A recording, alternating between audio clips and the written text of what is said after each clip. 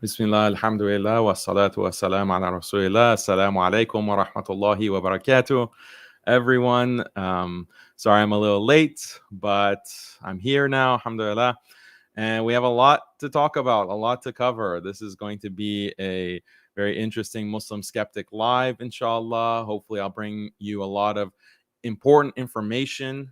It's been a very busy, week or half week, and we have a lot to talk about. So I'm looking at the chat throughout this stream.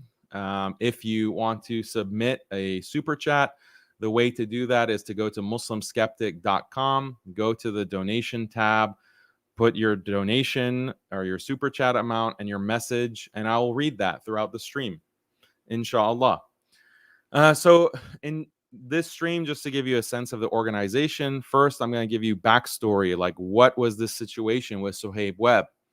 I'm going to react to the video, like the actual interaction with Suhaib Webb only took about 5 minutes, max 7 minutes, and then as you saw, he ran away.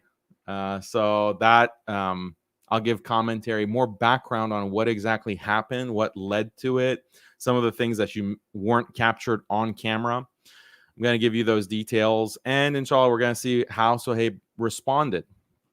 And we're going to look a little bit more deeply into his claims about doing the research. So we're going to do the research, quote unquote, and try to understand like these people that Suhaib Webb has promoted for many years.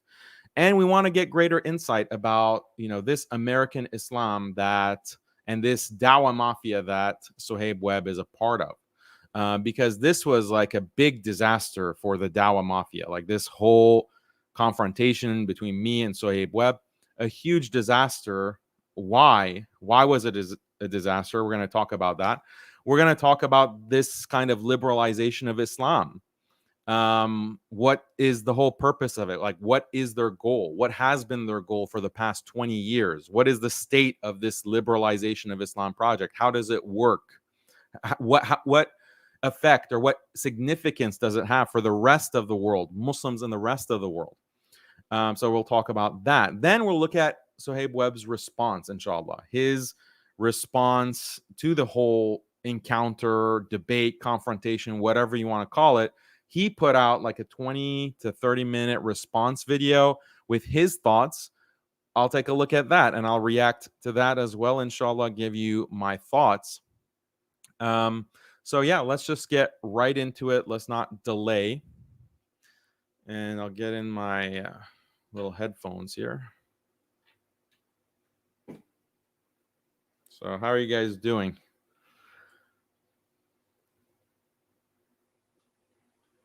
Yeah, some people are already saying, "Oh, what about Suhaib Webb's apology?"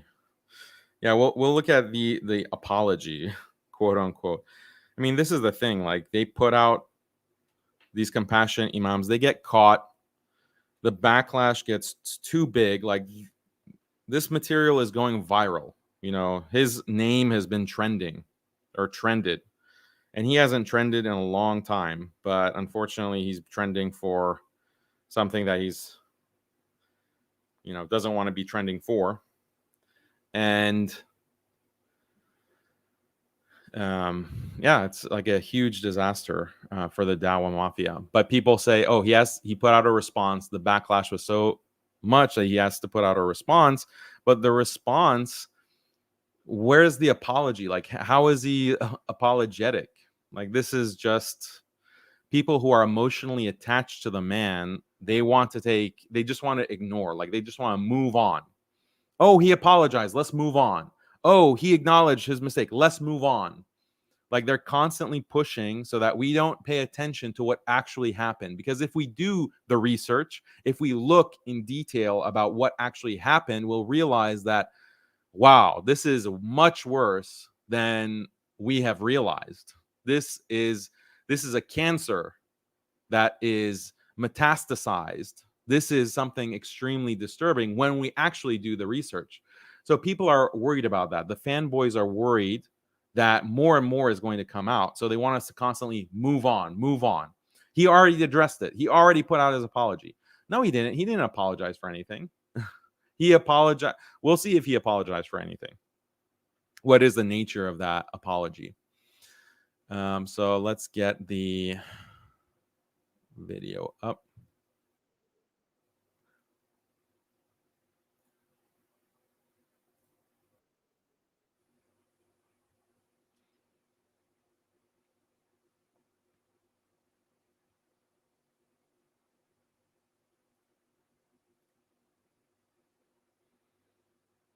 Okay, I just gotta make sure the sound is good.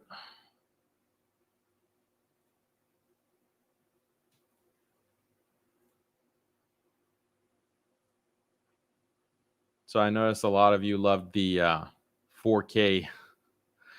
So that's all brother Tariq. MashaAllah, he got the 4K camera for us. So let's watch this. Identifying people around the world. On my tweets. Yes, it is. That part AJ Plus is part of the tweet. Here's the tweet. Then I was mistaken. So I didn't lie about you. But I think you're. I didn't lie about If you had called me, So I didn't lie about you. you did. Perhaps we have the Daniels in our community who love to destroy our leadership, who love to wreck our imams, who find pleasure in destroying and lying. Everything he said about me is a complete lie. But notice how even in his claim, like Daniel finds pleasure in wrecking our leadership. Like, how do you know that I find pleasure? Even if it were true, like Daniel finds pleasure in this corrupt leadership and pointing out like their promotion of all kinds of garbage and fahisha. Like I take pleasure in that. So how does he know that? Even when he's accusing me of lying, he's engaging in that kind of lying. they never called me to ask. I'm willing to talk to you about anything you want to talk about. But stop lying about me and be a man and come and visit me in my face. I'm here in Houston. You can go to Pinkerton. I'll get you some brisket. Bring the cameras. It's all good. I'm not Imam anymore. I could be a little loose. Although Daniel won't like it. Dang, Daniel. I'm here. Anyone see Daniel in the audience? He's good at making videos, but he ain't here now. If you're a man, meet me in person. Let him know I said that on his Telegraph, brothers. And for those It was like such a silly comment. Like if you look at the audience, like one of the camera angles shows the audience, like there's barely maybe like 50 people there, probably less. Like this is a huge masjid community. So no one's really showing up for his talk, and he expects me, like I'm gonna come and listen to him. I had no clue that he was in town. Like there was no I had no idea he was even in town, and he like has this expectation that, oh, is Daniel where's Daniel? Why isn't he here? Like I'm dodging him. And what people don't understand is like, imagine someone saying that, oh, I didn't see Daniel in the masjid, in this particular masjid in the middle of Islamabad. Therefore, he's not coming to the masjid, or he's scared. He didn't come to the masjid today because he wasn't in one specific masjid in Islamabad or Baghdad or Kuala Lumpur. Houston has over 100 different masajid, like big masajid. So if I'm not at one particular one, that means I'm not like attending the masjid, or I'm like dodging him. This is what some of these people claim. Like these are what some of the compassionate imams will say, is that, oh, Daniel is not going to the masajid. He's not known in the community. So which masjid? You're monitoring every single masjid in Houston. Houston, for me to drive to this masjid where I went and confronted him, it took me 45 minutes driving on the highway. I was driving the speed limit, 65 miles per hour. That's, 65 miles per hour. It still takes me 45 minutes to get to the masjid that he's at. And I probably passed like many neighborhoods that also have, dozens of masajid. So for those of you who are not familiar with the U.S., Houston, or not familiar with Houston, it's a huge city. To get from one side of the city to the other side of the city, driving with no traffic, at least an hour and a half. And that's not considering like the woodlands and some of the further, outskirts of the city. So this is like a silly point. I'm emphasizing it because people who are part of the Dawa Mafia will bring this point repeatedly. They want to discredit me by saying I have no presence in the masajid. Okay, like for another point, like not everyone needs to go and like make themselves know, like, oh, I'm here at the masjid, I'm here, I'm on YouTube, or I'm on, you know, social media, pay attention to me. Like some people just go to the masjid, pray, and take their kids to pray in the masjid, and maybe they don't want to, you know, make their presence known. My presence is here, guys. Like, did you ever think of that? Maybe someone is involved with the masjid and they're not making a show of it. Maybe someone. So this is like, I'm just addressing this because this is one of the lines, like the propaganda against me, and it is so much su'adhan is baked into that. And these are the people who are the adab merchants, the adab police, who are such big experts on adab. They're questioning like my attendance in a masjid. Subhanallah. Those of you who follow Daniel, tell that brother, I'm here all weekend long. Let's sit down in front of everyone and talk about your lies. Yeah, so let's sit down in front of everyone. He pointed to the audience, said, bring cameras. Let's talk about your lies. Okay, so this is like a golden opportunity. The way that I found out about this, I found out about it the next day. And I thought, alhamdulillah, a golden opportunity, because all of these compassionate imams have been dodging me for years. They've been dodging me, and now you can see why they've been dodging me. So Suhaib Webb made a blunder, like a blunder is too light of a word. This was like a critical mistake, a disastrous mistake that he made to actually challenge me. And I'm sure that the rest of the Dawa Mafia were face palming, like, what is he doing? What is he? Why is he, you know, challenging Daniel? And it's actually, you know, another point about these adab merchants. So hey, Webb talking about adab, like, how do you go to a masjid and start like calling out someone like that, like calling me out and saying Daniel this, Daniel that? That's really disrespectful. Like when I go to speak at a venue, I confirm, you know, with I the default is I won't mention the compassionate imams. I won't say, oh, Omar Sulaiman this, Yaqeen Institute that, Yasser Qadi this. I won't do that because maybe the masjid doesn't want that kind of attention on those issues. The only time I will speak about them is when the organizers of, you know, that event, of the venue, give me the green light and say, yeah, Daniel, go ahead and talk about them. And that sometimes that happens. Like I gave a talk at an MSA in New York, and the organizer said, green light, we want you to talk about these compassionate imams by name. Right? So then I'll do it because I've been given the green light. Otherwise, it's disrespectful to the host to start mentioning things like this, or to start mentioning things that are controversial that the organizers don't want you to talk about. Right? If it's my own channel, then I own the channel. I can talk about whatever I want. But if it's someone else who's inviting me, then this is like basic adab. So he's calling me out, he's challenging me, he's inviting me to the masjid. He's inviting, we're going to sit down in front of all these people, and he points to the audience in the masjid, bring the cameras. So unless he had permission from the masjid, why is he doing that? And the other interesting thing is he didn't just call me out in this talk. Maybe people don't realize that. I'm not the only one that he called out. He also called out two other people in this talk, at least two other people that I know of. This was pointed out to me. So let me show you who else he's calling out.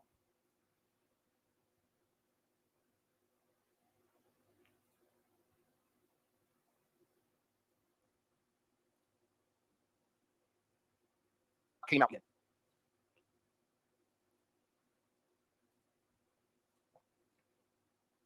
Have I been lied on? I was lied on. And how is it that Muslims can turn against someone like Omar Suleiman, who will make mistakes? Because it's hard. Y'all ain't out there with him on the front lines, man. It's a hard job. I was there. I had death threats when Fox News 10 years ago was coming after me. You know the only Muslims who offered to protect me? The Nation of Islam. We don't even consider them Muslim. And the community of Imam Muhammad. Yeah. So he says Omar Suleiman has mistakes. What mistakes are those? I wonder. Can you please explain, like, what mistakes? I'd love to know the mistakes of Omar Suleiman. Like, you're publicly sitting there and talking about his mistakes. He's like, he makes mistakes, but it's hard. It's difficult. So I guess he's implicitly saying that he's making mistakes too, because it's hard for him. He's getting death threats, and only kuffar, Nation of Islam, are going to protect him. So guess what? Everyone who has a public platform and has any kind of following or prominence is going to get death threats. I get death threats almost weekly. And I'm getting doxxed daily. Daily people are posting my address, and daily people or weekly people are threatening me. So that's just part of the territory. Does that justify me like saying nonsense and like promoting smut magazines and promoting rap music and talking like I'm, from the ghetto? So death threats are a common thing. Like, I'm tired of this excuse, like, oh, it's so hard. Like, okay, if it's so hard, then don't do it. Don't do it. Be like a local imam who just leads prayers and gives the khutbah, doesn't record it, doesn't put it online. If it's so hard, you don't have to be in this position. You don't have to be me. Like, I don't have to have a YouTube channel and talk about these topics and criticize these people. I don't have to. But if I'm going to do it, it has a cost. I'm willing to bear that cost. So if you're going to take that position, you're going to be invited to all of these masajid. He's spoken at hundreds of masajid over the years, maybe thousands over the past 15 years. I don't know. So you want to be wined and dined, so to speak, and be flown around the country, flown around the world to give talks and be constantly praised, right? You're constantly praised as a public figure. Okay, that just comes with the territory too. So yeah, you're getting the death threats. You're also getting praised. I get death threats. I also get praised. And, as anyone knows, you're not always worthy of the praise that you get. But that's the reality of being a public figure. So stop whining about getting death threats as an excuse for major mistakes and promoting misguidance, promoting deviance. This is not an excuse. It's not an excuse for you. It's not an excuse for Omar Suleiman. It's not an excuse for Yasser Qadi when he says holes in the narrative. So guess what? Suhaib Webb also criticizes holes in the narrative. Where is that? Listen to this. She made letters to represent each of the 7 imams and their 2 students. And he was blind. And he did not only the usul, he did every chapter of Quran. Baqarah, wherever there's a difference. And now we have Muslims saying there's holes in the narrative. Allah subhanahu wa ta'ala preserved the Quran to a blind person from Seville, Andalusia, that's gone. His house, I went there, it's gone. I couldn't find where he lived in Ishbiliya. I went there. It's gone. And he was blind. You know what he did? So holes in the narrative. Some Muslims are saying holes in the narrative. Who is saying holes in the narrative, Suhaib? Who are you blasting here in your talk? So this is ironic, given that Yasser Qadi, as far as I know, is the only prominent figure from the Dawa Mafia who has come to the defense of Suhaib Webb and like praised him and so forth. So in the talk, Suhaib Webb is blasting holes in the narrative, Sheikh holes in the narrative. So was Yasser Qadi aware of this, that he's talking trash about you in Houston, of all places? So this is, where's the Adab? Where's the Adab? Oh, calling someone out. This is not allowed. Don't criticize, right? So very interesting double standards. There is also something else that I want to show you, another clip that you'll like related to this.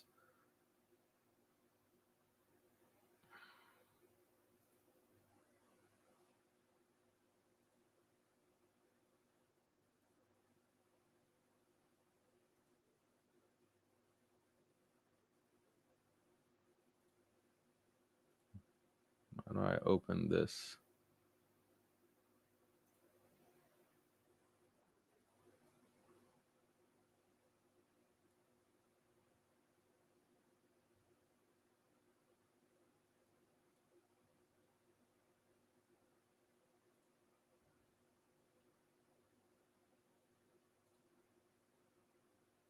This is really interesting. And any of those big scholars who like to talk about people, if they don't have the testicular fortitude to speak to them in their face, they're cowards. So you can talk about Hamza Yusuf all you want in your closet. Go to the man's face and say, you know what? I think you're Ahlul Bidah. Go to Yasir Qadhi. You so hard, you're about Yasir Qadhi all day long. Go down to Memphis, Tennessee, because they got them country fellas, swamp people. Go to Sheikh Yasir and say, you know what? I think you're wrong. Then I'll respect you. But for you to get a group of little teenage kids who live.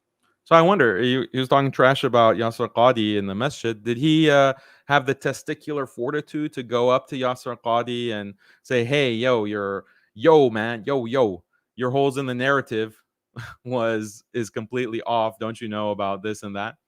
I guess he must have done that. He must have had that confrontation with Yasir Qadhi because he has the testicular fortitude. No one else. No one, So let's continue. Live in the suburbs and got nice iMacs, and their mom and daddy's got them full Skype with a credit card, and they're able to sit there and listen to you all night long. Oh, you're just a really big, bad, brave man. And you don't even let people put comments on your YouTube page. You're so scared. Oh, you don't let people put comments on your YouTube page. You're so scared. This, I think, will be relevant later. Spoiler alert. Milkshake. Yeah. And you know what's scary about that person? Has absolutely no training in the deen. And if he's here, I'd say it to his face because I'm 6'5" and I got these fly shoes on. And secondly, I will say this. The scary thing is you compare that to the number of people who go to Tafsir Quran by Nu'man Ali Khan. You'll find 20,000 people went to Tafsir and 250,000 people went to listen to this man slander other people. What is wrong with our ummah? What is wrong with our ummah? That we are gathered around fitan instead of being gathered to the good. We know what flies like to gather around, so we understand maybe what our spiritual states are like. And what an ironic statement. What an ironic statement on multiple levels. Okay, so that's foreshadowing, like turning off comments on your YouTube page and talk to people to their face. Don't criticize them from afar. We just saw him criticize Omar Suleiman, criticize Yasir Qadhi. They weren't there, so it wasn't to their face. He was doing it in front of other people. He criticized me, talking all this trash. So let's go back to the confrontation here. Me in my car, I have to drive 45 minutes to this masjid. I wasn't happy about this long drive now. I have to go. And I was thinking to myself as well, because the whole interaction, like I'm saying in advance, I was saying, well, tell me, Suhaib Webb, tell me the time and the place. Tell me where you want to meet. I'm going to take up this challenge. And he says, I'm in the masjid. And then people are posting like, oh, he's in the masjid. Just go. Are you scared? His fanboys. Why don't you go to his masjid? Are you scared of going and facing him, you coward? So I'm like, I'm not scared of confronting him, but he has a program in the masjid. Like, I'm just going to drive up and start, confronting. Then you same people are going to say, Daniel has no adab. He interrupted the masjid programming. Did he have permission from the masjid to go? And so I tried confirming, like, is this someone who's speaking for Suhaib Webb? Like, is the masjid okay with this? Even though it's implicit in his whole challenge, as we just saw, because the imams of the masjid are sitting next to him. When he's saying, Daniel, come here, we're going to sit and we're going to talk in front of all these people. When he says that, the masjid imam, which is the surprise villain of this whole encounter, as we'll see, he's laughing it up. He's enjoying himself next to the, gangster rapper. So I thought, okay, I guess this is implicitly they're going to be fine with me going. He's asking for cameras. Great. And another thing, actually, from what that imam said in that same discussion with Suhaib Webb, and this was covered actually on the Muslim Skeptic Subcontinent channel. You can go to that. It's in my in the Muslim Skeptic recommended channels list. It's with the Muslim Skeptic team. They had a whole discussion about this. The imam this was like a Friday night. This Imam said that that they reached out to some of these johal, like these ignorant people. They reached out to this ignorant person, basically. And the response, subhanallah, like I responded to their invitation to come to the masjid. And this is a lie. I didn't find out that Suhaib Webb was at this masjid in Houston until the next day, until Saturday. But they're saying he's implying that they sent me an invitation to come and I rejected it. So what invitation? Like where was the invitation? How did you send it? I didn't get any notification until the next day. And then there was an email that was sent, but it wasn't sent from the masjid. It was sent by what seemed like a random person after the talk had finished, after the masjid program with Suhaib was finished. Then there was an email that was sent, and it just said, oh, Daniel, Suhaib is in town and he called you out, and here's the link. That happened after, not during. So I want to know, like, if this Imam is not lying or did not lie or give the wrong impression, prove that you invited me somehow beforehand. And I said no, or I rejected that. Let's, prove that was sent. I didn't receive it. So, okay. I want to get that point across. Yeah. Yeah, explain to me why you didn't clear with the masjid before asking me to come. You have a whole lecture. Lying about me. I didn't lie about you. We want to talk about You that. did lie about me. We're going to talk about the lies. We're going to talk about the lies. Yeah. So please explain to me why you invited me to this masjid to come and talk to you, and the masjid doesn't want us here. I have no idea. Because I'm ready to talk to you. Yeah, so I drove to this masjid and I got there right when he said to get there at 10 p.m. So then they were praying Isha, so I prayed Isha there. And then after Isha, I was just, looking for where is Suhaib. Didn't see him. He must have combined his prayers. I didn't see him in the Jama'ah. And then this man comes to me and takes me aside. And he introduces himself as the part of the masjid board of that masjid, Maryam Masjid. And he says to me, first of all, I want to apologize. What was said about you the previous day, that was not appropriate. We want to apologize. And we actually sat with Suhaib Webb and we talked to him. We told him, like, this is not appropriate.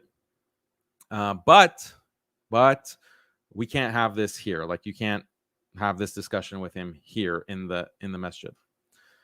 So at this point, Suhaib shows up and he comes up and extends his hand. He says, Assalamu alaikum. So I said, Wa alaikum assalam. And I said, look, this masjid does not want us to have what you challenged me. You challenged me in front of the imams to have a discussion in front of people. So what's the deal? What's the deal? And my point against him was that this is like so unprofessional. Number one, it's completely bad adab. Like, to your host, imagine, this is the analogy that I made. You invite someone to your house as a guest, and that person comes to your house, and while he's staying at your house, he starts beefing with random people and calling them out and saying, I challenge you. Come and face me if you're a man. Come to this person's house and face me if you're a man. We're going to talk about all your lies. Imagine if someone did that. You would think, dude, this is my house. Don't pick fights. Don't have beef in my house. You're just a guest. So, this is just completely bad adab. It's very shocking for someone who claims to know so much about akhlaq to act in this behavior. And then he just, shrugged it off. Like, I'm ready to talk to you. I'll talk. We'll just have a brotherly discussion. You'll notice that switching. Like, when he was challenging me, he's all hood, like he's, talking like a gangster. But then after I accept the challenge, like, oh, I want a brotherly discussion, brother. Oh, what happened to the hood accent? What happened to the hood? I thought you're from the hood. I thought you're a gangsta. No, the gangsta left Imam Suhaib's body as soon as I said, send me location. Then he's no longer a gangster. He's just a concerned brother. We want to have a brotherly discussion. So this is, being two-faced. Literally, well, I guess not literally, but it is, he's showing two different personalities. Okay, so where should we talk? As you like. Choose a place. Yeah, it's fine. Right, we'll go. I actually believe it. Yeah, so he keeps saying Azizam. Like, Azizam means like my dear, my Aziz. I guess it's Arabic too. Azizam, like, oh, this is something that Persians use in Farsi, like a term of endearment, like Habibi, basically. Okay, Habibi comes out, Azizam comes out. Oh, so nice and kind and polite. The gangster, like, do gangsters say Azizam? Do the thugs say Azizam? I don't know. But then I'm facing this like bad situation because now I'm getting it. Like, he doesn't want to have a discussion in front of everyone. Okay. If that were the case, he should go to the masjid organizer and the imam and say, look, can we just have this here? Let's, have the discussion as I stated, as I challenged the man in front of your imams, like, let's just do it. Or, let's go to another masjid or another venue. The problem is that this was 10 at night. It was about 10:20 at this point. So it's going to be hard to find a public venue. And that's what I was worried about. I didn't want to lose this opportunity, like this golden opportunity to have a face-to-face confrontation with a compassionate imam in public. I've privately confronted many of these compassionate imams. Like, that's not a problem.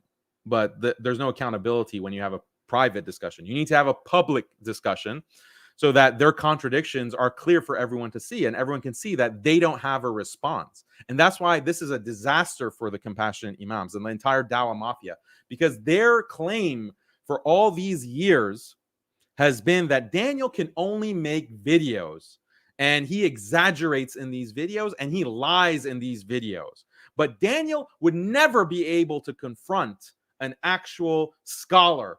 He would not be able to confront and talk to an actual scholar face to face because he's ignorant. He doesn't know Islam. If he were actually to face one of these scholars like Omar Suleiman and Yasser Qadi or whoever else, Imam Zaid Shakir, Hamza Yusuf, if Daniel was actually to face these scholars, these great ulama, the leaders, he would be just destroyed by them. This is the claim that they repeat over and over and over again. But it's just a claim because they will never agree. And the excuse, why don't you actually then talk to Daniel and prove that you will wipe the floor with him in a face-to-face? Oh, no, he's not worth our time. He's not worth. No, like a YouTuber, like, why would we waste our time? Oh, you're not wasting your time by constantly slandering me and constantly talking smack about me, talking trash about me. That's not a waste of time. But facing me and actually putting your money where your mouth is, that is a waste of time. Got it. That makes sense. So this was a disaster. That's why I was shocked. I was shocked when I found out the next day that Suhaib Webb is calling me out. And it's like, wow, it's so convenient. My own city. Yeah, it's a 45-minute drive, but I can manage. I think it's worth it. I was shocked. I was like, okay, alhamdulillah, golden opportunity. I jumped at it. And now I was getting worried. I was like, oh, is this not going to happen? Is this actually not going to happen? Is he going to back out? He's like walking away, or he's going to say, oh, let's just go to someone's house and have a private discussion. That's what I was worried he was going to say. And I think like that was the implication, like, let's go. It's like, I'm not gonna give up this opportunity. We need, because if he takes it to someone's house, then cameras, it's inappropriate. Like, yeah, we want to film your house. We want to film inside of your house. It would be much more tricky. So, and a lot of people had come, like a lot of people, like more people than were actually at his talk the previous day. More people had come for this particular confrontation. They wanted to watch. So, but then I was worried. Okay, he's leaving. So I want to keep him in the parking lot.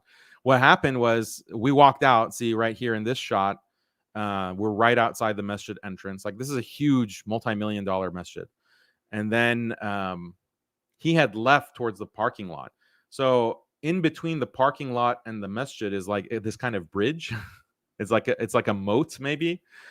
So he went on the other side of the moat, and I stayed on that side, on the masjid side, and then he eventually came up, as you'll see. So what else I want to say? Yeah, this is like a circus. I would prefer to have a nice formal debate. Let's have a nice formal debate with me and Suhaib Webb. We get equal times to talk. There's a moderator. That's what I suggested, because I didn't want, because I mean, I can see why a compassionate Imam doesn't want that. Doesn't want that because they're not going to be, how are you going to answer these kinds of accusations? Like, you're promoting a pornographic magazine. It's not going to be possible, so they can't actually have a face-to-face confrontation. Now, another point that I was going to make is that Yasser Qadi came out and he defended Suhaib Webb on Twitter and maybe on Facebook too. I'm not sure. But Yasser Qadi never mentions me by name. Yasser Qadi never mentions me by name. Isn't that interesting? Why doesn't Yasser Qadi say my name? Why? He has all kinds of terms for me over the years. He's called me neophyte. He's called me neo-khariji. He's called me neo-madkhali. He's called me a barking dog. In this defense of Suhaib Webb, he called me troublemaker. Sometimes he uses the plural as if it's like multiple people. But he's referring to me. So, this is a type of way to say that Daniel's not even worth mentioning. Why should we even mention Daniel? Okay, yeah, I'm not saying I'm worth mentioning. I'm, just a guy. But, why won't you mention my name? It's ironic, and I'll tell you why it's ironic. Let me give you an inside scoop. Yasser Qadi says my name a lot, actually. He talks about me a lot in private. And as proof of this, there was one of these major du'at and scholars in the Arab world who shared one of my videos. Shared the video recently on Bayan Graduate School to his millions of followers. This scholar is approached by Yasser Qadi privately. And Yasser Qadi says, you're sharing Daniel's stuff, but Daniel is X, he's Y, he's Z. He's a liar. Daniel is a liar. Here's the proof. And he has like documentation, of the proof that Daniel is a liar. Okay. And so this scholar comes back to me and says, Daniel, can you respond to this? I was like, yeah, of course, no problem. I can respond to this. And then the scholar says, well, what do you think about having a discussion with Yasser Qadi about these claims, these accusations? I said, sure, ahlan wa sahlan. Let's have a discussion about my lies. You can be the judge. You can see where the lies are. But Yasser Qadi will never agree to that. That's what I said. And guess what? It never happened. It never happened. I don't know if it's because Yasser Qadi ran away or what happened, but it never happened. But the point is, what I'm trying to say, I've only conveyed to you like the things I know for fact. But the fact is that Yasser Qadi has plenty to say about me in private. But they never want to confront me in public. They never want me to confront me when there is a neutral party to judge. So even if you have this private discussion, you have this private discussion with this scholar and me on one side and Yasser Qadi on the other side, then the gig is up, the jig is up, and you'll get exposed. You'll get exposed for your lies, not my lies. So this is the problem that they have. They want to talk all kinds of trash and make all kinds of claims, because what they know, basically, this is the game. They know that when they go to a random person, like one of these ulama, one of these scholars, that scholar is not following like the details of the back and forth between me and these compassionate imams. They know that. They won't know all the details. So they can strawman me, they can misrepresent my actual claims, and the scholar is not going to have the background knowledge to know what they're saying is not completely accurate. It's just half-truths. But if I'm in the room, I'm going to expose that. So that is not allowed. We have to talk to you privately. Don't tell Daniel. Don't involve Daniel. That's their whole trick. Like this is dishonest. And it's also dishonest to not say my name publicly when you're talking all this smack privately. Okay. So let's continue. That's just a good tidbit for you guys. So I'm calling you out, Yasser Qadi. Be a man. How about you be a man? You defended Suhaib Webb. Suhaib Webb used this language too. So I'm going to use it since you approve of Suhaib Webb. Be a man. If you want to say something about my lies, say it publicly.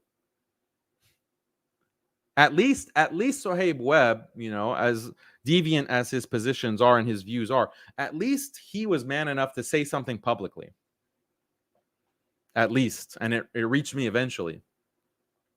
He actually agreed to face me. Why don't you do that?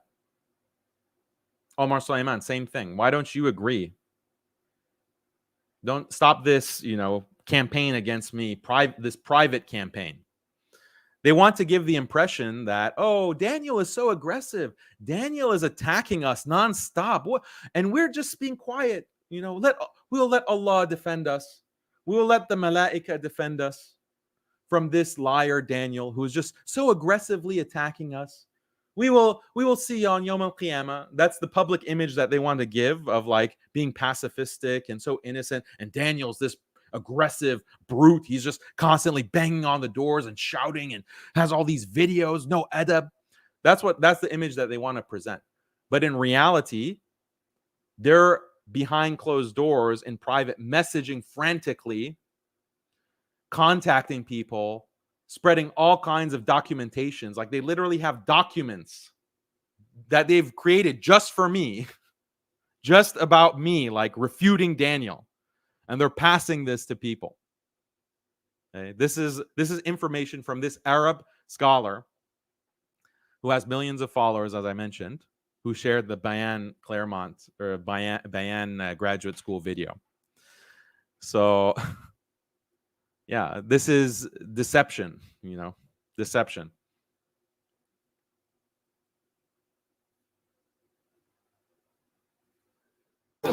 Yeah, be a man and come and. So that's why Why someone could come here and call me a liar, and then I come to defend myself with his invitation. we are giving you an opportunity. We are giving you. I don't want to talk man to man. He wants to have a discussion about why I'm a liar. That's what I want to talk about. It's not brother. He can't act like this is a brotherly discussion. He wants to have when you call me a liar. But imagine from his perspective that he believes that you're lying upon him. Okay, he called me a liar, right? So I'm gonna defend myself. Yeah, but he believes you're lying upon him. So obviously he's defending that's what I'm saying. I'm a liar. I'm gonna defend myself. No, you are going to. That's why we're giving you the opportunity. No, you're not giving me the opportunity. No, absolutely are. We absolutely are. So this is the Imam who was laughing it up, chuckling, saying, we're absolutely going to give the opportunity for you to defend yourself. What opportunity? Like standing in the parking lot and constantly pushing us out? Like that's the opportunity? So what he's saying makes no sense. Give me the opportunity. The opportunity is there where he called me a liar. We are absolutely giving you an opportunity. You don't want me to be in the message. You can record to it. defend myself. We don't want You can drama. record it. You can be recorded. Then why do you have him call me a liar while you're laughing it up next to him? You're laughing it up next to him. You don't want drama. You enjoyed yourself last night. I enjoyed myself. But You enjoyed yourself last night laughing it up. You didn't want drama. regardless. Yeah, regardless. That's all you can say. We are giving That's all you can say. It is an opportunity to calmly, talk about it. Talk it out, bro. Like, Yeah, this Imam's name is Imam Faruqi. So on Twitter, you can see he was replying to some of my tweets. Maryam Masjid, like you can see their masjid in Houston, Maryam Masjid in Houston, and they have an Imam's page, so you can see who he is. All right, so here's the bridge that I was talking about. We're like on the edge of the bridge. It's like a moat. You can see the parking lot in the distance. So again, I was worried that he is just going to try to get out of this. So people were saying, oh, you should have insisted on a better venue, a better situation, like you're surrounded by his followers. And I'll be honest, like I didn't feel like the people around were his supporters. I thought more of the crowd was supporting me, but people have the impression. So I'm like, did I just misremember at that night? Because when I was there, I thought, oh, these guys are understanding what I'm saying. And he also made the claim at one point that I rolled up with a bunch of adolescents. I rolled up with a bunch of like my posse. This is a lie. I rolled up in my car by myself, and then Tariq was there. Tariq, who is not, by the way, my family member, if that's what he implied as well in another post. I came with family members, or I had family members there. No, it was just me. And Tariq is my brother in Islam. May Allah preserve him. And that's it. There was one other brother that I informed. One other brother, is an older brother, who came as well, but you can't see him in the footage. So that's my posse. That's my posse. So I didn't think that the crowd was hostile. Maybe some of them were, but there are people who were very supportive as well. They're coming up to me privately, I mean, face to face, and said, we love what you're doing, Daniel, keep it up. Jazakallah khair. So yeah, I wouldn't come away with the wrong impression. So he comes up and I asked, like, here, wear a mic. So he's not even willing to wear a mic. Like, we went from let's sit in front of everyone in the masjid and talk about your lies in front of everyone, so now he's not even willing to mic up so that we can actually record his voice. So I guess this is because of the gangster leaving. He's not so confident. The gangster being exorcised from his body. Seems to have started in that thing. Yes, wear a mic, but that's the only way I'm going to talk to you. I'm not going to wear a mic. Okay, I'm wearing what I'm wearing. If I knew that. Yeah, look at the Imam standing there like his bodyguard. Like, I don't think that Imam Suhaib needs you to help him physically, at least. Hey, we're going to do that. I wouldn't have asked you to come. Wallahi, wallahi, I'm saying wallahi. Let's go away from the water. To have that discussion. I don't have cameras. I don't have a mic. I don't need to make a show. Look, I don't have cameras. I don't have a mic. I don't need to make a show. I'll only make a show when you're not around. But when you actually come, I don't want to. We don't need that cameras and a mic. We don't need to make a show about this. invite someone to come to a masjid. When you make a video, your statement, yes, I didn't lie. Okay, we'll talk about that. We'll talk about that. You lied about me, lied about everyone else. Okay, please tell me the lie that I made about you. That I promoted a woman that was a lesbian. When I knew her, she was in a heterosexual relationship. Who is this woman? Blair Imani. After the fact, if you had called me, Lupe is my sheikh. I should have. Wait, Blair Imani. So I lied how? You said that I was promoting a woman who was a lesbian. At the time, did I say that? What did I say? At the time, let me what finish. did I say? At the time I knew her, she was in a heterosexual Sharia compliant relationship, and that's why I encourage people to follow her. I encourage people to follow her. So he's admitting it. I mean, it's clear when you retweet someone and you say that these are the people, these are the women who had big impact on my life. You're encouraging them to follow her and that she's some kind of role model, like she's worth following. So that's what you're saying. Okay. And again, like, maybe it's necessary to actually bring the video in question.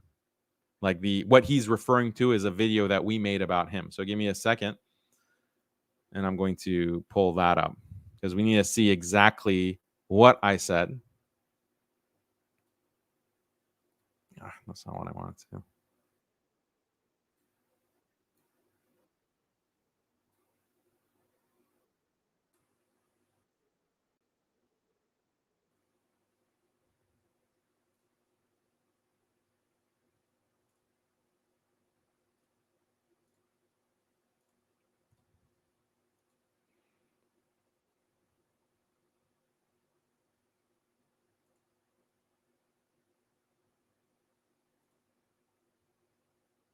Okay. So go check out this video. This is what started everything. This is what he's referring to as being full of lies. Okay, so let's go specifically to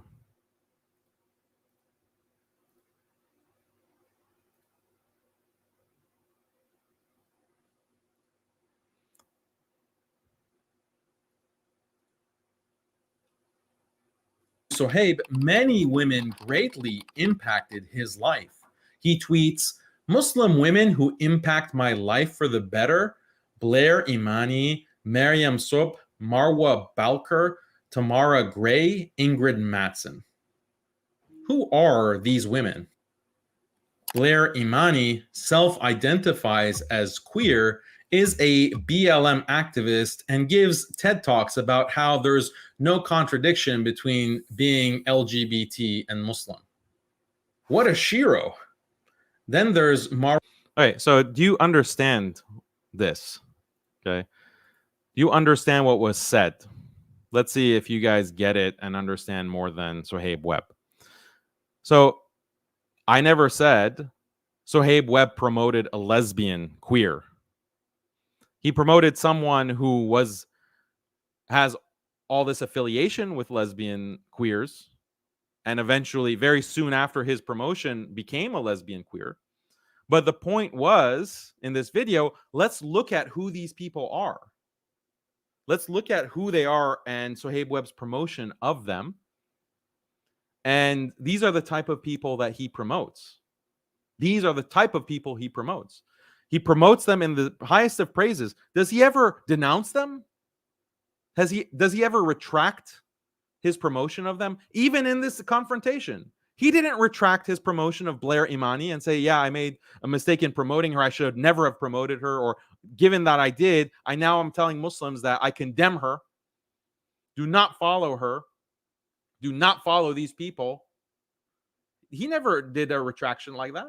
He never retracted his promotion. So that promotion of these people still stands to this day. And that's a problem. If I promote someone in the past and then it comes to light that that person has all of these kinds of deviancies, then it's my responsibility to clarify. That's actually part of the work that I do against Yaqeen Institute. I was part of Yaqeen Institute. I was one of their first, if not the first, employee of Yaqeen Institute. Then what happens? I leave, find out, look, what they're promoting, what they're pushing, what they're publishing, what their president is doing. So I clarify and I condemn them. Just a little bit, obviously, just a little. So that's the logical, mature, appropriate, responsible Islamic thing to do. You're on record being with a group, promoting a person, and then it comes to light that they have all of these problematic stances. Then you, as a responsible leader or a responsible public figure, have to clarify, because this leads to deviance, as we will see with Blair Imani in particular. But that isn't even the case. Like, that is the best case scenario.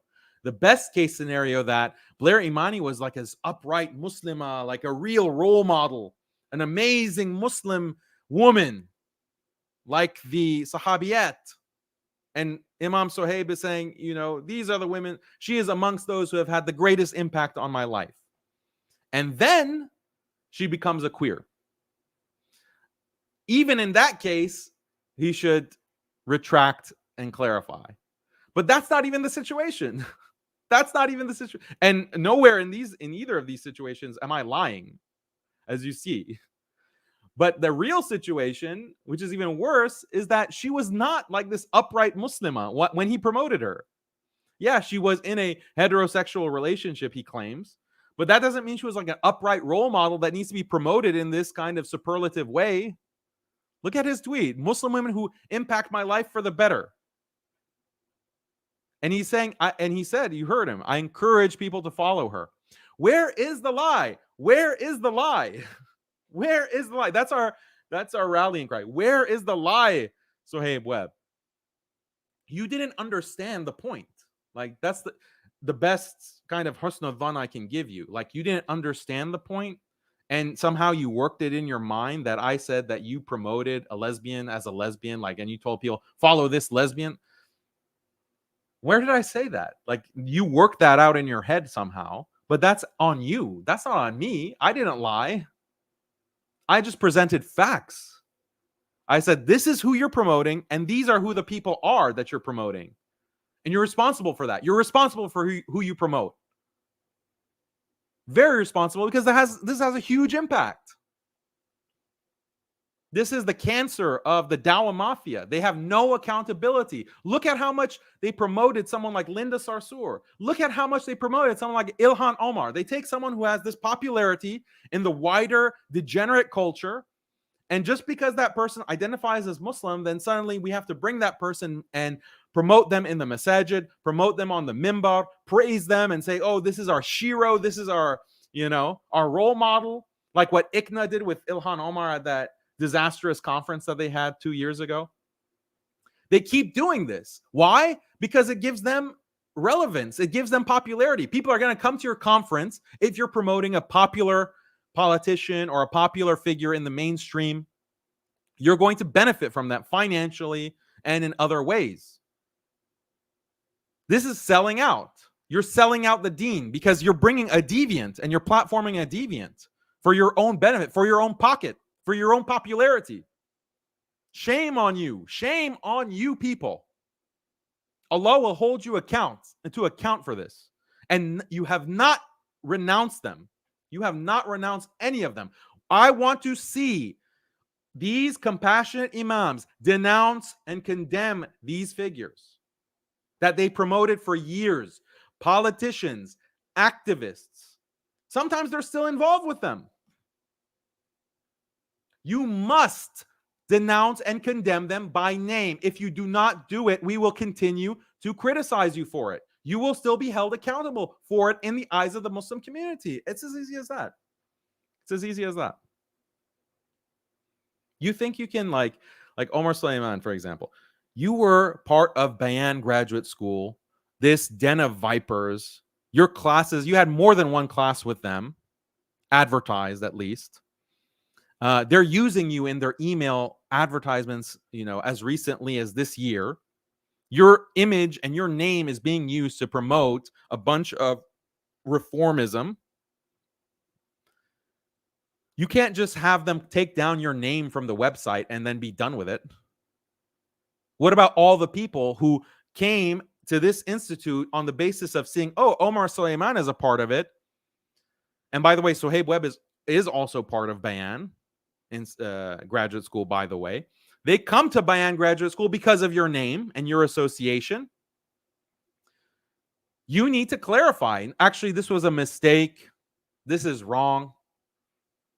That is your responsibility, but you're not going to do it because you took the money or you took the benefit of being associated with a university or a graduate system. You benefited from that, but you're not taking the responsibility. So this makes you, what does that make you? You tell me, what does that make someone like Omar Suleiman or Suhaib Webb?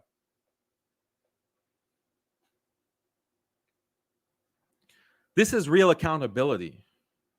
enough with treating these figures with soft gloves because, they told me this story from the Quran that made me feel so warm and fuzzy inside.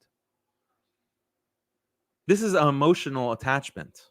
This is an emotional attachment that's not actually based on a basic understanding of deen. Simple as that. Like, you just have an emotional attachment to the person. I get it. When emotions are involved, that can cloud your judgment. But it's time to wake up. It's time to wake up. That's why we have to be aggressive in holding them accountable. Okay, back to the...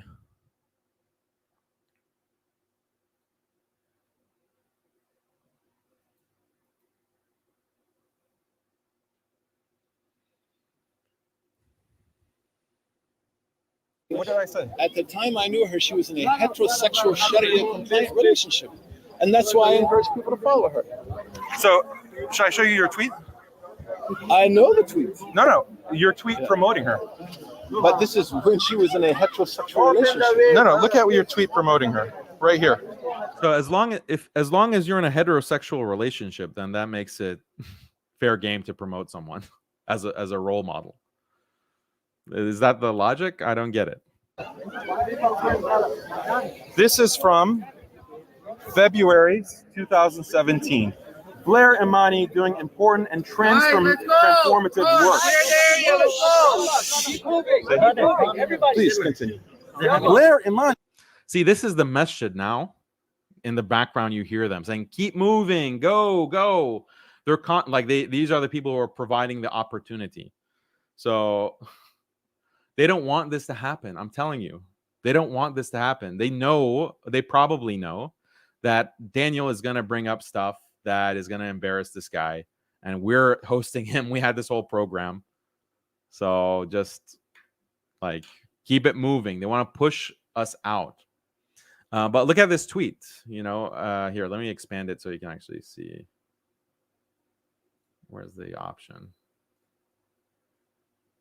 Okay, so this is his Twitter account back into 2017, retweeting AJ Plus, and in the tweet it's like Blair Imani. So he quote tweets it, not just retweeting. He quote tweets it, and he says, "Blair Imani doing important and transformative work. Thank you." So now he's claiming he had no clue what he was retweeting. So the transformative work is this equality for her as a way to connect global femme-related experiences into one centralized platform. And then in the AJ Plus tweet that he's quote tweeting, it's saying what Equality for Her, this feminist organization, is about. It's nonprofit promoting experiences of femme identity and identifying people. He founded Equality for Her as a way to connect global femme-related experiences into one centralized platform. Now look at the description of Equality for Her, a nonprofit promoting the experience of femme-identifying people.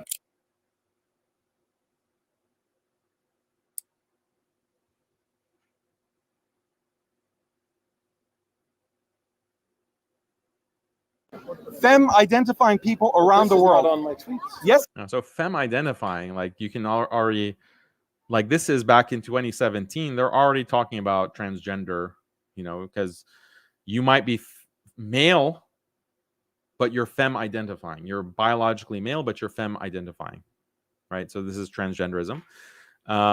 So it doesn't matter if your biological sex doesn't matter. What matters is what you identify as. So you're femme identifying. As opposed to, I don't know if there's a male equivalent.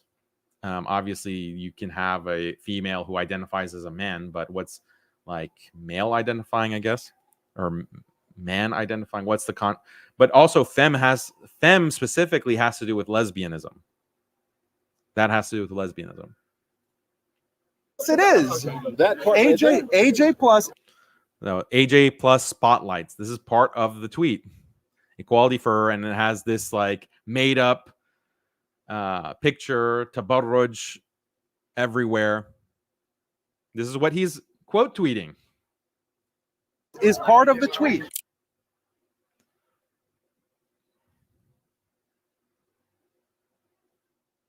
AJ Plus is part of the tweet. Here's the tweet. Then I was mistaken. I was mistaken. Here's the Replay Then I it. was mistaken. I was mistaken. Let's replay it. I was mistaken. I was mistaken. Let's play it again. part of the tweet. Here's the tweet. Then I was mistaken. So I didn't lie about you. But I think you're. I didn't lie about If you had called me, If you had called me, I could just butter you up and call you Azizam. And don't, I talked to you privately, so why bring it up? And I'll, delete the tweet from 6 years ago.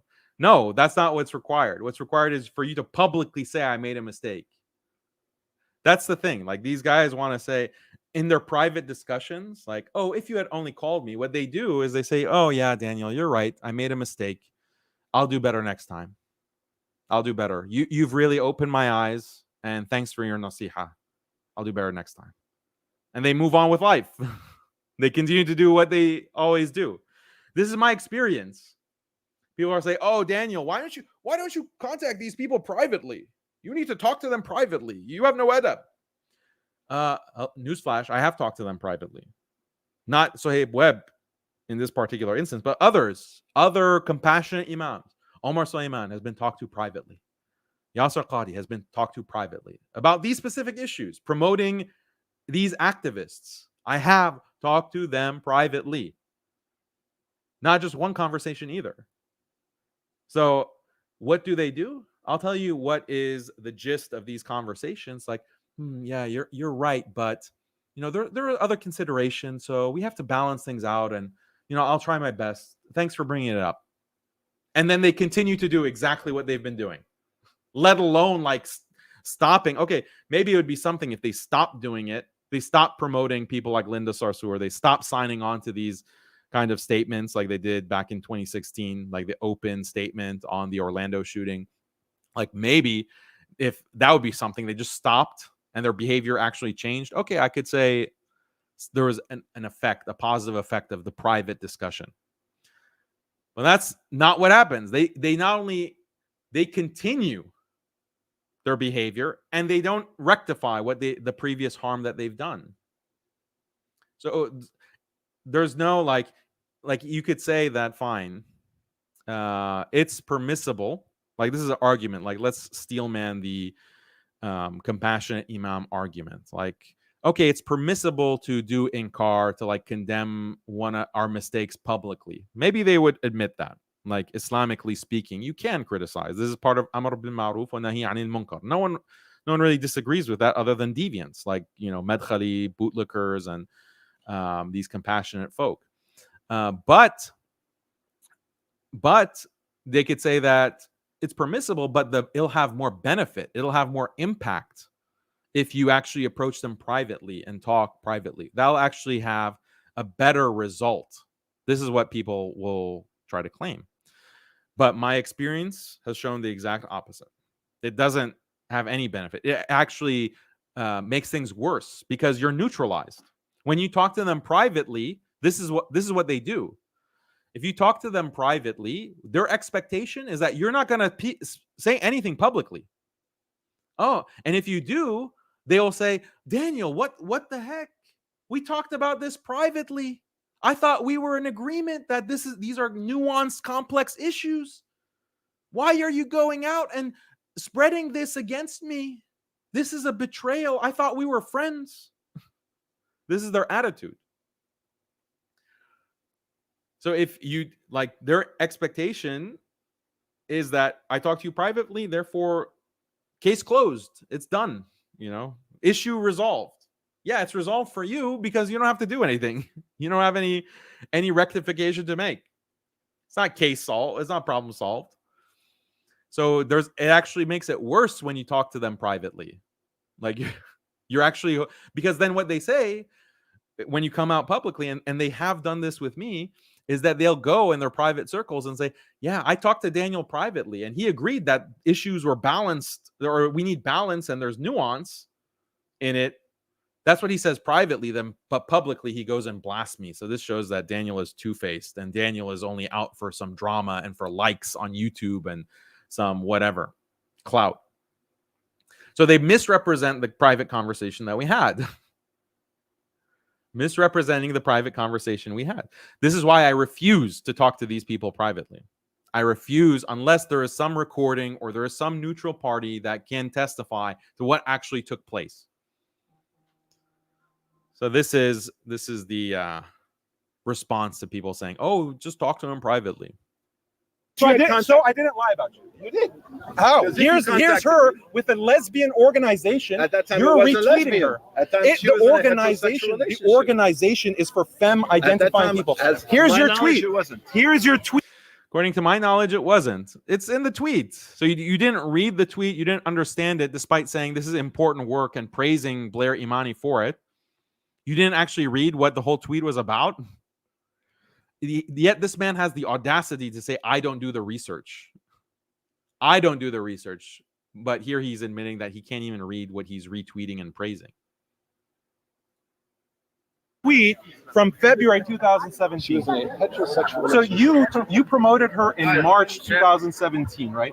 That's As the a woman screenshot. that I knew to be In in a June heterosexual 2017.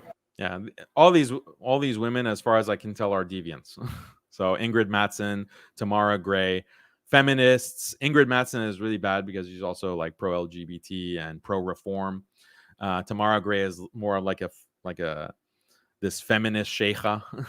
So she preaches all kinds of nonsense. One day she needs a full report, but let's continue. She came out as an open queer. So that's 3 or 4 months. So in March, when you promoted her, she must have been a model Muslima. And then in 3 months, she became a queer, She right? was a sister. I'm not saying she's a model. She was. Then why are you promoting her as a model, as a transformative, doing important work? So now he's backtracking. So I'm, again, like, this is a different argumentative tactic. Okay, fine. Like, you didn't know that she was part of this femme identifying organization, like a leader of this organization. You didn't know that. Okay, but you're still promoting her in this superlative way. You're saying that she's impacted your life for the better. You're encouraging people to follow her. So but was she actually like someone worth the Muslim community to follow? Like, can you substantiate that, or can you stand by that? And he backs off of that. He backs away from that, even like that lower bar. I'm saying, okay, fine. She's not like this, queer activist, but you're still promoting her. So she must have been like this role model. Like, what kind of redeeming characteristic did she actually have for you to promote her in this way to your followers? And then he said, no, she was just a sister. She was just a sister. So not even, he can't even say that, yeah, she had these kinds of positive qualities. She did for Muslim Islamic women at that qualities. time, from my purview, was good. From my purview, her work as a Muslim woman, from my purview, was good. What work? She's like leading this lesbian organization. So you're promoting her to the Muslim community, but you admit that In this, she says she's talented and very capable. I guess this is referring to all of these women. she's not a model at that time. She's a Muslim. No, who's a model?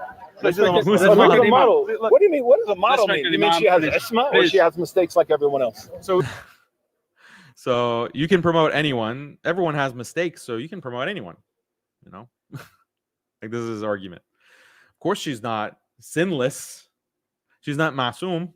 So you can promote her as long as no one's masoom. So how can you blame me for promoting someone? No one's masoom. You're not masoom. I'm not masoom. So you can promote the leader of this lesbian organization. No one's masoom. We established that I did not lie about You did lie about it. What was the lie? Still insists. You did lie. You did lie about it.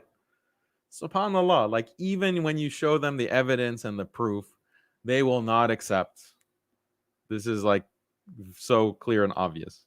So how are you supposed to like deal with people like this? How are you supposed to talk to people like this? They won't admit their mistake. Because I didn't know those things. I didn't know those things. So you can't hold me accountable for the things that I don't know, even though it's right there in black and white. I'm tweeting it. You did know that she was not a model Muslima. You did know that. When you promoted her, just a few months later, she identifies as queer. So how does that happen?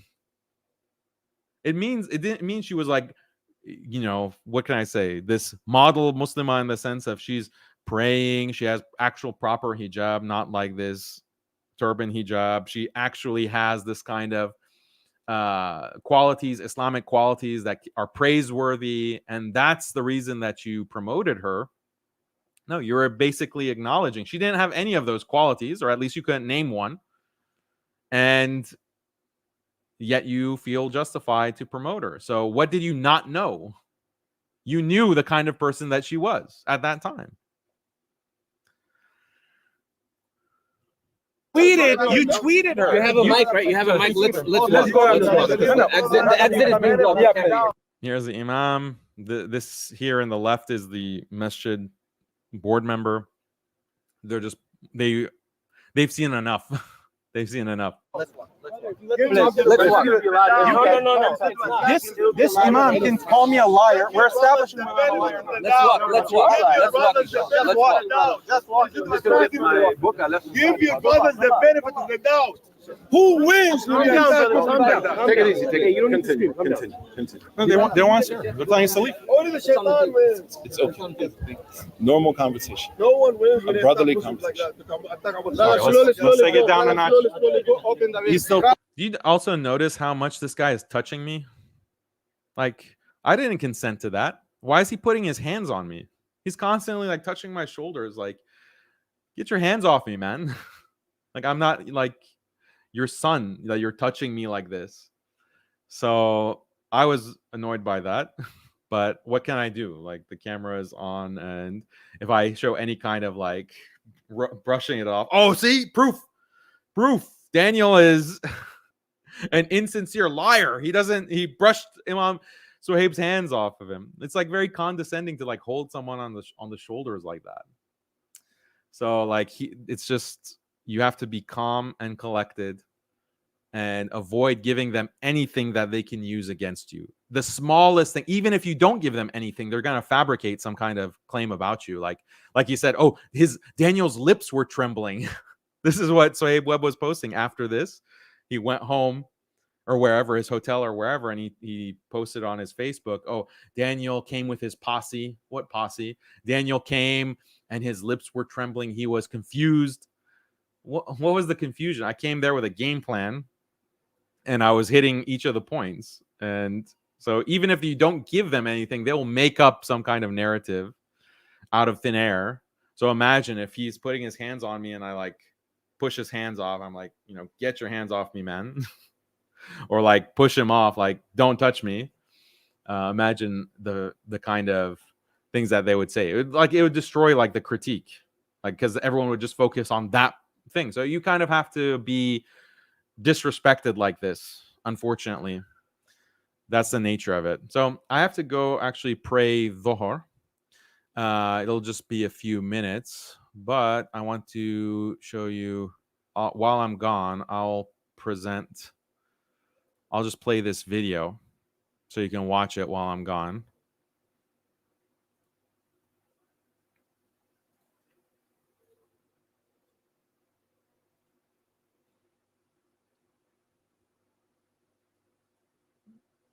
So I should be back very soon.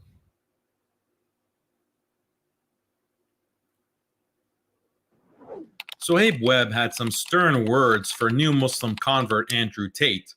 Suhaib Webb said, being part of the broader community implies the dedication to repent, learn, and reform. If Mr. Tate continues his open evil behavior, his conversion cannot be used to justify harming others and engaging in evil. Wow, really strong words there for Mr. Tate. The Ummah comes first, he says. We all agree. Andrew Tate cannot be seen as a role model if he continues his un-Islamic behavior. But he is a new Muslim. Doesn't he deserve to be welcomed and congratulated by these celebrity imams? What makes the cold attitude of Suhaib Webb toward Andrew Tate so egregious is Webb's history promoting and working with all kinds of Muslim deviants, deviants who are involved with many evil behaviors. Does Suhaib Webb scold those deviants for engaging in evil? Look at what he has to say for this Muslim musician, Lupe Fiasco. Anyone listen to Lupe's new album? I was impressed with his message and loved the intensity. I say that Muslim artists like Brother Ali and Lupe Fiasco have done more good for Islam this week. Lupe is my sheikh. I love him, miss him, hope he's well. I love Lupe Fiasco for the sake of Allah. Lupe killed it. Goodness Murray is a beast. Buy the uncensored version and go to the gym with it. You'll thank me later. Where can I get some of your tracks? I miss that good old hip hop like grandma used to make.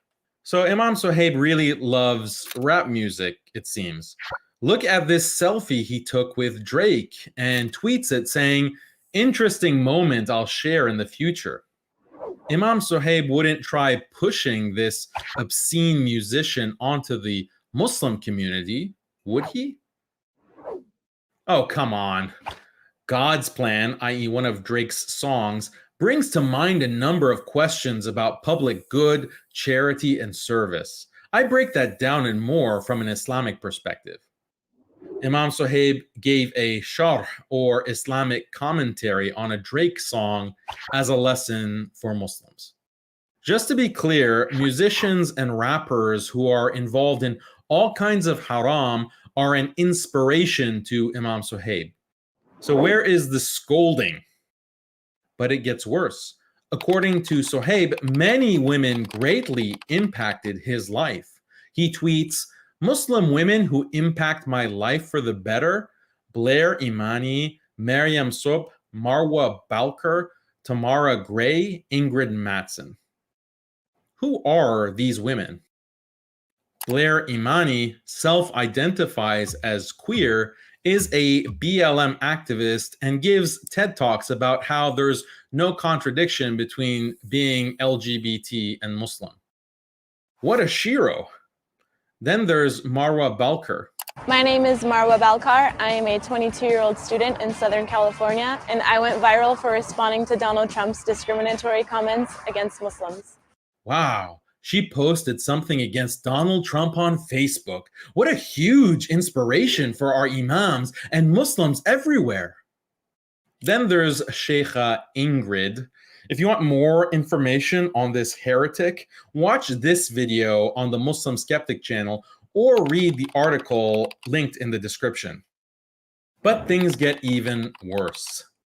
Here is Noor Taghouri, infamous for being the first hijab-wearing Muslim to pose for Playboy magazine.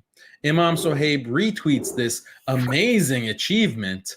Then, when people criticized him for this, Suhaib says, "I can attest to the goodness that is Noor Taghouri."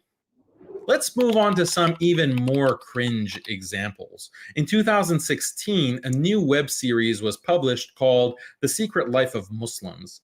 When I go to a dessert shop and I look down at my waist and then I look at the ice cream, that's jihad for me. Jihad is, sometimes biting my tongue if my mom is saying something funny. Jihad is trying to get that girl's phone number who keeps ignoring you. How not eat all the chocolate cake. This video features a bunch of extreme liberal people who claim to be Muslim. The video even has an open lesbian who gives her take on Islam.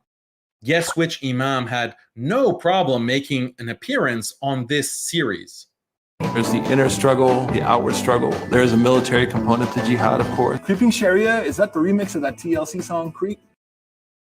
The series was created by Seftel with the intention of fighting Islamophobia by portraying Muslims making dumb jokes about Islam, I guess.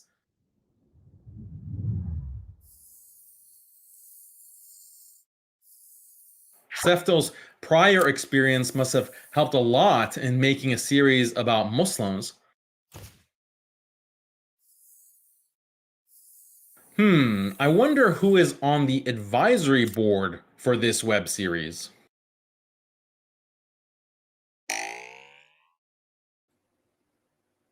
I fully support the right of people to actually insult the Prophet in the United States because I think that's the best regime for human happiness. I don't support gay marriage. I support the right to marriage for gay people. Back to Suhaib, it's interesting how Suhaib had such harsh words for Andrew Tate, who is just a new Muslim. Meanwhile, he has had nothing but praise and support for fusaq and heretical Muslims who, unlike Tate, are not new converts, but really have engaged in evil behaviors for many, many years. Rather than criticize such people and correct them, Suhaib Webb has praised them, promoted them, collaborated with them, and ultimately exposed the Muslim community to them, thus allowing them to more effectively spread their deviance to the Ummah at large. Maybe Suhaib and other promoters of this liberalized Islam can look in the mirror and ask themselves, what have been the fruits of this hypocrisy? Okay. So these were the lies. I wanted to confront in this meeting with Suhaib Webb some of these points. Like do you see the Secret Life of Muslim explaining jihad? Like this is complete distortion of deen. Like jihad means getting that girl's number. Like imagine that. And like no one would care. Or like this woman, like she's an open lesbian. No one would care about what they're saying, but when you bring the Imam, then it legitimizes the whole thing. Like that's the problem.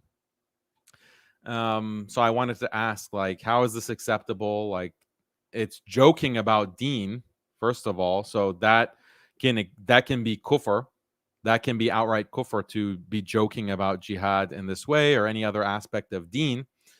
But then also look at the people who are around you. Like this is unacceptable. So to clarify, I don't know if did Suhaib Webb joke about jihad? I don't think so. So I'm not don't say, oh, you made takfir of Suhaib Webb. No, I did not make takfir of Suhaib Webb. I've never made takfir of Suhaib Webb, to be on the record very clear. But the other people who are joking about jihad, that is an act of kufr. That is an act of kufr. I'm not, if they think that's acceptable, then that would take them out of Islam. So I just want to be clear. Brother Maliki Click, Assalamu alaikum. Brother, is this a video on your YouTube? I have to share this. Yeah, it's on my channel. So yeah, go ahead and check that out. The title of it is like Suhaib Webb's hypocrisy. Let's see. So we're doing the research, guys. Now we want to get into more research. So we just talked about Blair Imani. Let's do more research on Blair Imani, this person that Suhaib Webb promoted. He has, to this day, not denounced and condemned her in clear-cut terms for the Muslim community, despite on multiple occasions promoting her. And we saw the receipts, we saw the screenshots. So let's actually see more about Blair Imani. So apparently she appeared on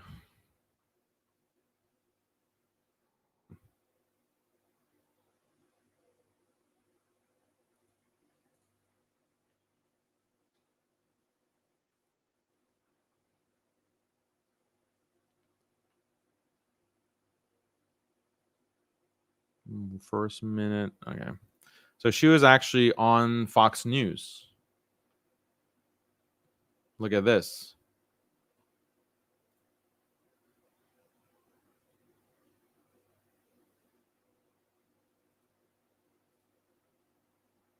Good idea to have everywhere. America was built. Can you hear that? It's like low volume. I don't know why this video is low volume. I'll mute myself so you can hear it better. On the idea that we could express our religious freedoms, that we can have free speech. I know that's something that you very much believe in. Yes. And I think it's, a necessary thing. And we're talking about safe spaces for Muslims. We need to recognize that we've been surveilled for a very long time. I converted to Islam 2 years ago, but for folks who have been Muslim and living in America, it's a crisis for them because, you're being surveilled, you're being watched, and children are being affected. We may stop you there. Why do you think law enforcement agencies would put Muslims under surveillance? Well, obviously because of the, the counterterrorism efforts. But when no, but what is? I'm sorry. What is that? Why would there be counterterrorism efforts aimed at Muslims? Come on, Tucker, you're a smart guy. You know why that is. I don't know. I'm a man who asks questions, and I'm asking a question about the statement you.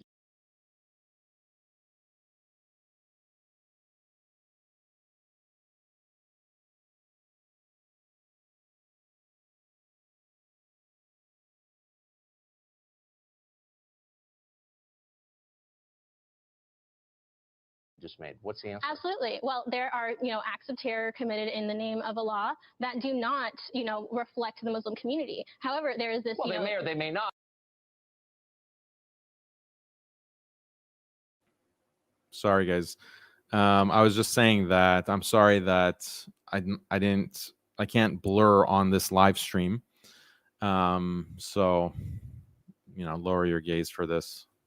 But you'll concede this is not entirely random. It's not that the U.S. government or police departments are just like looking for some religious group to persecute, or is that what you're saying? I am saying that the United States government has been in the business. And that just that's just silly. Fair. You see what I mean? Well, fair? I think it's ridiculous that the idea that we can't have those safe spaces, like we were saying, is something that's out of the question. The truth is that Muslims are being targeted in ways, and truly there are other communities that need safe spaces, which includes the LGBTQ community, the Black community. Okay. There needs to be spaces where people are free from being harassed. I'm not sure you're not to speak on their behalf too, but I feel. So she's saying we need LGBTQ safe spaces that the government should fund, other safe spaces. So safe spaces, taxpayer funding. These are like spaces that are just for promoting liberal Islam. Like these are counter radicalization measures. That's why the government is funding them. Now, Tucker Carlson is a jerk, and he just has this kind of Islamophobia. But he's complaining about Muslim safe spaces because you have people like Blair Imani apparently involved with these safe spaces. But it's not like something that's beneficial for Muslims. It's a way to police Muslims. And I just had a debate on this issue on MPAC on the channel about like CVE. It's countering violent extremism. This is a government program for promoting moderate Islam, promoting this kind of liberalized version of Islam. That's what she's defending. And then she's also defending, we also need the same thing for LGBT spaces, etc. So I want to show you that clip. Let's actually continue. I feel like I'm harassed a lot online, whatever. I mean, I guess we're all victims here, but here's the question. What would Muslims say in safe spaces that they wouldn't say in public, do you think? Well, I don't speak for all Muslims, and I actually am a Black queer woman in addition to being a Muslim.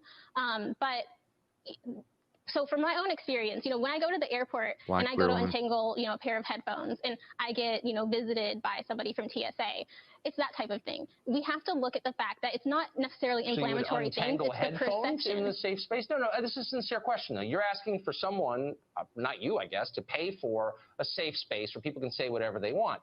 And I want examples of the kind of things that Muslims believe they could only say in a so-called safe space and could not say, for example, on this show or on a street corner. Like, what kinds of things would they be saying in these safe spaces? I don't think it's necessarily something that they can't say elsewhere, but it's, spaces have internal community dialogues to be able to hash things out, to be able to have these complicated discussions. And something else that, I really want to be out in the forefront that the Islamic Council of Victoria has also done in collaboration with the Board of Imams is speaking out against violence against women. These type of, internal community dialogues, acknowledging that there's an issue of violence against women and that, there needs to be In the Muslim community, there's a problem. In with all violence against communities, women? there is an issue of violence against Have women. you noticed that all identity politics kind of converges in the end? So it's not just about Muslims; it's about the LGBT community. It's about Black. It's like, at some point. Well, some of us, like myself, exist in all of those communities. It's not But I identity thought maybe politics when it's your life. But do you also, okay. But don't you also think that primarily you're an American? Aren't we all first and foremost Americans? I'm Black first. End of conversation. Yeah, she's not Muslim first, obviously. She's Black queer woman first. Okay, so she referred to like this safe spaces. She's referring to a program that's in Australia, it seems like. There's another article that will explain more about this here on this website. So let me expand it a little bit.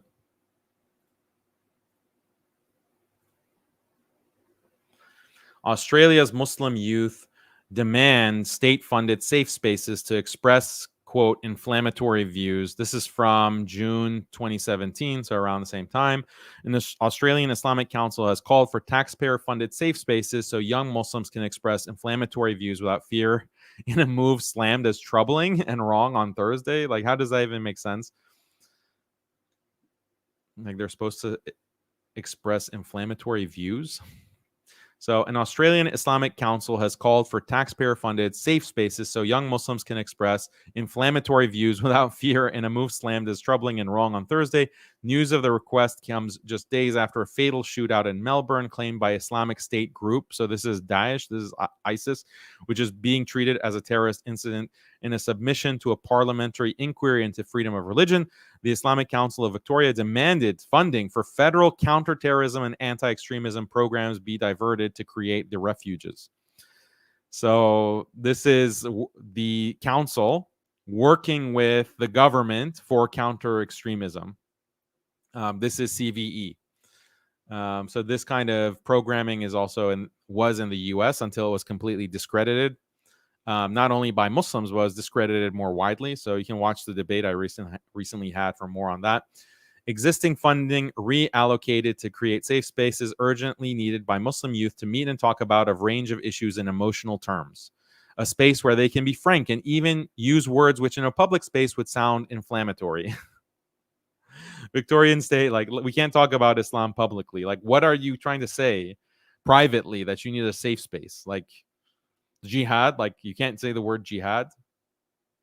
Obviously, if you're talking about, if it's something inflammatory because you're promoting terrorism, then how is it going to be, how can you have a state-funded private space to talk about terrorism, promoting it?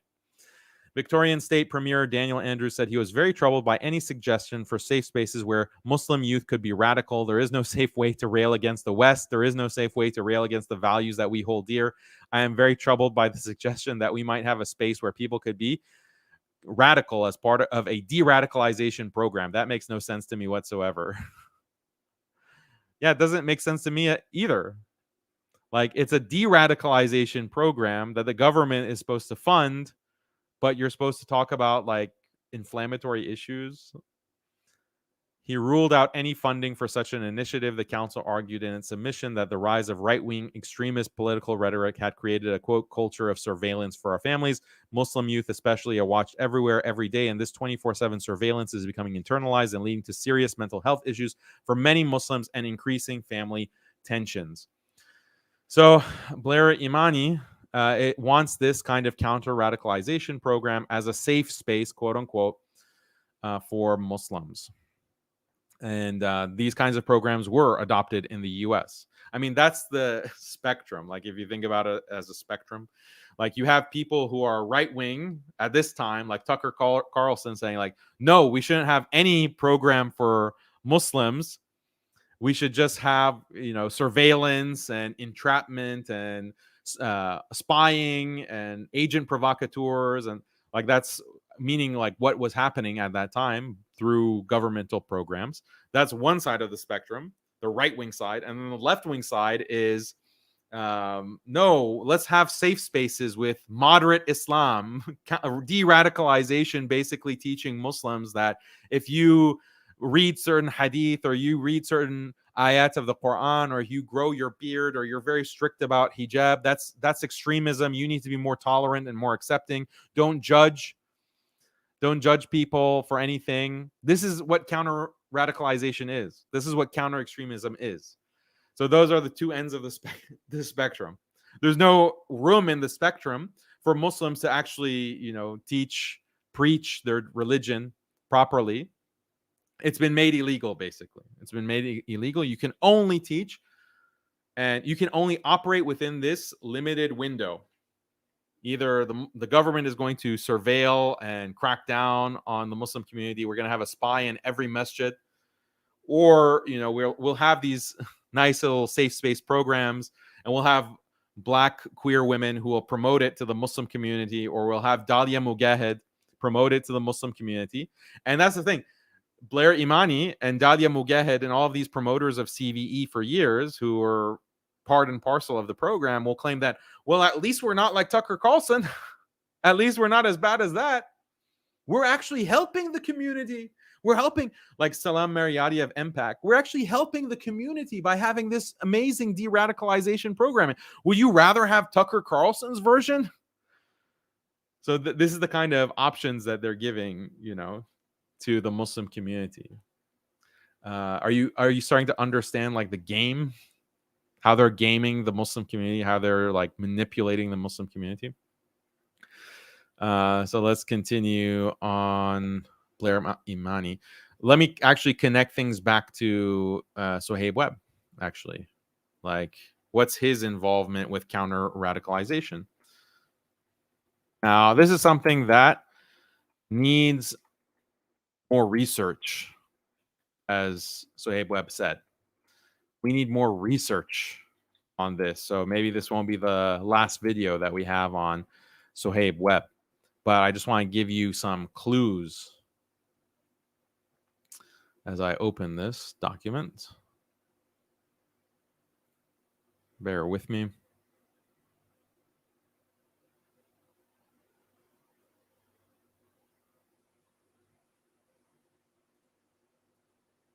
Nice.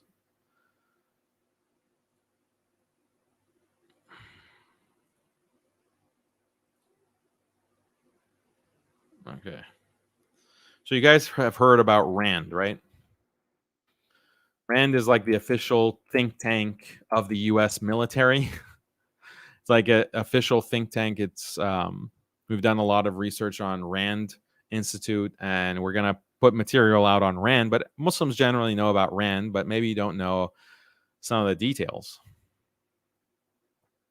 So let's talk about those details.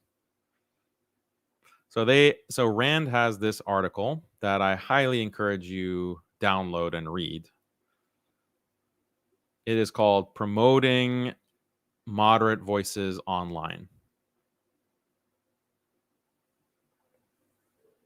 or Promoting Online Voices for Countering Violent Extremism. So let's share this.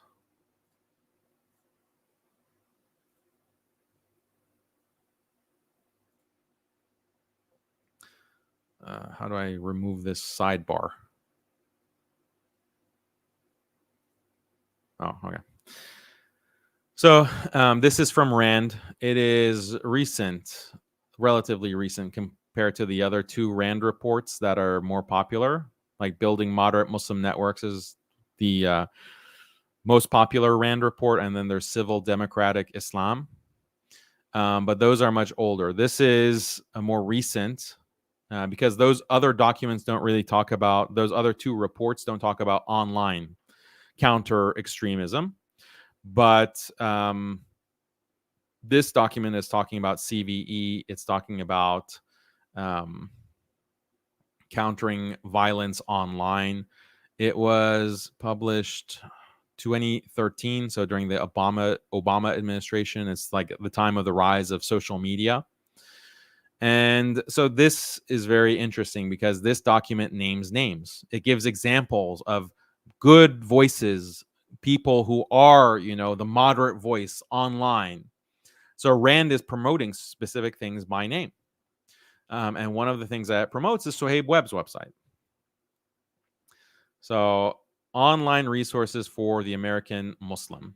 A less direct kind of online CVE occurs via a number of popular Muslim websites catering more broadly to the mainstream Muslim population.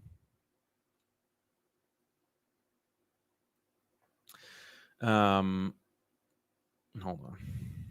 These websites, which include virtual mosques such as suhaibwebb.com, as well as blogs such as the Muslim channel on pathos.com, are not focused on issues of counter-radicalization. Rather, content related to CVE is integrated into a body of material addressing relevant issues for Muslims in America. This cultural relevance allows such websites to vastly outstrip more direct CVE efforts in popularity.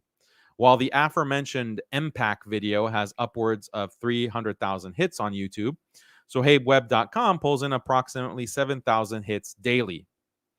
So look at what it's saying. It's saying that radicalization, counter-radicalization can have a direct approach or a less direct approach. The less direct approach is more effective. So again, like what does counter-radicalization means is liberalization. Like we want moderate liberal Islam. That is in the U.S.'s best interest. So when the U.S. fights its wars against the Muslim community and Muslim nations around the world, there is a physical component to those wars, and there's also an ideological component. It's called the war for hearts and minds. When it comes to the war for hearts and minds, Rand is suggesting like how you can really do that effectively. How can you liberalize? How can the Muslim mind and the Muslim heart needs to be liberalized? What's the best way to do it? You have a direct approach like MPAC, like this Fed organization that I debated the other day, or you have a softer approach, a less direct approach, like at suhaibwebb.com. So, what does that tell you? What does that tell you? And this is a website that will also be promoted by the U.S. embassies in different parts of the Muslim world. They promote these people in other countries. Why? Because the whole goal of this, like I want you guys to really understand this. The whole goal of like this project to liberalize Islam, it proceeds in steps. The first step is to focus on American Muslims. Liberalize the American Muslim community. And once you've successfully done that, then export that to the rest of the Muslim world. So the whole plan was to have these liberal, compassionate imams. They are going to preach a liberalized Islam that is compatible with things like LGBT, that is promoting things like feminism, that's promoting things like this kind of universalism, like we accept all religions, all religions are good, essentially. We are going to reform those aspects of Islam that contradict liberalism. That's the whole plan. You push imams that have this kind of liberalized message, watered down, sugar-coated, and you liberalize the American Muslim community through these imams. When that happens, then you have a model, like you have a package that you sell to the rest of the Muslim world. And this has been happening. You see the kinds of narratives that have been preached in the U.S. for a long time. They've been exported to the Muslim world, to countries like Turkey, to Malaysia, to Egypt, to North Africa, to Central Asia, to Indonesia. It's been developed in the U.S., like the U.S. has been the sandbox, and now they're pushing it. So things like we need women's leadership in Islam. We need to make sure that all Muslim women have PhDs, for example. We need to make sure that Muslims accept LGBT rights. We need to make sure that Muslims understand the value of democracy and having a secular state. We need Muslims to understand that some of the things that traditional Islam teaches are not acceptable in the modern world. We need the Muslims to understand, don't judge. Don't judge means don't judge anything that contradicts liberalism. If it does contradict liberalism, then yeah, you should judge. You should judge the father who tells his daughter to wear hijab properly. You should judge him as a misogynist, as an abusive patriarch. You can judge him, but don't judge the sister who, you know, is not wearing proper hijab or is, you know, posing in Playboy magazine. Don't judge that. Right? You see the double standard. Also teaching Muslims, don't criticize the secular rulers. Don't criticize secular rulers. Never do Amr bil Ma'ruf wa Nahi anil Munkar on secular rulers. This is part of this operation, this psyop. The Madkhalis represent that side of the psyop of liberalization. So Madkhalis are like the opposite side of the coin, or the other side of the coin, rather, of compassionate imams. So Suhaib Webb is mentioned by name by Rand. Let that sink in. Who else is mentioned? Another popular site is muslimmatters.org, run by Salafi cleric Yasser Qadi, which publishes daily articles covering topics ranging from the political to the quotidian. Quotidian means like the daily mundane.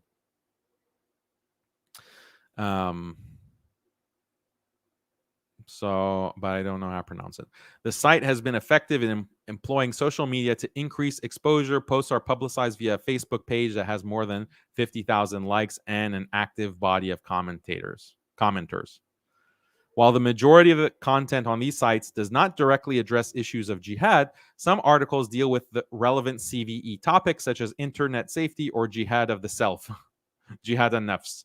Furthermore, following the Muslim protests elicited by the anti-Muslim film Innocence of Muslims in September 2012, muslimmatters.org was very active in Facebook posts calling for tolerance and forbearance.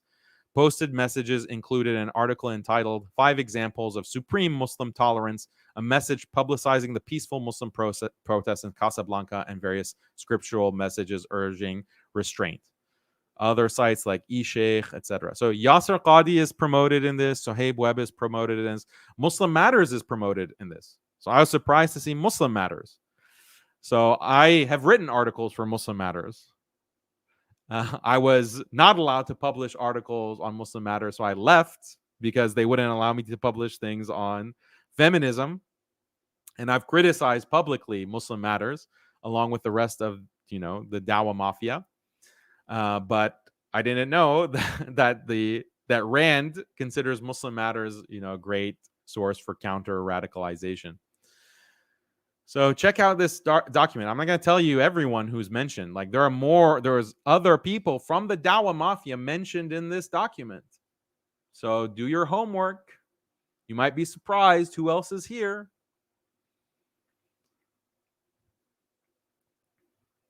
Okay, so let's see. Blair Imani, I had a couple of more things that you'll be shocked.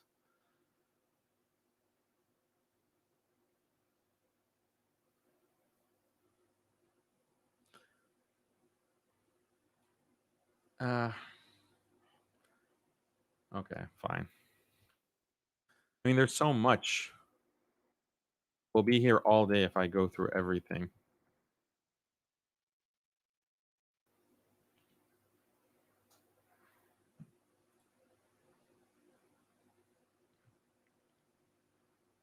Okay, again, this is a non-blurred video, so I'm just warning you. It's of Blair Imani. She gave a TED Talk.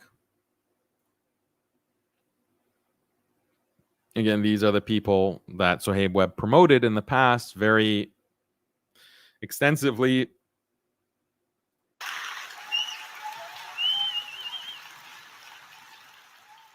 In 2017, I decided to go on a national conservative talk show. I always love a challenge, and I didn't want to shy away from this one.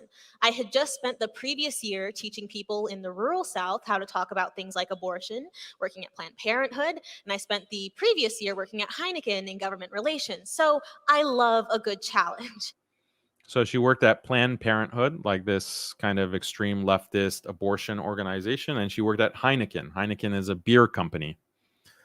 Working in government relations with Heineken, like I don't understand what government relations Heineken has, but that's where she works. Or worked. And so when it came time for me to talk about safe spaces, I decided to do it on a conservative talk show. Bad messaging, I know, but I think I did a good job. Anyway, so safe spaces in the context that in the United States, we have several different programs aimed at targeting, harassing, and surveilling different communities. Against the Muslim community, it's called countering violent extremism.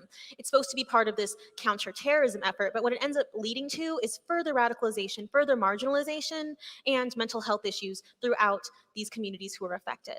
So I made the argument that what if we spend the taxpayer money that goes into those programs that are harmful and we put those into community spaces where people can talk about the difficult things, come closer to their communities, and feel empowered that they don't have to feel alone. And so I made that case and I said, So this is whitewashing what CVE is. So she's saying like, oh, CVE was so harmful. You know, this TED Talk is from just 4 years ago, but so that would be like 2019, I guess, or possibly 2018. But the heyday of CVE was in the Obama administration because Obama was promoting it. The liberal Obama was promoting CVE. And then, you know, it was discredited. You had even non-Muslim human rights groups saying CVE is just policing of the Muslim community and making it sound like traditional Islam is radicalism and, you know, one step away from terrorism.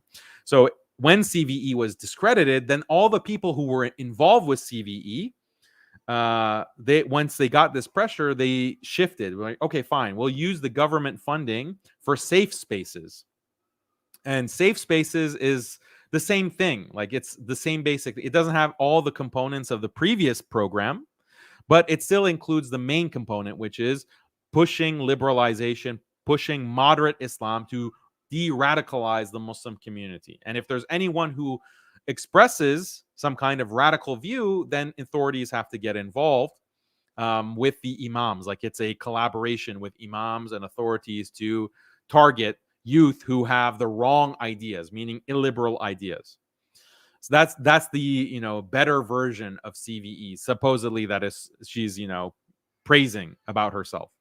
So this is, you know, it's good for the Muslim community to be aware of these rats, you know, these feds and their history. Like they should be held accountable. Like Blair Imani should be held accountable for her work with the feds. You know, she took Fed money. Apparently, like that's what she's indicating. She's working with the feds to push this counter radicalization. And isn't it convenient or isn't it interesting that Suhaib Webb is promoting her? You know, or Ingrid Mattson, like Ingrid Mattson, it glows. Like that's how much she's involved. She has a history being involved with the federal government in these counter radicalization programs. Like this is called being a rat. This is called being a pig. Like you're policing the Muslim community ideologically, pushing feminist narrative, pushing moderate Islam, liberal Islam, pro-LGBT Islam, and whoever does not fall in line with that message is a radical. They consider me, like they would consider me to fall under that term.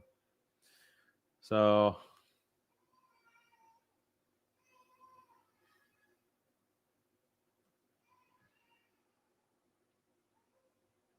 okay, one more clip of Blair Imani.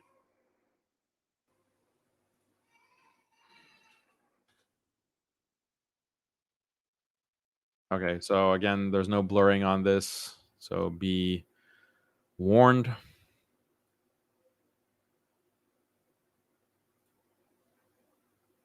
Yeah, so it's, again, black queer woman who supposedly is a Muslim.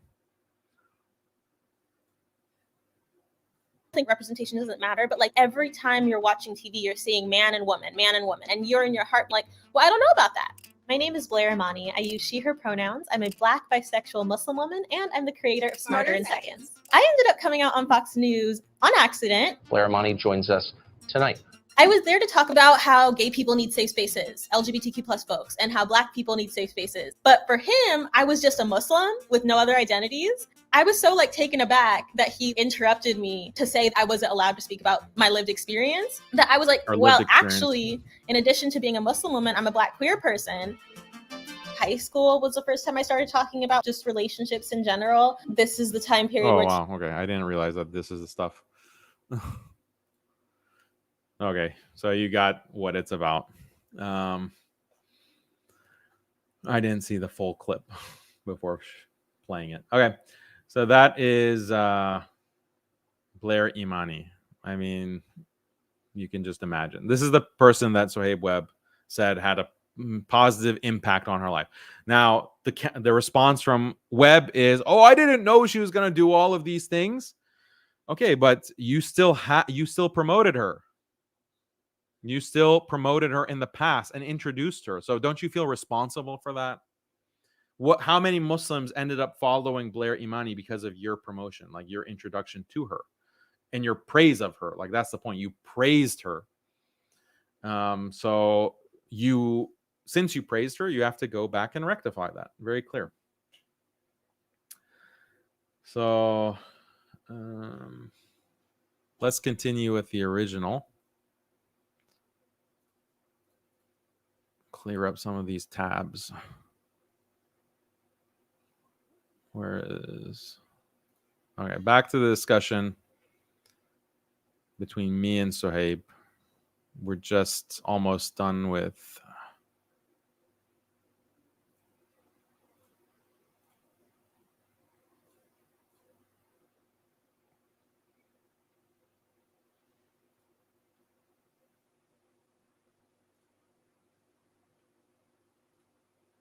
The security is pushing us out. You don't want people to watch this. I want them to see. I'm standing, people see. Imam, I'm standing in front of you. Let's go, please. Slowly, please. Just clear the path, please. Okay.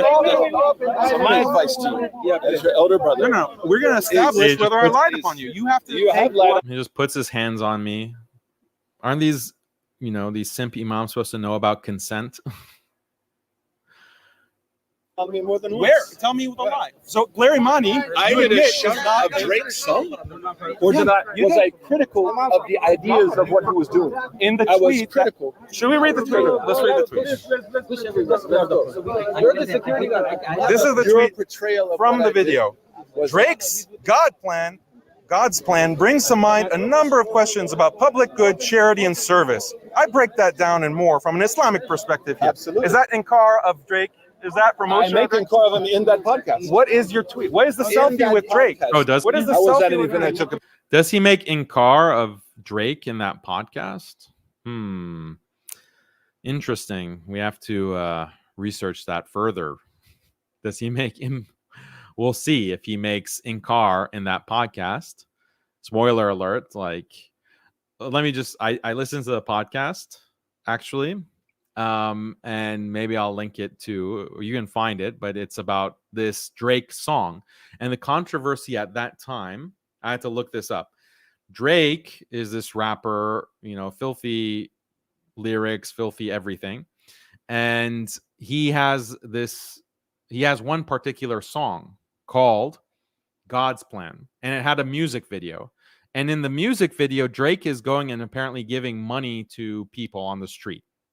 So this is about charity. Like, it's about giving charity to the poor. So his podcast is talking about like a debate that was going on. Is it really good to give charity like this in public? Like, it seems like you're just praising yourself. Like, I'm such a charitable person. Drake is just, it's showing off. Like, oh, I'm such a charitable person. I'm giving money to the poor. So some people were saying Drake is wrong for this, for giving money charitably on the street. He should do it privately. And the other side is saying, no, this is good. Like, this is promoting charity. This is a good thing that he's doing. So that's the debate. The debate is not Drake is this kind of, filthy person that with music and this is condemned in Islam versus not. Like, that's not the debate. So Suhaib Webb in his podcast is like, okay, yeah, people are questioning whether Drake should be giving money publicly. He doesn't do inkar of Drake in the sense of Drake is, this kafir, disgusting, like promoting this haram, and no Muslim should listen to him. Like, that's not what he says. So Webb doesn't do that kind of inkar in his podcast. So he misrepresented that in what he's saying to me this other night. And he says literally at one point in the podcast, like, I'm not here to judge. Like, I think it's a 9-minute mark. Like, I'm not going to judge. So there is no inkar. He does say later at the end, I have some criticisms of Drake. So his fans are, oh, see, that's inkar. That's inkar. He did do inkar. He said he's critical. Yeah, try again. That's not what inkar means. Condemnation is not of Drake, means something very different. But, Suhaib Webb gives the implication that, oh yeah, he's like condemning Drake. Do not listen to music. Do not listen to the, rap music and Drake. And he's not doing that kind of inkar. And anyway, even if he had in his podcast done that kind of inkar, how does that explain the selfies with someone is a promotion? Like, he's taking a picture, then he asks like this stupid question, like, is it permissible to take a picture with someone? Like, you know what it means when you post a selfie of a celebrity and you're smiling and you're saying, interesting moment, I'll share in the future. Yeah. That's not promoting Drake. Like, how stupid do you think we are? Do you think we're stupid?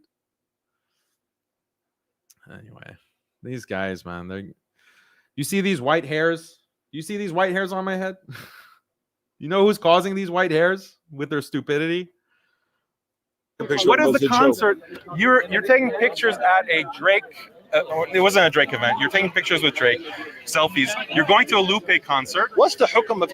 See, when I ghostwrite, I get duck lips. I learned the game from William Webb. Halal lyrics, like, oh yeah, this is inkar. You're not promoting Drake with your selfie. Taking a picture with Drake. No. What's the hukum shari? What's the hukum shari of taking a picture? No, you with can Drake? take a picture with him. Okay. Yes, I took a picture with him. But That's that's promoting. I didn't tell people to go listen to him and follow him. Did I Yes, promote you him? did. No, I didn't. You said, I recommend everyone listen to this album. Get the uncensored version. Drake or Lupe? You're confused now, Daniel. We're talking about Drake, and this is a lie. This is a lie. You didn't say. I didn't say get the uncensored version of Drake. I said get the uncensored version of Lupe. You liar. Lying scandal monger, smear merchant. I said Lupe, not Drake. So, this was his big gotcha.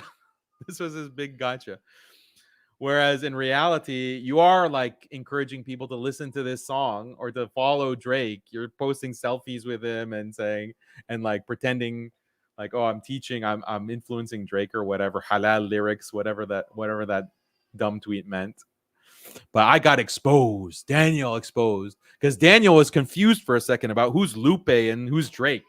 Sorry, bro. I'm not, a aficionado of rap music. I don't know who's who when it comes to these rap musicians. Thanks for clarifying. Subhanallah. Just got exposed. No, when you tweet exposed. someone and you say, I'm doing a shot. I'm going to do a shot, I'm going to talk about Drake. I mean, for you guys, I will post, inshallah, his podcast talking about Drake. But one thing I want you to appreciate when you're listening to this, like, it is the worst kind of normalization of filth. Okay, because what he makes his podcast about, it's like just 30 minutes, is the inner dimensions of giving sadaqah, of charity, and how, to be humble and how to purify your intentions. He is citing all of these ulama, Imam Ghazali. He is citing, all these authorities and all of these texts, which is great, okay? MashaAllah, what a wonderful... So someone who is not really understanding what goes on could listen to that and say, yeah, he's talking about the inner dimensions of sadaqah and riya, like the dangers of showing off and maintaining, like, what is actually the ruling Islamically. Is it permissible to give charity publicly where it's known, or should you do it privately? Like, this is an important mas'ala. They'll hear him reference all of these ulama and all of these texts and shuyukh and say, yeah, this is great information. The problem is that he is framing it in reference to nonsense, fahisha, Music, like the most degenerate aspects of popular culture. So when you do that, that is like the biggest normalization of those aspects of popular culture, the degenerate popular culture, this music culture, this rap culture, whatever. He is normalizing. He's saying basically that when you quote Imam Ghazali, for example, you're giving the impression to the Muslim community that Imam Ghazali would have no problem with Drake. Like that's the subtext. So this is like the worst type of distortion. And it's when you look at this is his dawah.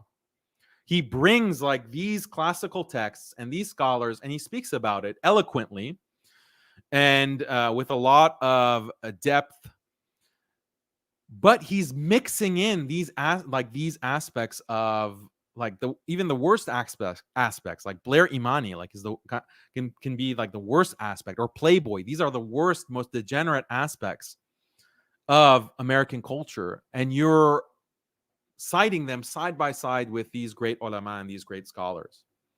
This, no wonder, like there's so much confusion in the American Muslim community. Like this is what they have been fed for years, for 23 years, 22 years since 9/11. So, imagine if he just avoided that. Just avoid like promoting these people, promoting these things. Just focus on the actual content, the actual Islamic content.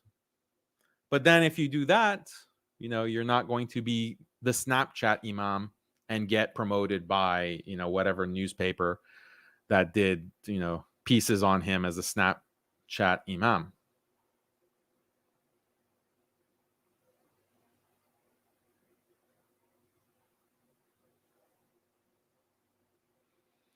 Okay, let's take a moment for super chats.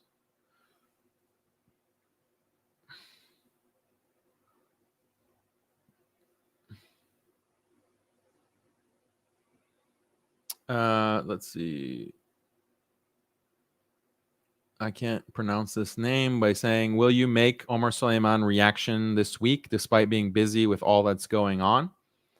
Jafed debate, Suhaib Webb situation, or will you publish it later? I'm aiming for next week.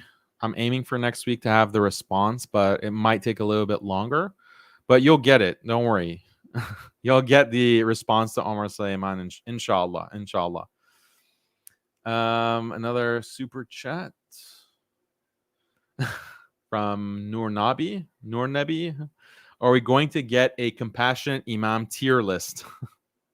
Yeah, maybe we should do that. Top 10 compassionate imams.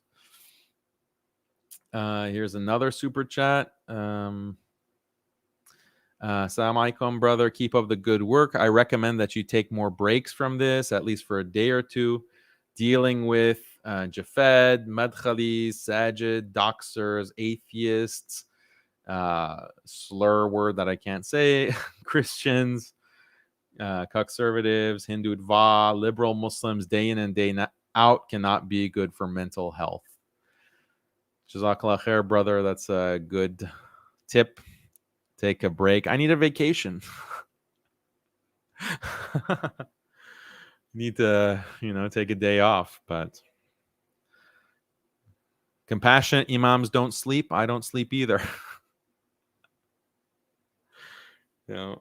When they take a vacation from their deviancy, I'll take a vacation.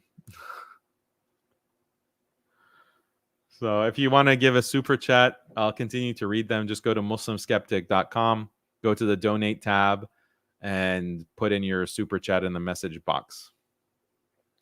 Yeah, we all need to take breaks. It's a good point, inshallah. I try to do it every now and then. Yeah, and I see all your positive comments too. Jazakallah khair. I appreciate it. Muslim Ninja.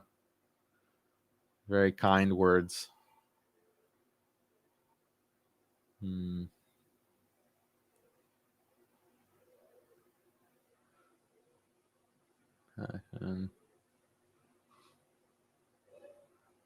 I'm cracking up at these Maliki click comments.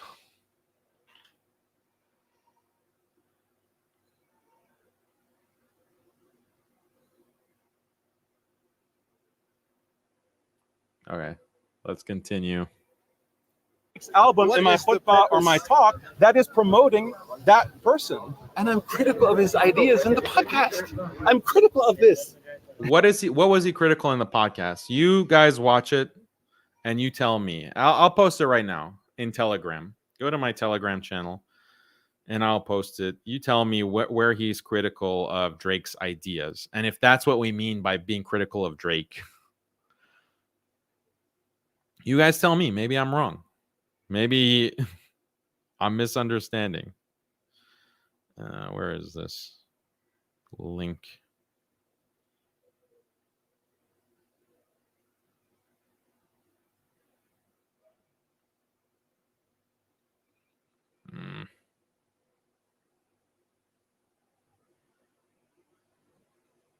I downloaded it, but I want to post the link to the actual Apple. Hold on.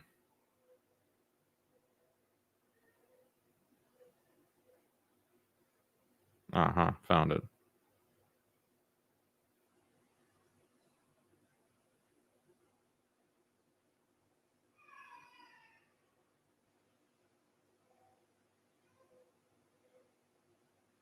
Yeah, so go to my Telegram channel if you want to get the link.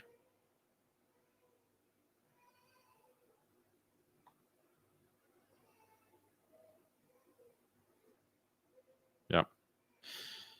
Okay. And then you tell me, where is he critical? You know, we went from inkar, condemnation, to being he's just critical of some ideas. Even that, you know, is he critical? I made inkar of it in the podcast that you didn't listen to. You know why? Because you never call the person. You never take the time to listen to them. When you do something public, have you ever called me once in your life before you made that video about I don't need to call. Like, imagine this is the standard. Like, you have to call him. Like, anyone who has a problem with Suhaib Webb has to call him to talk. How does that make any sense? When you're publicly doing something. This is why I say the Madkhali bootlickers are the other side of the coin of the compassionate imams. The Madkhali bootlickers say that you can't criticize the ruler publicly. Do it in private. The compassionate imams say, you can't criticize me publicly. Talk to me in private. Call me.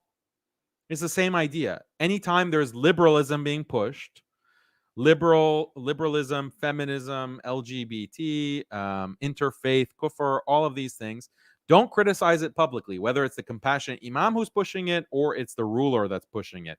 Never criticize publicly. Don't do inkar publicly, privately. Private. So this is why it's like this, the same kind of psyop. What is the hukum? No. What is the hukum of someone who does shar publicly? Is it allowed? Is it permissible? Jaiz for him Imam to criticize says in Lisan Mizan, if I saw someone doing evil, I would not rebuke them until I talk to them. If I saw someone doing evil, you're promoting evil. You're promoting it. You're playing with semantics. No, I'm not. Like, he's saying you're playing with semantics.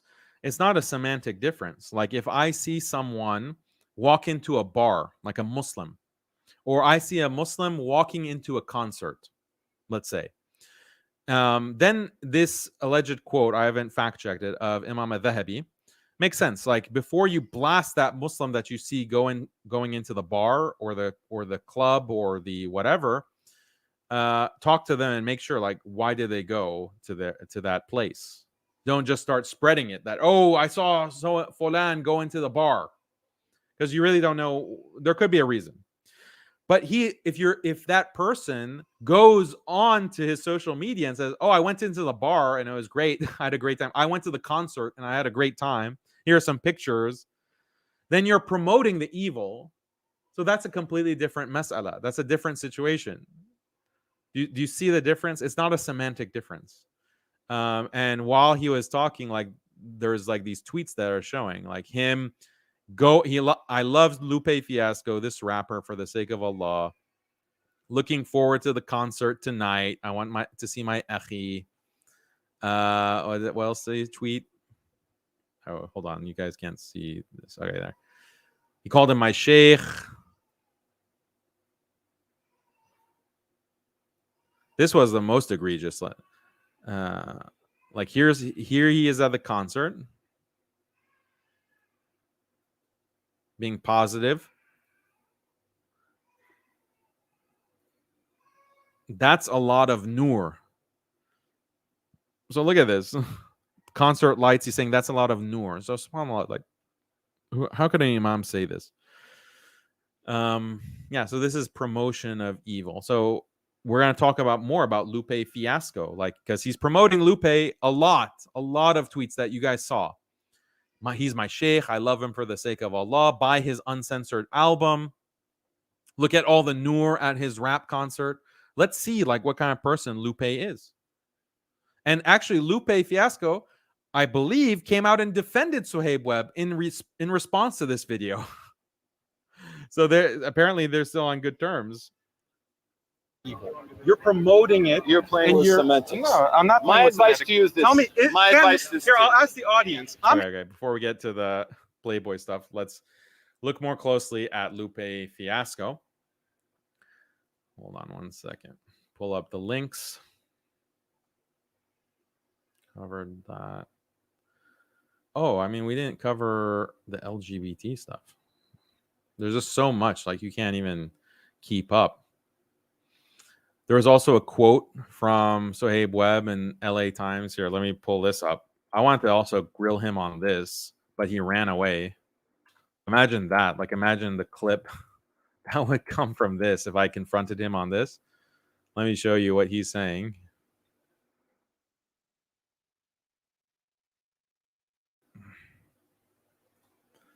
I have to turn off ad block. Hold on.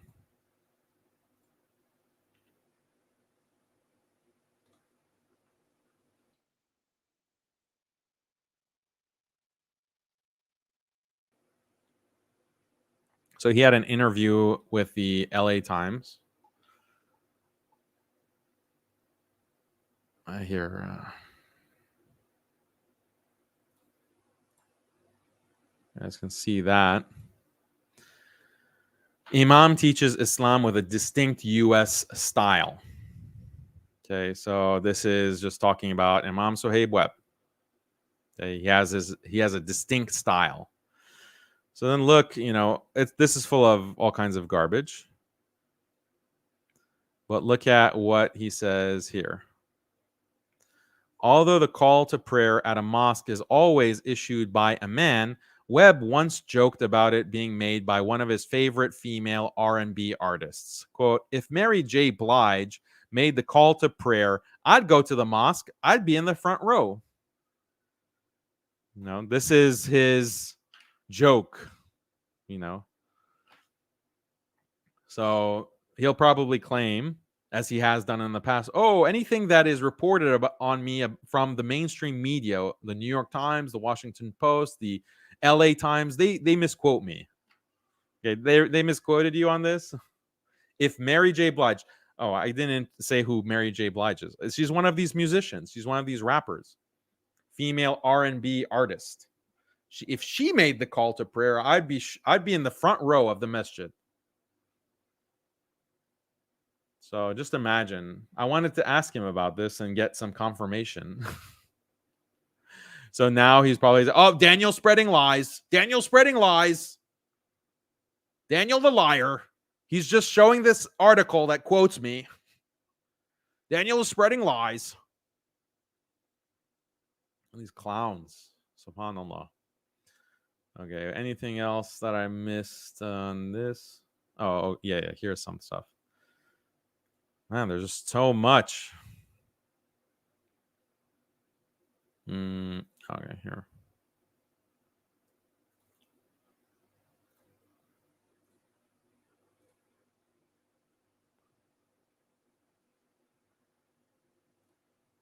Let me try to share this screen. Just bear with me, guys.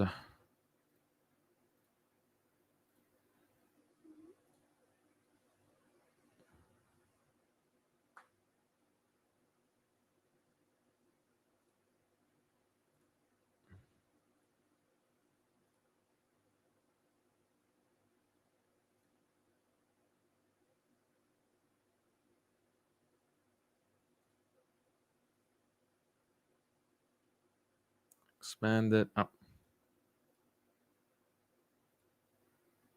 Okay, look at this interview. So this is Lupe Fiasco. He's being interviewed.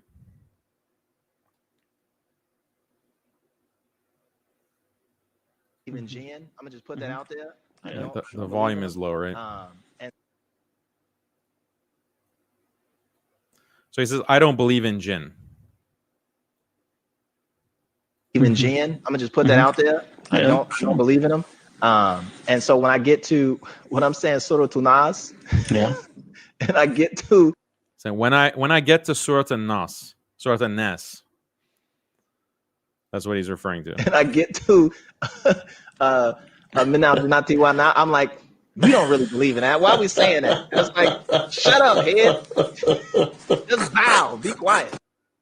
So he doesn't believe in jinn, Surah An-Nas, and this, clown is laughing it up. So that's Lupe Fiasco. I don't know if he's Muslim. Like, that's a question. Is this guy actually Muslim? Like, we have to do more research. So is he or is he not a Muslim? He's saying he doesn't believe in jinn, and he's, cracking jokes about Surah An-Nas. Is he Muslim?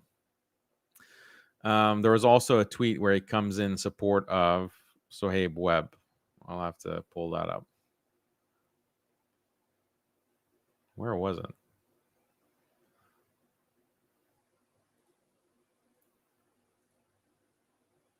Give me 1 second.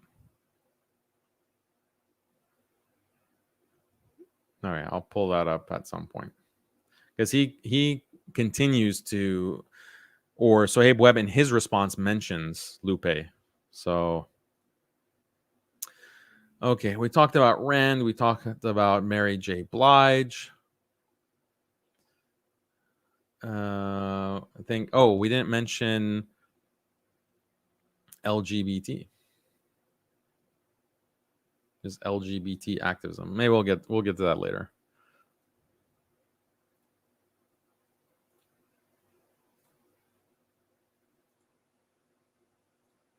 It's never ending.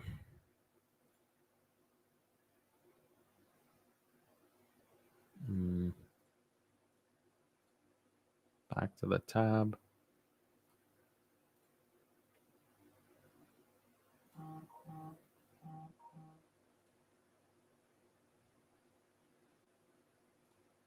I'm ignorant. I'm not a sheikh. I never claimed to be a sheikh. Here's a question But for you the think audience. you are. No, I'm not at all. Then I'm why- not a sheikh. then why are I'm you jahil. always- I'm jahil. Here's a question for the audience. Can Muslim women pose in pornographic magazines? Yes or no? No. So okay. here's then the why point. is So I had set this up. I'm a jahil, and Suhaib Webb says, he's taking it literally. Yeah, you are a jahil. And the whole point was a setup to say that, okay, as a jahil, me and anyone else who is a jahil recognizes immediately that it's impermissible to promote pornographic magazines or a Muslim woman in a pornographic magazine, whether it's an interview, whether it's pictures, any kind of association with pornography. For a Muslim to promote that, or an imam to promote that, that is completely wrong. That is completely haram, impermissible. So a jahil can know that, but you, the imam, the sheikh, won't recognize that and is going to try to defend it. That's the whole rhetorical strategy. Imam Suhaib promoting a Muslima in a pornographic magazine? Here's the issue. Did she pose nude in that magazine?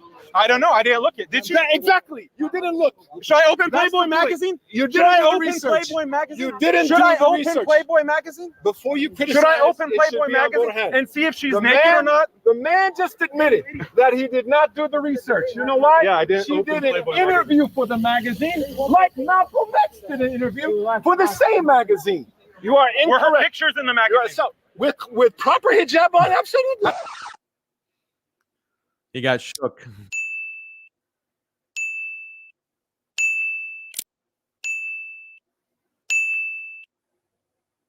With proper hijab on, absolutely. You opened the magazine to see that? I know her family. You went on the I website know to her see that? father and mother. Did you She open the sent magazine me to the see that? actual article? She sent me the article. On Playboy.com? She copied it and sent it to me. I didn't look at the magazine.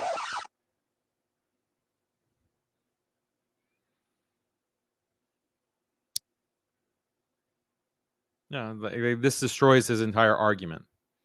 He retweeted here, if you can't see that, he retweeted the woman, and whether she's a Muslim or not, that's, a big question. And there's the link, it's a hyperlink. You click it to go to the site, right?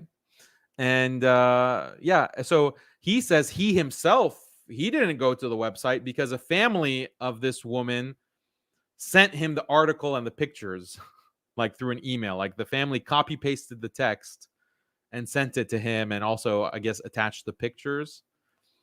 Fine, you have that, opportunity. But what about me? I don't know her family, so how can I do the research? How could I do the research? Who's going to go and extract that information for me and make sure that there's no you get what I'm saying here? Like, it's sad that we have to go into this level of analysis to understand why what he says makes no sense. But unfortunately, you have all of these simps and fanboys and fangirls who are defending this. Can you imagine? Like, this is the kind of debate we're having to have. That's how bad things have gotten. In 2023, we're debating whether or not Muslims should be opening up Playboy magazine for the articles. SubhanAllah. And then the other kind of defense that he made in his response video that we'll browse through, I guess, or skim through, he says that, well, what did he say? Oh, between 2015 and 2017, there weren't nude images in Playboy. They stopped printing nudity. So there was no problem with her article and sharing a link to her article. Like, that's the level of argumentation that they resort to. Like, oh, did Playboy magazine become like an Amish publication? Like, did Playboy magazine become like this just, textbook, no images of women, no like scantily clad? Just like, what do you mean by nudity? Like, Islamically, there was no nudity, or according to Western degenerate standards, there wasn't nudity? Because what is nudity in Islam is different from what's nudity by Western standards. So then, okay, now between 2015 and 2017, oh, no problem. This is basically like a like National Geographic. Playboy became like National Geographic, or it became like Time magazine. No, it's still a gentleman's type of adult magazine. So, and yeah, I mean, these are the kinds of, we have to like sully ourselves by having to discuss and think about these issues because of people like this. You think I want to be talking about this trash? But that's what we have to do, unfortunately, because he's not apologizing. He's not retracting. He is not clarifying. He is not saying that, no, this is completely a mistake, an egregious mistake. I retract it. And this person, which we'll see, is what she is. I completely denounce her. He hasn't done that. He in fact praised her again. He praised her again in his response.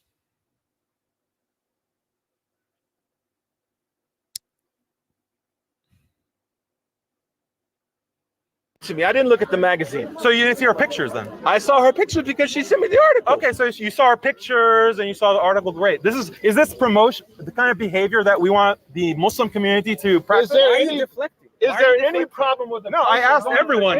Can Muslim and Imam ask us? They are not sacrificing. Brother, any Muslim ask us. Yes or no, young brother? So should I go? Like, how is it you can just go to any place, and as long as you're not sacrificing Muslim values, that is permissible? No, this is a false claim. You cannot just go to any place. Can you go to a Hindu temple? Can you go into like a place of shirk? And as long as you're not doing anything haram, then no problem?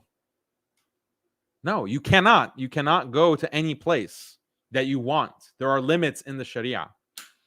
And also, like, if you're going into a place where you're exposed to haram, then it's not permissible. Like, it's not just about your actions. Like, his claim is, oh, she was not doing anything Islamically incorrect, therefore she can go and pose for Playboy. What, are you serious? Like, how is this your argument? So he's just wrong on so many levels. But look, like the youth, look at the kids in the crowd, like these kids, who young teenagers, basically, they have no clue what's going on. Like, they think, oh, the Imam is making these claims, he must be right. So this is the point, and I'll finish here now. Hands are getting dirty. That the man does not do research before he criticizes people, and I gave 3 examples, and he has a camera and a mic. Next time, Azizan. No, sorry. That's just me again. You just told me to read Playboy magazine to read the interview. I told you read the article, you freak. You were the one thinking about Playboy magazine. I said read the article. Read her article. You can access an article without looking at the magazine. We can read the tweet. The problem we have here is you don't know how to do research. And that's why you lie about Suleiman, you lie about me, you lie about everybody, and you made your fame. You made your fame. Like, look how rude he is. He like puts his hand in my face. He's touching me. He's like, and the other thing is he's constantly like making assumptions about me. He like says he knows how I feel. You think of yourself as a sheikh, you know? You think of yourself as a sheikh. He makes these claims about how I feel, how I think. You know, I feel pleasure from criticizing the ulama. Like, I get pleasure out of that. Like, how do you know any of this? You know the ghaib? Like, you open my chest and you can see what I think and feel. So these are the adab merchants who know so much about good adab, and they're scholars. Oh, the scholar. He went to Azhar and studied with Ali Jama. He's a scholar. He has ijazat. That's how, you know, if you criticize him for promoting Playboy magazine, you're a jahil. You don't know what you're talking about. Like, look at the state. Look at the state of our situation, subhanAllah. Assalamu alaikum.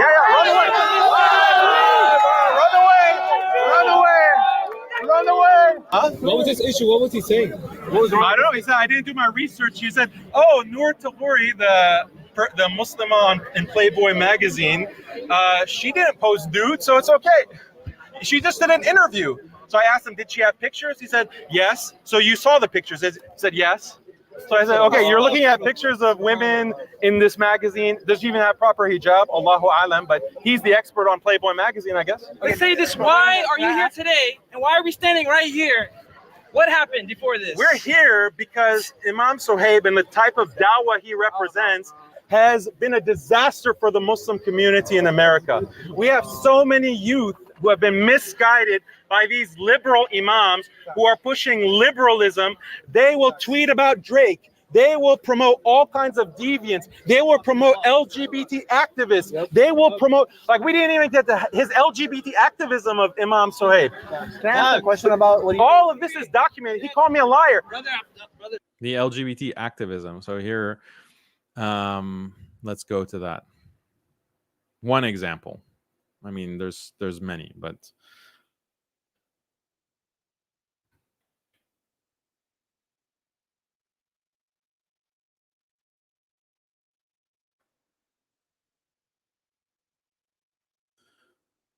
so SuhaibWebb.com eventually became Virtual Mosque. They're connected. Let me just quickly confirm that.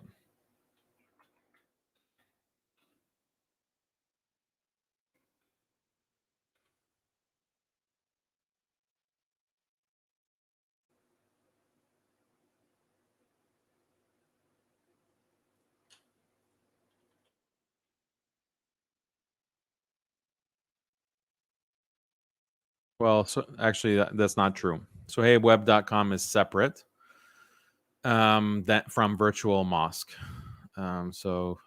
But there's some connection. Hold on.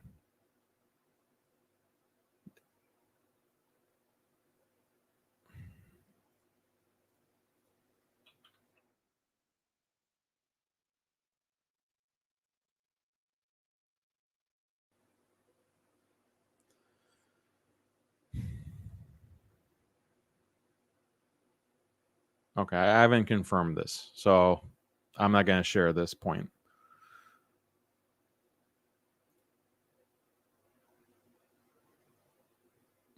Because I can't confirm whether Suhaib Webb oversaw a virtual mosque. That was my recollection. Does someone in the chat know?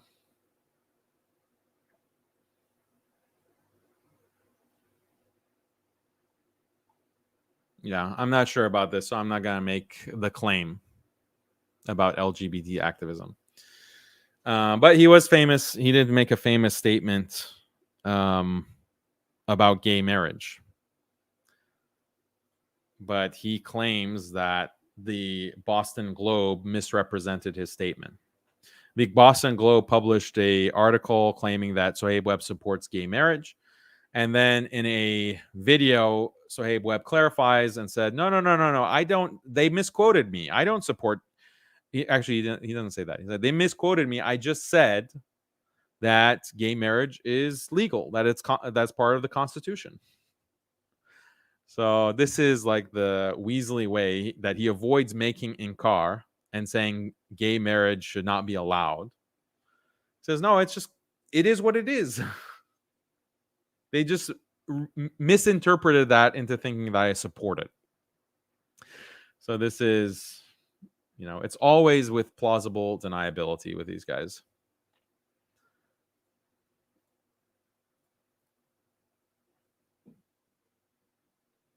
By the way, Lupe Fiasco. Hold on. I got his tweets.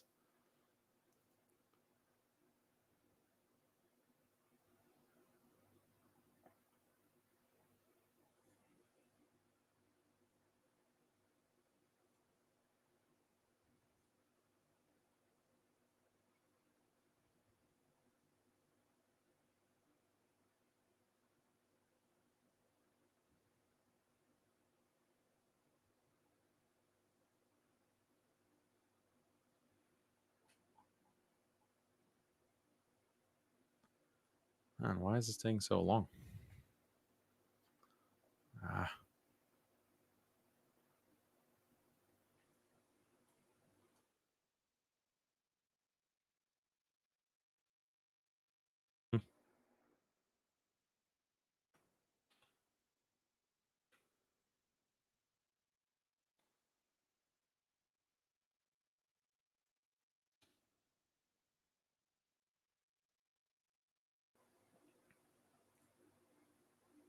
So here it is.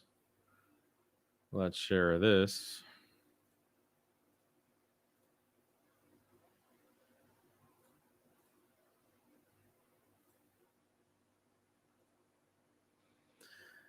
This is Lupe Fiasco. 1.1 million followers. Since my name has been brought up in a negative light, I'll just say that Imam Suhaib Webb is the best kind of Muslim scholar because he's in touch with actual humanity and the real life daily struggles of being a person, not just a Muslim, and meeting people where they are as opposed to where you want them to be. If it wasn't for diverse and practical scholars like him, I'm sure a whole swath of people would have left Islam a long time ago. Yeah, that's interesting. That's Suhaib Webb's actual argument himself for what he does. And compassionate imams always use this argument. So here's Lupe Fiasco. We just heard him say he doesn't believe in jinn, and he made light of Surat An-Nas of the Quran. So then, look at what he says after this.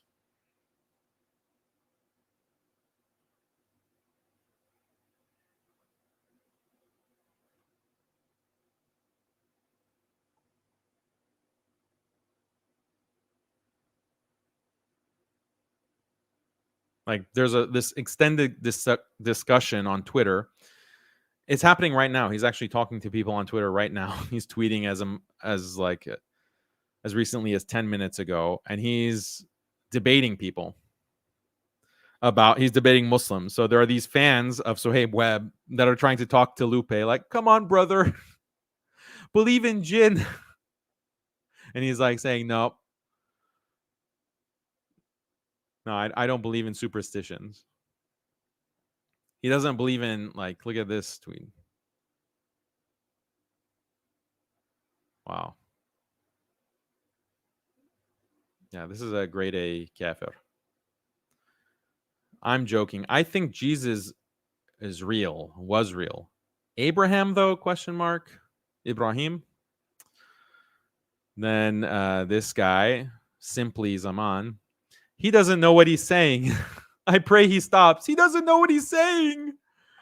Lupe, please, please stop outing yourself. He doesn't know. I pray he stops. Then he says, prayers don't seem to be working, huh? Oh, this is what he's referring to. But Jesus didn't speak Latin, so the point is moot, and Catholics weren't the first Christians. He wasn't real either, so he's joking about Jesus alayhi salam being real.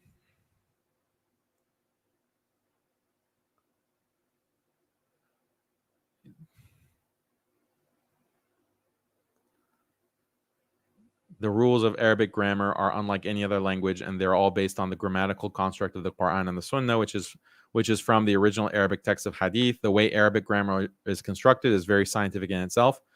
How convenient. This is what Lupe responds with. You can find, I'm not going to go through the whole thread.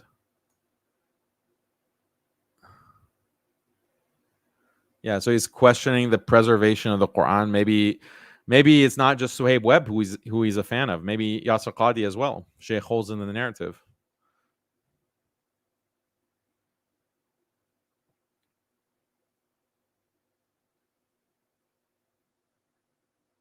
Yeah, so he's just questioning the Quran, the preservation of the Quran.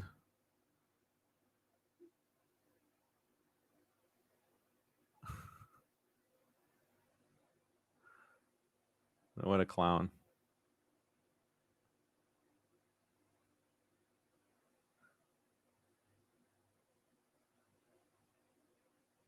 Wow.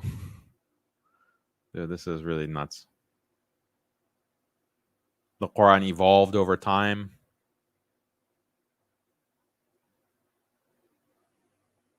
So what does Suhaib Webb say about all this? Because he praised Lupe in his response video.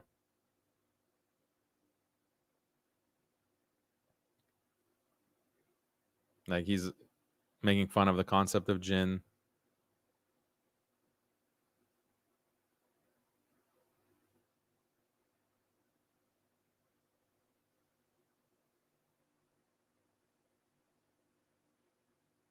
This Khalil and Dani Ismaili kafir has to butt in. Debate me, you coward. This is nonsense. Even Jafed comes in. Even Jafed has something to say. Clown. Wow. Look at the way he talks. Khabith, kafir. This is who Suhaib Webb promotes. I'm saying I don't believe in jinn.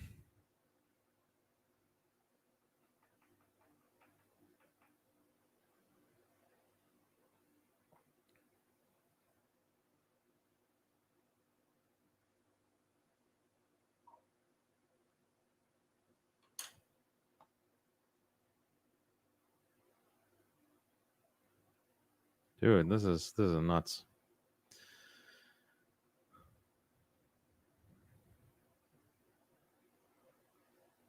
Yeah. So again, Suhaib Webb literally just defended Lupe. Okay? Even in our encounter, I believe he said positive things, and in his response, he was speaking positively about Lupe Fiasco. This guy who is just attacking Islam, attacking the Quran.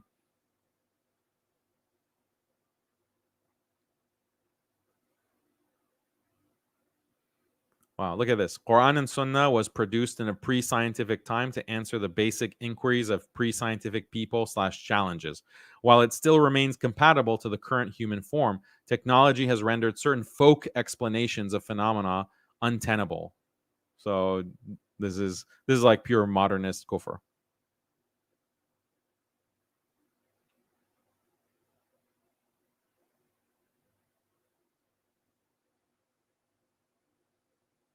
Man, this guy is unbelievable.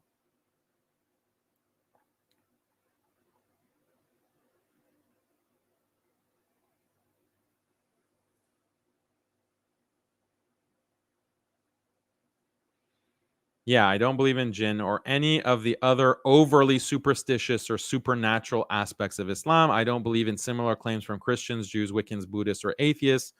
I do believe in the subtly elegant complexity of nature, though. Thumbs up. Yeah, so grade A, kafir. And then you see people crying about it, like trying to defend him. So yeah, this is who Suhaib Webb called his sheikh. Lupe is my sheikh. So then he'll probably claim, oh, when I praised him as my sheikh, I didn't know he didn't believe in jinn. When I praised him as my sheikh, who I love for the sake of Allah, I did not know that he didn't believe in jinn. And thought that he didn't believe in anything overtly so superstitious. I didn't know about Lupe at that time. Okay, so you didn't do the research. You didn't do the research, Suhaib Webb. That's the problem. You praise people without doing the research. If you want to claim ignorance, which you are ignorant, by the way, if you want to claim ignorance, then you're the one who is not doing research. You are not the one who is taking yourself to task for the people that you promote.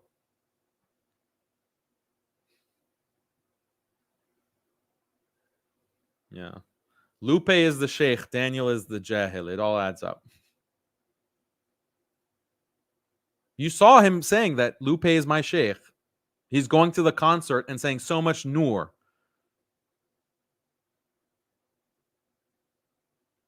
So someone saying keep reading the Twitter. It gets worse. Can you just post the link so I don't have to scroll through all that garbage? Just post the link of what is really egregious, and I'll look at it. While you're posting that, let me just check super chats.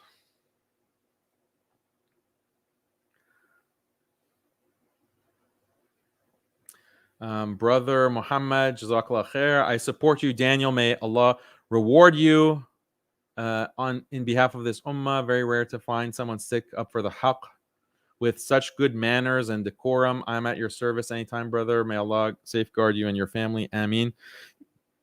Barakallahu feek, brother. That's very kind of you to say. It's very kind of you to say that I have good manners and decorum, because people say that I have bad manners. I don't have adab. Because you are disagreeing with someone and you're pointing out the batil and you're showing their falsehood that they're promoting, that doesn't automatically mean you have bad adab. There are many ways that I could slam Suhaib Webb. I could slam him by, using all kinds of foul language. I could, or curse words. I could, talk to him, like a gangster rapper. There's many ways that I can have bad adab. But these simps and fanboys seem to think that if you criticize, that's automatically bad adab. This is just an ignorance of Islam and ignorance of the Quran, actually, because you see the Anbiya engage in all kinds of argumentation, all kinds of confrontations, where they even resort to mockery. Like when Ibrahim alayhi salam, he destroys the idols except the big one of his people. And when they ask him who destroyed these idols, he says, oh, the big one destroyed them. That's mockery. He's mocking them. It's not a lie, right? That's the point. Like people will say, oh, Ibrahim alayhi salam lied. No, he didn't lie. It's mockery. It's sarcasm. And that's in the Quran, for example. Or, the things that Lut alayhi salam said to his people. Inni li'amalikum min al-qalin. He said, alayhi salam. Lut said to his people, indeed, I am amongst those who hate. I am amongst the haters of your actions regarding, same-sex behavior, homosexuality. I hate it. So is that That inkar, is that something that is bad adab? A'udhu billah. Okay? You can denounce, you can mock. This is directly in the Quran. We don't even have to go into the Sunnah. And I've posted the hadith or the fatwa that says, mockery is allowed for people who are deviants, ahlul bid'ah, fusaq, those who are evildoers openly. Yeah, you can engage in mockery. This is not bad adab. Another super chat from Abdullah. Love you, brother. Full support from Kuwait. Jazakallah khair, brother. I really, really appreciate it. May Allah preserve you, our Kuwaiti brothers. We love you for the sake of Allah. Let's see. Muslim Boogeyman says, Assalamu alaikum. Jazakallah khair for all your work. Question, is it a coincidence that Jafed during the debate and then Sajid and the Medkhalis are all labeling you a liar? Seems like a concerted effort. Yeah, it is very likely. It seems like a concerted effort. Before the Medkhali say, oh, Daniel is a liar. He's saying that I coordinated with Jafed. I never talked to Jafed. No, I said it seems like a coordinated effort. Because you're all using the same talking points at the same time. It seems coordinated. So the Jafed types, the Murtads, the compassionate imams and simp imams, all of them are using the same lines. I mean, but that's the thing. Like, when you have the truth, it becomes very easy to defend yourself. Alhamdulillah. That's a lesson for everyone to learn. It doesn't matter how many enemies that you have, and they surround you, and they attack you, and they coordinate efforts with you. Don't worry about that aspect of it. Worry about being sincere to Allah and being sincere to the truth. And if you have that, then it doesn't matter how many enemies you have. Remember, this is an important lesson for all of us in our lives. Brother Najib, Barakallahu Feek. This is a huge super chat. Alhamdulillah, we have someone like you in the ummah to call out what needs to be called out. May Allah preserve and protect you and your family. Ameen. Ameen, ya brother. Wa iyakum. Allah protect you all. Let's see. So this is talking about someone making a response video, Brother Adib. Yeah, this is a loser, Madkhali. He's just a hater. What's funny is that this guy that you have in your super chat, I don't want to mention his name because I don't want to promote these losers. But this guy was a big critic of Suhaib Webb was a big critic of this Madkhali loser back in the day, and that's what the video I played you in the first part of the live stream was talking about. Oh, he's not man enough to face me. He's not man enough to face me. He just has his comments off on his YouTube page. So I was referring to this bootlicker, and now this bootlicker is attacking the guy who is attacking Suhaib Webb. So things come full circle in interesting ways. Brother or someone named Dean says, Assalamu alaikum. Can you red pill us on topics such as the moon landing? Ooh. More importantly, what do you make of the recent peace treaties between Muslim countries? I don't know about which peace treaties you're referring to, but you want to be red pilled on the moon landing? Okay. Inshallah, one day we'll have a moon landing red pill session. I don't know if you can even have a conversation on the moon landing on YouTube. Is it against the community guidelines? If you contradict the government narrative, I don't want the channel to be banned because we talked about the moon landing. of all the things that gets the channel banned, it's the discussion of the moon landing. So that'd be funny. Let's see. One more super chat.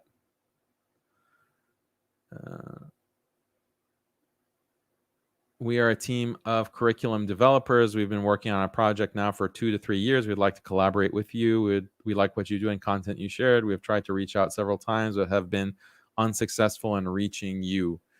Okay. I will try to get back to you, inshallah. But yeah, just if you've tried to contact me, just keep trying, because I get within a week, hundreds of emails and messages. And if I just dedicate myself to answering each one, I would have time for literally nothing else. So I apologize for not getting back to you promptly, but you can just repeat, like, just continue to send me a message and I'll try my best, inshallah. Okay, so let's continue. Oh, did we talk about Noor Tahouri, the Playboy model? Did we go into her situation? Again, Suhaib Webb is praising her, but when you go to her Instagram, what do you see? Like, the first thing that you see is her pronouns. So she makes sure to specify her pronouns at the top. So yeah, you can see the proper hijab of this person. Like, yeah, what Suhaib Webb considered to be proper hijab. A'udhu billah. So don't go to her Instagram for that purpose. Just take my word for it. It's not a safe space. Let's just put it that way. It's not a safe space for actual Muslims. Maybe for people who have a more enlightened, nuanced understanding of hijab, they can go to it. But for actual practicing Muslims, no. But there's an interesting thing. Like, when you see her profile, she posts certain things. Like, so there's stories, and she has like a collection of story highlights. And I want to just show you some of those. Basically, her audience. So she has 500,000 followers on Instagram. This is why it's so important. And Suhaib Webb has the responsibility of denouncing her because she has a lot of Muslim followers. Part of how she got those followers is the promotion of Suhaib Webb and other compassionate imams. So they need to be held accountable for at least a percentage of those followers that she has, and she's feeding them all of this nonsense and trash. So here's one thing. So look at this conversation that she has. This is like really messed up.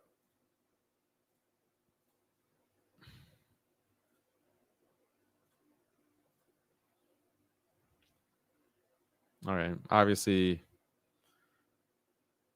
you'll see why.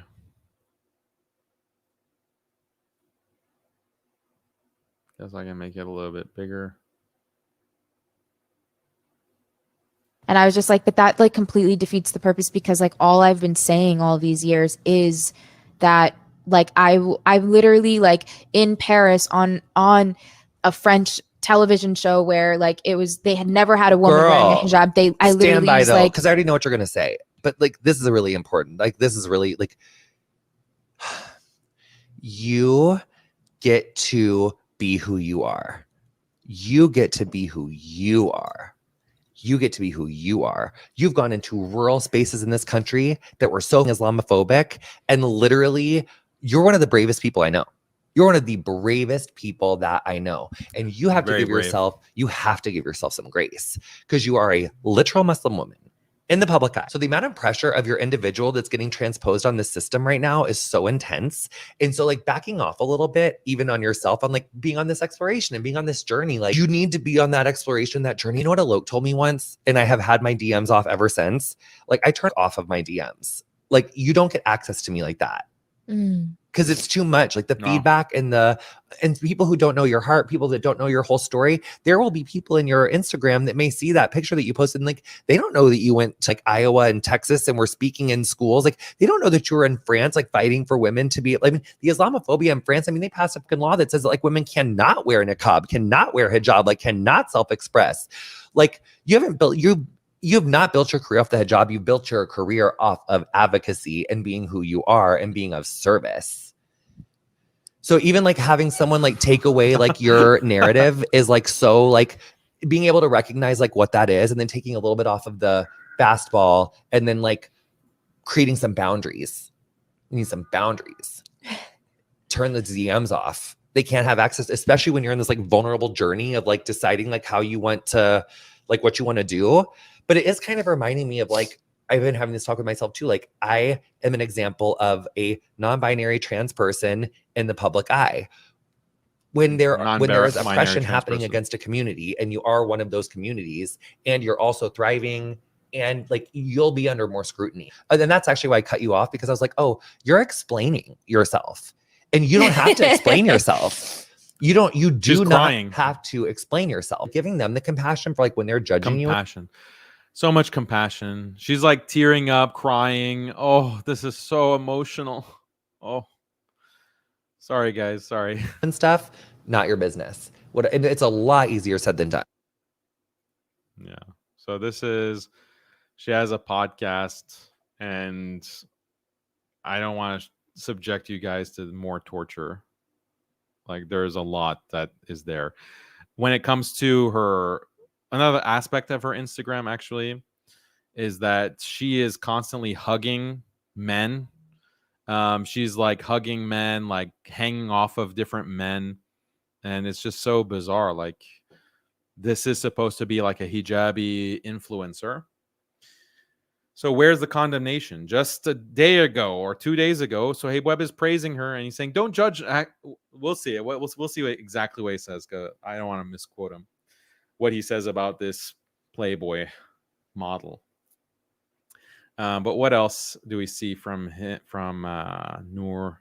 So look at these are her story highlights.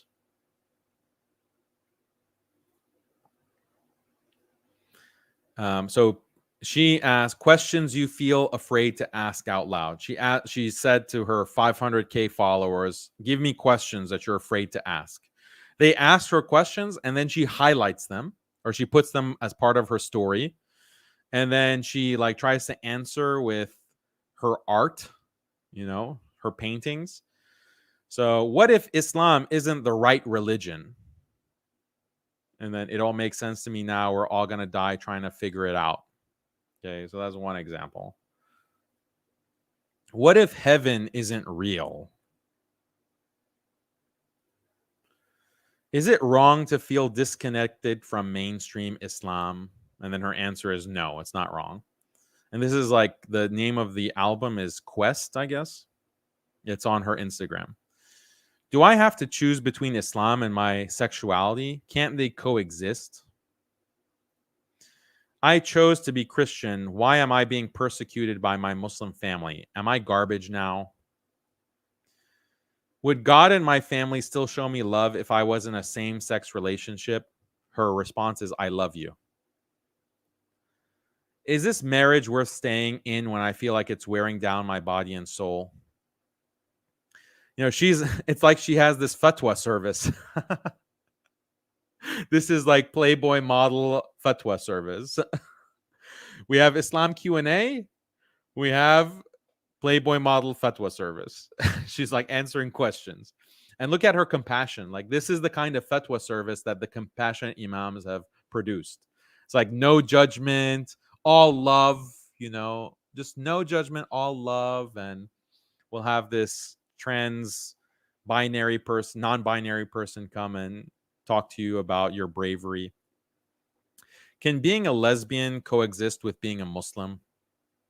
So these are the things that she's highlighting. Let me make that clear. So this was the original question you feel afraid to ask out loud. Am I going to hell for questioning my faith? I feel so much guilt. Everyone is a bad guy, is what she says. Ask the question. I have bad news for you, Noor. Your art sucks. Putting everything else aside, your art is also trash. As an ex-hijabi myself, why does the practice of Islam basically subordinate females? So, attacking Islam, basically. As an ex-hijabi myself. How can my heart's beliefs and my religious values be so different? Can I wonder if my religion is actually the right one? And her answer is, what is wrong? And the wrong is in quotes. These are like deep reflections from the philosophical mind. What if what I feel is right doesn't align with my religious beliefs? What if there is no afterlife? When did religion become a means of oppression and control? Okay. So it just goes on and on. Yeah, this is the, so we saw Lupe, we saw Blair, we saw Noor. These are the people that have been promoted, and you saw Simply Zaman, who is Suhaib Webb's little henchman, go and ask or say, we're praying for Lupe, or whatever he said. So even Simply had no clue about Lupe, like his actual beliefs, even though it's all there on record. But did anyone send the rest of Lupe's tweets that were so egregious, supposedly? Was there anyone who wanted to share that? I didn't see a link.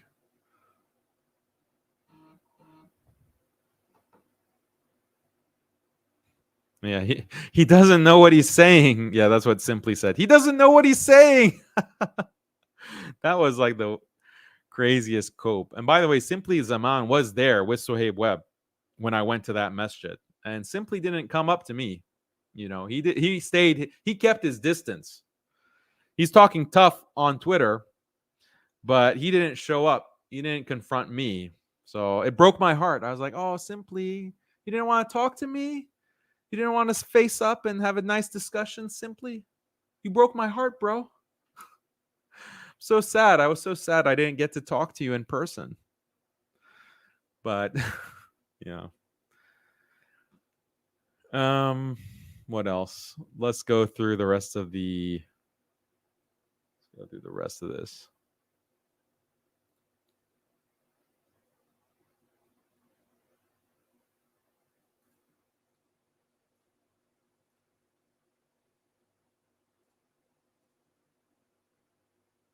I told you this was going to be a long stream. I warned you guys.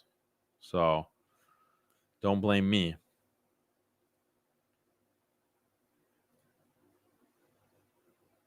Daniel, that's enough. Yeah, it's enough now when you're I'm not done. It's a public place. You deflected, brother. Yeah, I deflected.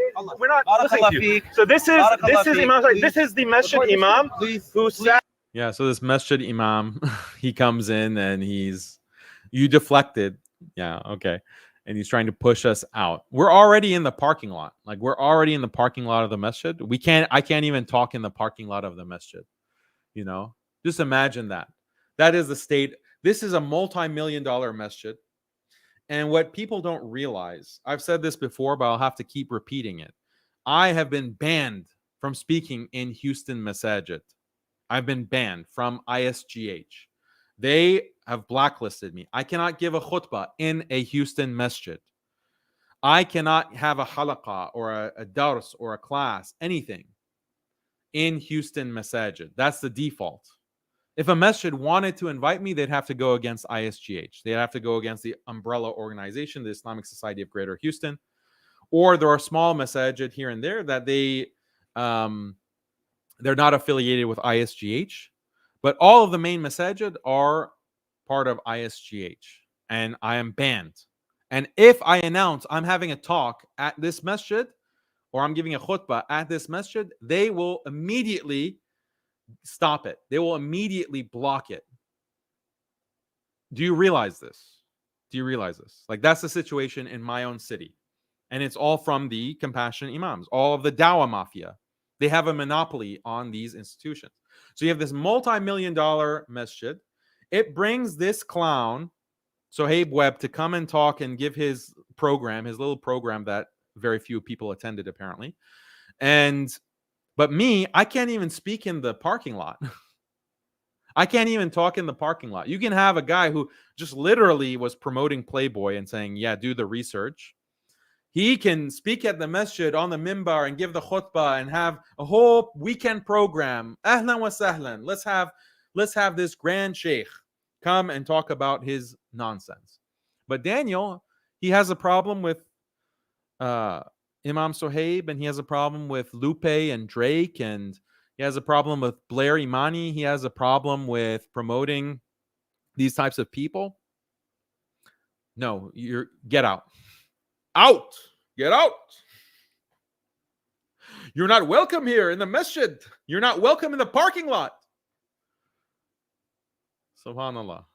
So, and this is like, even when I go outside of Houston, like I go to other cities, if they announce Daniel is coming, like I've been going to New York a couple of times, and inshallah in the future, I go, they announce, like they don't announce me in advance. And I'm also hesitant to announce that, oh, I'm going to be at such and such masjid.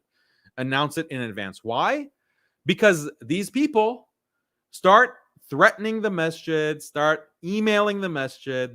Some of these compassionate imams are calling the masjid. They're saying, they're spreading all kinds of lies about me. Oh, Daniel supports these terror groups. Daniel is associated with these terror groups. Daniel is lies. He's a slanderer. Daniel is, just like Suhaib Webb is making the claim that Daniel is a liar. The same thing. Yaqeen people claim the same thing. Yasser Qadi people claim the same thing. They're all connected. That's why it's a mafia. That's Dawa Mafia. It's not like being superlative. Like, this is how they operate. Call the masjid and try to scare the imam into, not only the imam, but the masjid board, to cancel the event. That's how it works. That's how you prevent someone, their critics, from actually having any space. But guess what? I mean, people are waking up. Sorry Yasser. Sorry Omar. Sorry Suhaib. People are waking up. You can't have this monopoly on the masajid for much longer. I'm sorry. I hate to break it to you. You know, even if it's not me, you know, who cares about me? But other people are getting angry. They're getting very angry with what you're doing. They're seeing what's happening. You try to hide it from them. Now the facade is kind of falling, especially like these egregious cases. Like the guy is doing a pagan ritual and you're coming out and defending that, like some of these guys did in the mafia. And said, oh, even the Sahaba committed shirk. So if we have an imam who does a water pagan ritual and, you know, an oil ritual, that's fine. You know, he's a sheikh, wonderful, amazing. Like that kind of defense. That discredits you completely. Or Yasser Qadi defending Suhaib Webb after, you know, he goes viral for defending Playboy magazine. Like, what are you thinking? Like, sorry, like this is... People are waking up. People are waking up. Alhamdulillah. So that's all thanks to Allah. So we praise Allah for that. And we're just waiting, you know, for this reign of darkness from these people to just be over. Like this kind of government liberalization of Islam. We're just waiting for that, for the funding to dry up. Basically, these people to be discredited.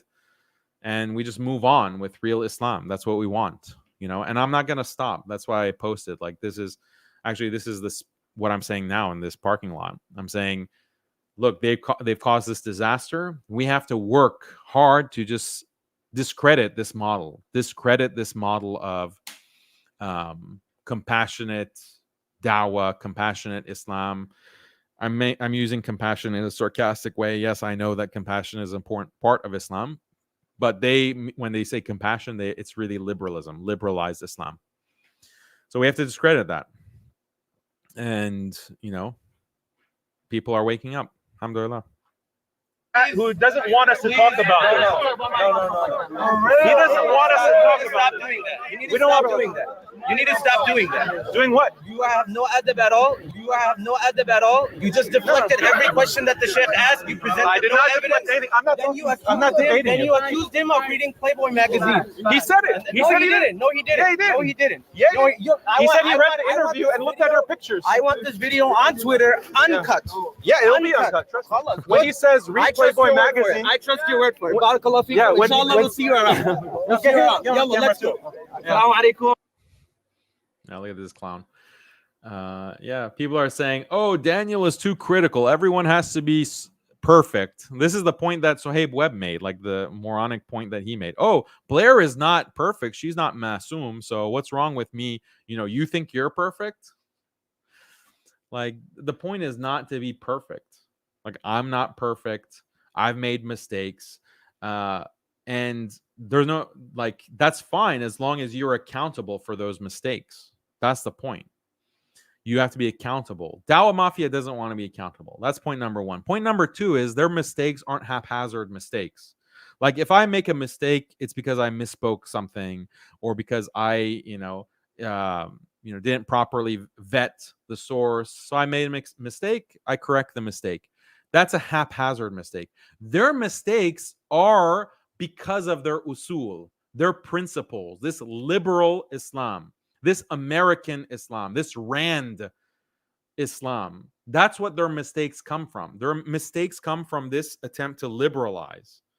Promoting Playboy is not like I slipped and made a mistake. Like, I promoted Playboy, but you're not perfect either, so it's okay. Like, that's not just a small mistake, and it's a mistake that's part of a larger problem, a deeper problem. And this is the point that was made against Omar Suleiman, just as a preview of what we're going to talk about next week, or when I release that video on his quote unquote apology. It's not, the problem is your usul, like your principles, your liberal principles. That is the problem. That's why you can end up doing a pagan ritual. A normal Muslim is not going to fall into doing a pagan ritual. A normal imam, let's say, a normal imam who has studied the deen to any level is not going to fall for doing a pagan ritual.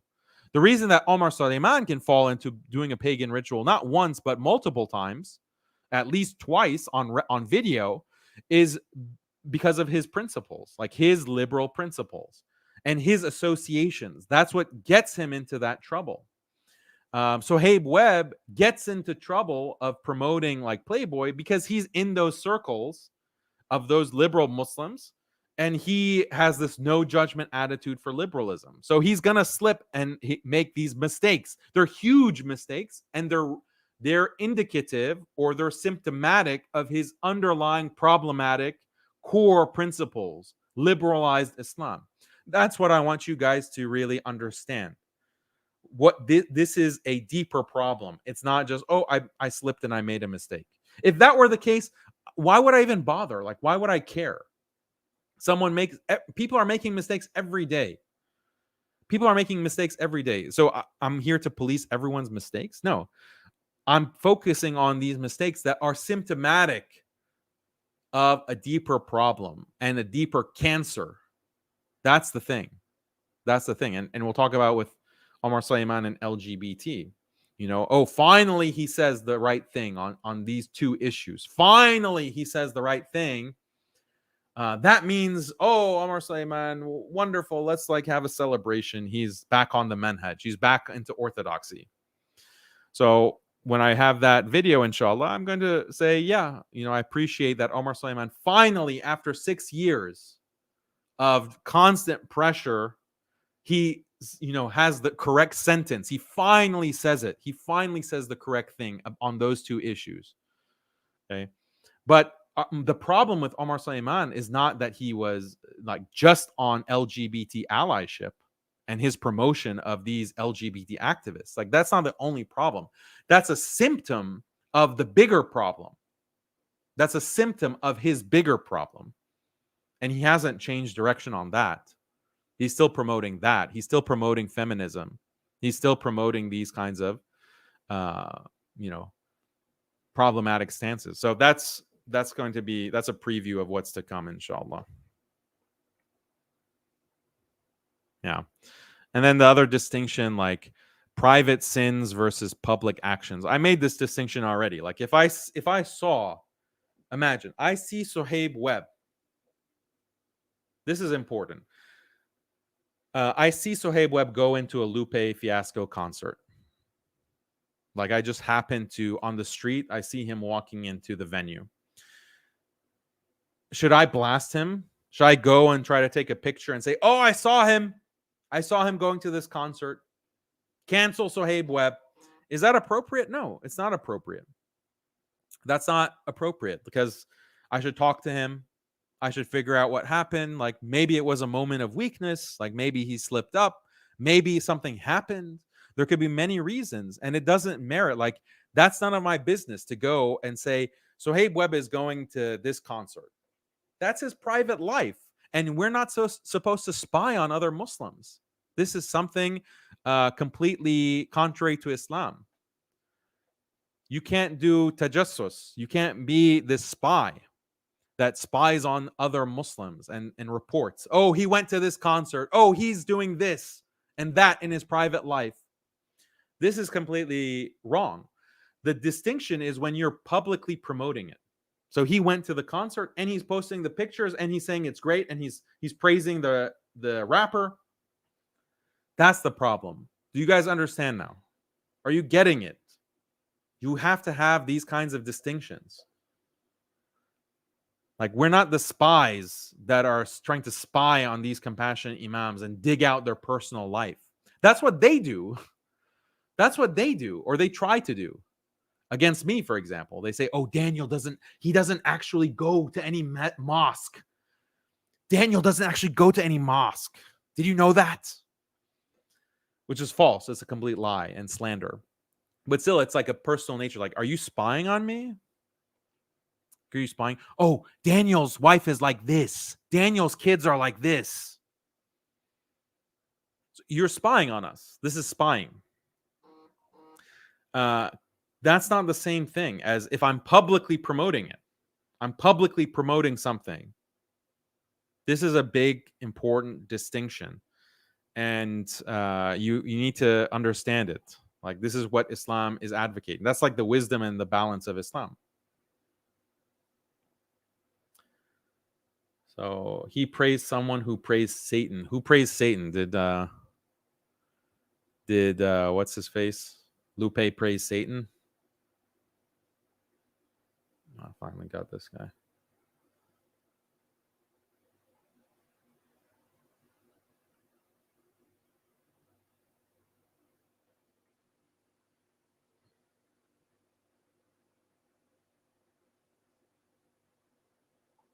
Someone's making a video about me. I don't know what video.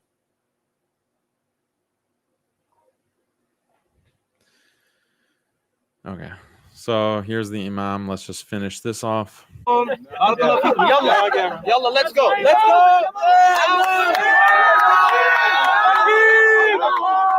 go. We didn't talk about his rabbi. Why is the Imam talking about his rabbi? He's going to a synagogue and saying, oh, my Rabbi Ron is here. Rabbi Ron is going to test me.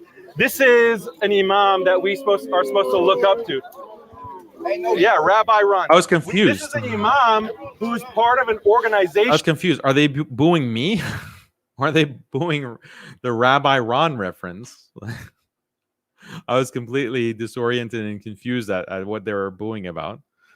I couldn't tell. Like, a bunch of the brothers there are completely supportive. But so these are Suhaib Webb fans. They're like, no, we want him to have a rabbi. We want our Imam to be, mentored by a rabbi. Boo, Daniel. I guess so.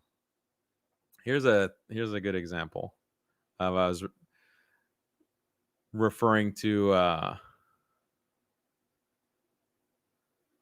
So any masjid that I go and talk to,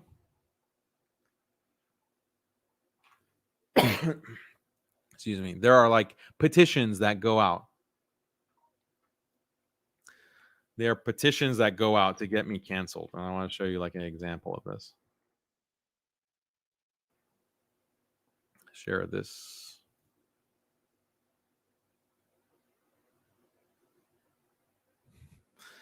Can you see the screen properly? Too small. So this was a petition, Muhammadi Masjid. I believe this is a New York one. Yeah, New York. So this is a petition on change.org. It got 128 signatures. Cancel him. Cancel Daniel's talk. He's an extremist. So I have like criticisms of Anthony Fauci, and I want him to be tried in court for capital crimes and for him to face capital punishment. And they're saying, oh, Daniel is calling for killing public health officials. Like this is the level of their response to Daniel, to me. I promote extremists. So yeah, these are all just slander, pure slander. I was banned on Twitter. I have common ground with Nazis. These are the talking points from Jafed in that debate the other day. But the point is that I debated white nationalists, and I refuted their racism, their white nationalism. That makes me a white nationalist. If you're not like a critical race theory, that means you're a white nationalist. Like that's their standard. Daniel has created divisions within the Muslim community through un-Islamic debate tactics, such as lying, slandering, mockery, and name-calling against fellow Muslims and scholars. Cope and seethe. That's my response to that. Some of the scholars, so this is in direct contradiction to the Quran and Sunnah. Oh, really? Let's put your understanding of the Quran and Sunnah against my understanding and the understanding of my shuyukh and my teachers. Let's see who knows more about the Quran and Sunnah. Some of the scholars he has maligned include Mufti Wasim Khan, Imam Zaid Shakir, and Mufti Abdullah Nana. It's very interesting that these are the three names at the top of the list. Very interesting. Mufti Menk, Hamza Wald Maqbool. You know that clown, right? Sheikh Holes in the Narrative. Azhar Subadar, like this guy who said that Jesus alayhi salam is not a Muslim or a Christian or a Jew. He literally said that Jesus, Isa alayhi salam, is not a Muslim. So we should not mock like someone like this. Sheikha, Dr. Tamara Gray. Like this is the list of shame, really. Rami Nasur, like this clown. Omar Suleiman, Joe Bradford, Ustad Sajid Lipum. Yeah, all of these guys, subhanallah. Like Aisha Prime, this woman who, promotes Nation of Islam, and she like praises the honorable Elijah Muhammad, that kafir Dajjal. She praises him and works like alongside the Nation of Islam. We need an expose on Aisha Prime because the compassionate imams love to invite her to places. Oh, Imam Suhaib is at the bottom of the list. I guess he wasn't prominent enough at that time to be at the top. So yeah, Rania Awad, like Rami Nasur's wife, Rania Awad, who goes to masajid and says like Muslims have double the, can we use this word on YouTube? I don't know. Muslims have double the suicide rate of every other demographic. And then this was completely debunked, and it showed that she actually, like, her paper manipulates data to give this false conclusion. Like, she's completely outed as a fraud, and we can't criticize that, apparently. Hamza Yusuf. Oh, Hamza Yusuf is back on the list, of someone that we should respect when he's not going to the UAE and rubbing elbows with who. So yeah, these are people who are ideologically opposed, like in terms of their beliefs, but they can all come together. They can all come together as this compassionate Imam Dawa Mafia to oppose Daniel. So would any of them say, oh, I don't want to be on this petition against Daniel to get Daniel uninvited from the masjid? Would any of them say that? I wonder. Don't they believe in free speech? So this is what I have to deal with. This is the kind of situation. And then some of these people, like, I get this kind of campaign, like literally a petition to get me canceled from a masjid to speak. And then these same people have the audacity to say, oh, Daniel has no presence in our masajid. Daniel has no presence in our masajid. He's an unknown. He doesn't give khutbah. He doesn't have any durus or halaqat or anything in our masajid. He's an unknown. He's just a keyboard warrior in his mom's basement. SubhanAllah. So they're actively involved with preventing me from the masajid, and then they turn around and use that and say, he has no connection to the masajid. Look at the kind of plot. They're plotting like this. Are you outraged by this? Some of you might have known this already because I've talked about it multiple times. But for those of you who are new to the channel or you haven't heard of, those previous streams that I've done, like this is what I have to deal with. And then people are like, "Why is Daniel so aggressive?" Daniel has no adab. Anyway, all right, let's try to get through. Let's keep it under 4 hours. Can we do that? Maybe.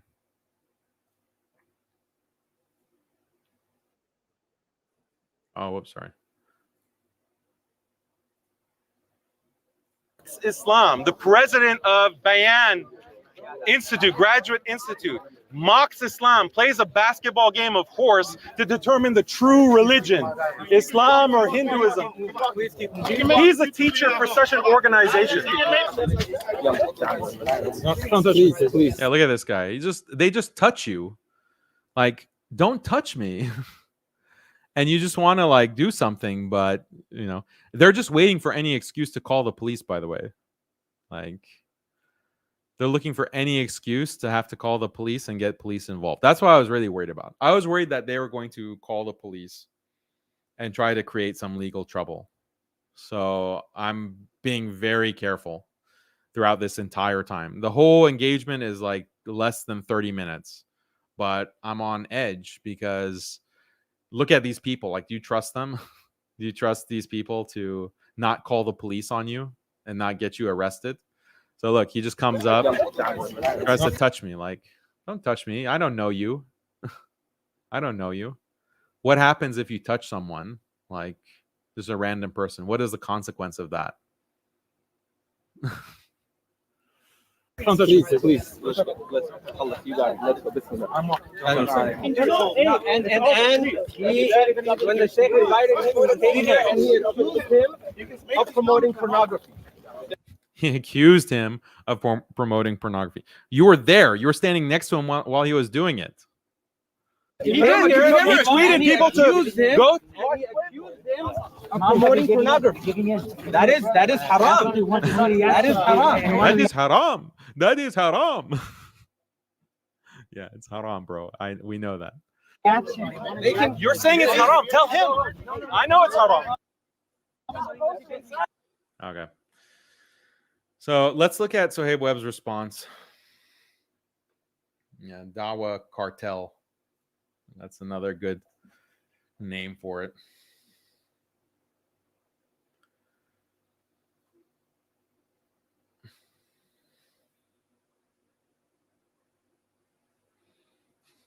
Don't judge people, judging people in real time. Yeah, captured on 4K. Oh, but I better not say captured on 4K or exposed in 4K. That means I only care about image. That means I'm a superficial person because I said 4K. Captured on 4K, exposed in 4K. That means Daniel only cares about cinema and image. He's superficial. This is like the best that they can respond with. I feel sad that they can't think of anything better.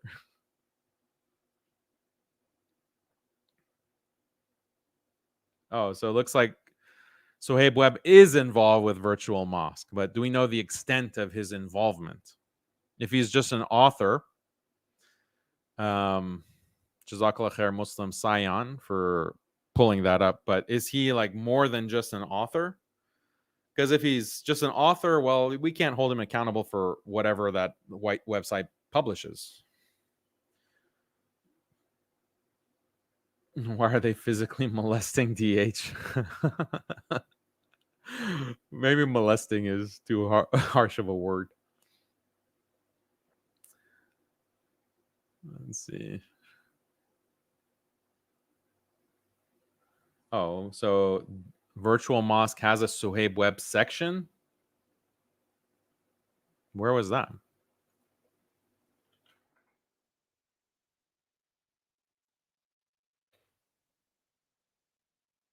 There's a Suhaib Webb section.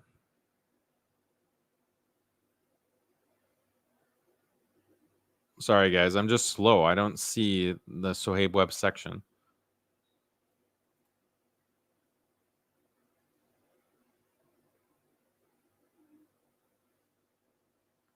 They have a list of authors.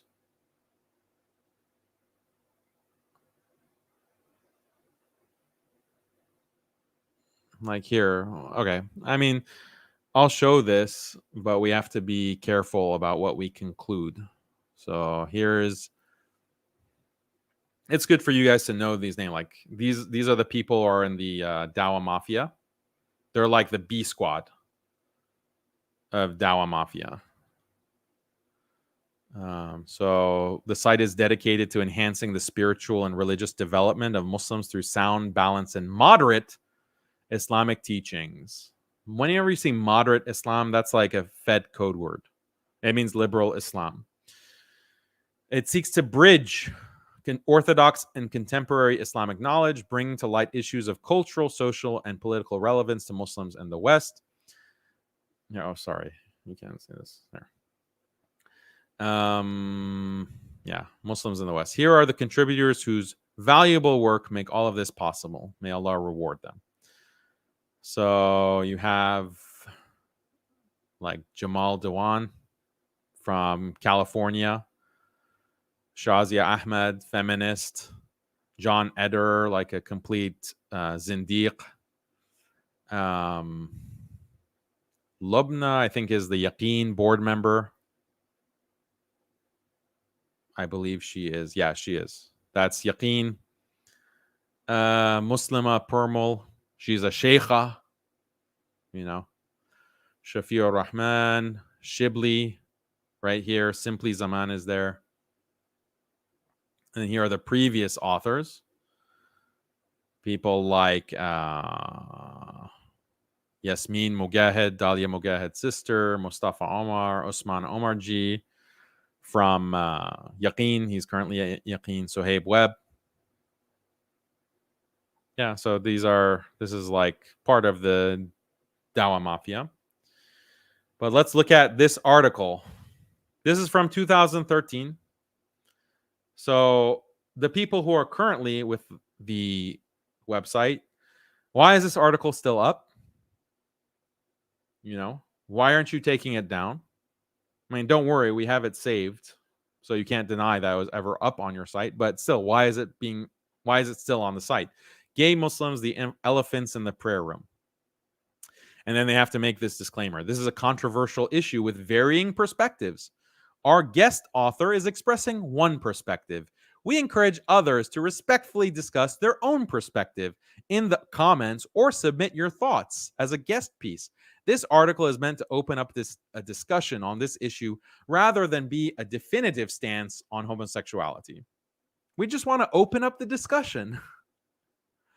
You know, anything that is, they're pushing like some kind of liberalism or deviance, they just say, oh, no, we just want to open up the discussion. That's all. This creates plausible deniability. You know, that you can't say that you're promoting this fisq and this fahisha. Oh, no, we're just having a discussion. Okay, well, let's have a discussion about, you know, compassionate imams. No, you have bad adab. Let's have a discussion about like imams that are promoting pornography. No, we get out of the masjid. We're going to call the police. Get out of the parking lot. Get away. What? I thought you wanted some discussion. You want open discussion, right? About these topics. No. Not in the masjid. We don't want drama in the masjid.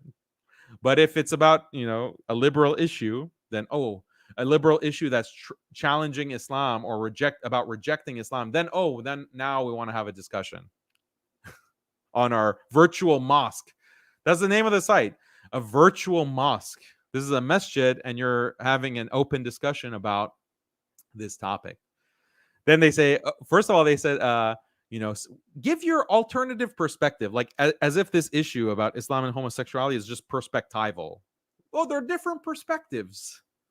We just want to hear all the perspectives. And they say, submit your own perspective. You know, here's one perspective. Submit your own perspective in the comment section. And then here, comments have been closed.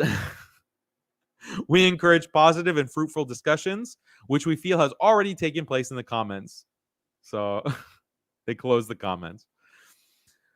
So Muslims, I find, so this is the author, Muslims, I find, tend to be good at avoiding open discussions about deeply personal matters affecting our community. The problem is it's exactly this attitude that leads to the circulation of myths and subsequent worsening of the original matter. Muslim communities tend to treat such deeply personal matters as elephants in the room. One such elephant in the room is, of course, that someone who is gay, lesbian, bisexual, transgender can also be a devout Muslim. Okay, that's the elephant in the room. This is what he's going to debunk. You can be all of these things and still be a devout Muslim. I'm a student at a British university. I have not come out as homosexual, and I happen to be quite active in the Islamic Society on campus. When I'm in the company of other students, I do hear a few gay jokes being made. Although this is a wider societal problem too. In relation to these so-called jokes, do you think I enjoy that these jokes are essentially about someone like me? To those who make these jokes, given that no one has their sexual orientation stamped on their forehead, you've probably already prayed alongside a homosexual without realizing. Let me ask you, was there anything lesser about these people?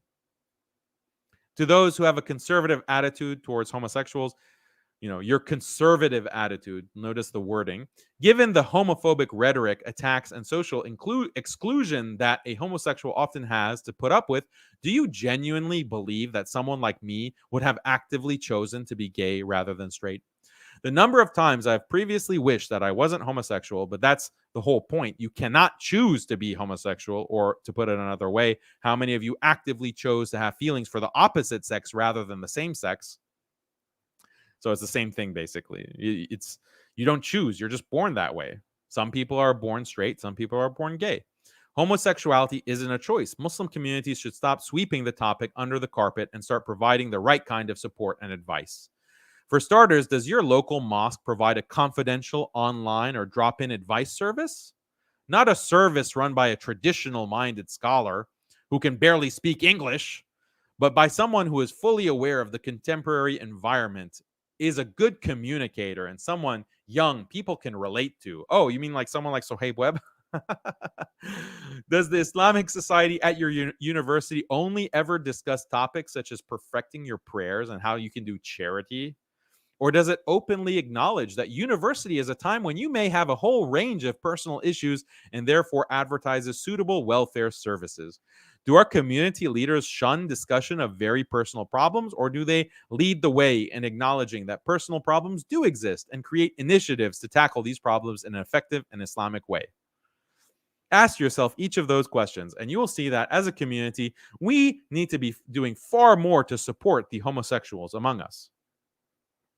Fortunately, I met an extremely knowledgeable Muslim who had given a few talks at my university. I got to know this person, their open-minded nature, and knew I could approach them to discuss my homosexuality. The day we met up, I told them it felt like a huge weight had been lifted off my shoulders. I felt like I no longer had to struggle on my own, but could talk to somebody if I needed to. I then told a couple of my closest friends at university who I also knew I could trust. One of them afterwards gave me a hug, and that meant the world, knowing that this person wasn't going to treat me any differently. I'm now at a stage where being homosexual no longer bothers me as it once did, and I can now focus on the more important things in my life. I have the odd struggle, but I guess sexuality just isn't a straightforward thing, Having been through all the mental anguish, though, I do feel for those who are on their own right now, unable to turn anyone for advice and support. If you're a Muslim struggling with your sexuality, I'm not going to offer you some generic advice, as some scholars might, and then avoid your actual concerns altogether. I really wish I could point you in the right direction, but that's part of the point of this article, that the Muslim community needs to do more to support those of us who are homosexual and Muslim. I will say, though, that you're definitely not alone. There is an Islamic viewpoint that says the having of same-sex feelings is itself no sin. And contrary to how others may make you feel, you're no less of a human being or a good Muslim. I wish you all the best, and I really hope you find the support that you need. So again, let's go to see the authors and the people who run this site on the virtual masjid, the virtual mosque. This is their About Us page.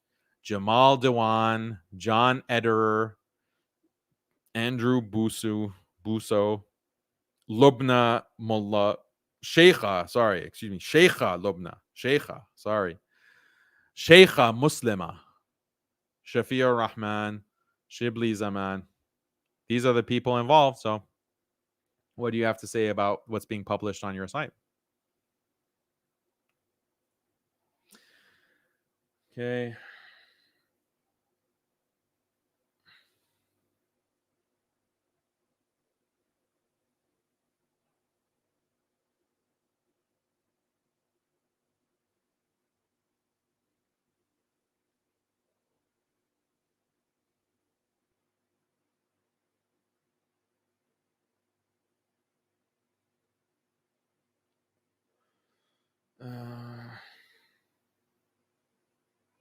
Let me get to some super chats.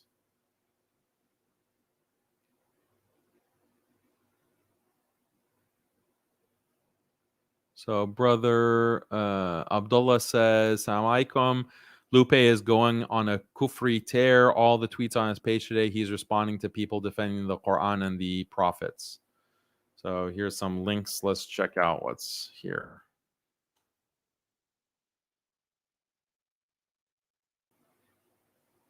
Oh, wow. This is really crazy stuff.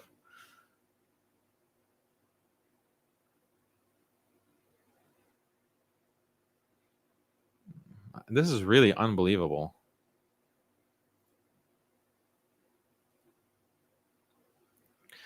So he's quote tweeting, simply saying, I've been saying from the beginning that everyone needs to stop. I can tell that he's trolling. So this is a defense of Lupe. He's just trolling, guys. He doesn't mean it. I only stepped in to correct things he said that could misguide others. This was just like 44 minutes ago. And then he responds, when was this? Like 4:05. This was like 30 minutes ago. I ain't the only Muslim that doesn't believe jinns live in your bathroom, my guy, or questions the validity of claims in the Quran or Sunnah. If prayer works, how come the Quran doesn't give any guidance on medicine or pathogens? Why is everything so veiled and talked over? Why so many references to old theologies that are clearly based on myths and pagan folklore? Why all the oversimplification? Why keep using the Quran to prove the claims in the Quran? I mean, I honestly gave up on humans trying to explain this, and I'll just wait on my 15 with the Lord to sort me out on Judgment Day. Like, that is just insane. And the stooge of Suhaib Webb is out there like trying to smooth things over. Where's the inkar? Like, shout down Lupe and say, you know, okay, you're a kafir.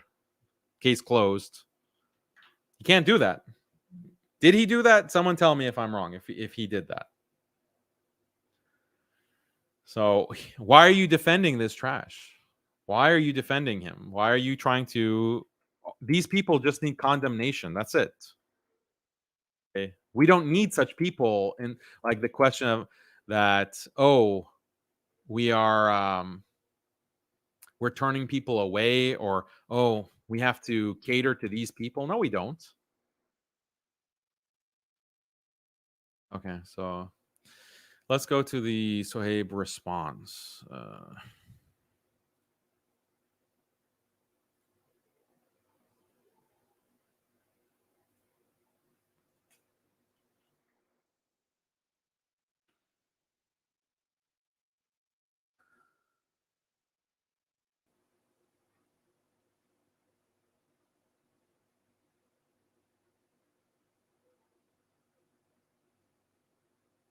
Okay.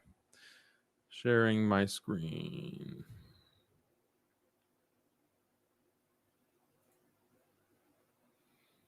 Okay, I just want to point out real quick. This is Suhaib Webb put out a response. He titled it Accountability, Cohesion, and a Concern, a response to this moment.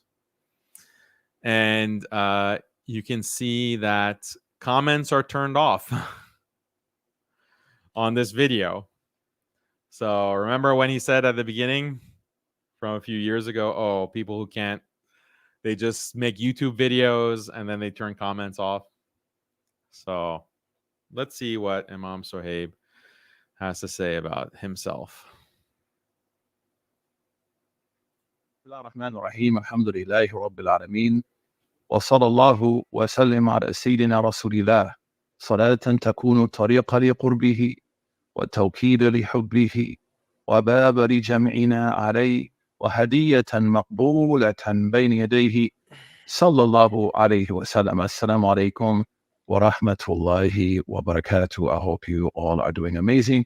For those of you who are first-time visitors, I want to welcome you and ask Allah subhanahu wa ta'ala to increase you in khair in this life and the next. Of course, the context at hand demands that some things be spoken to.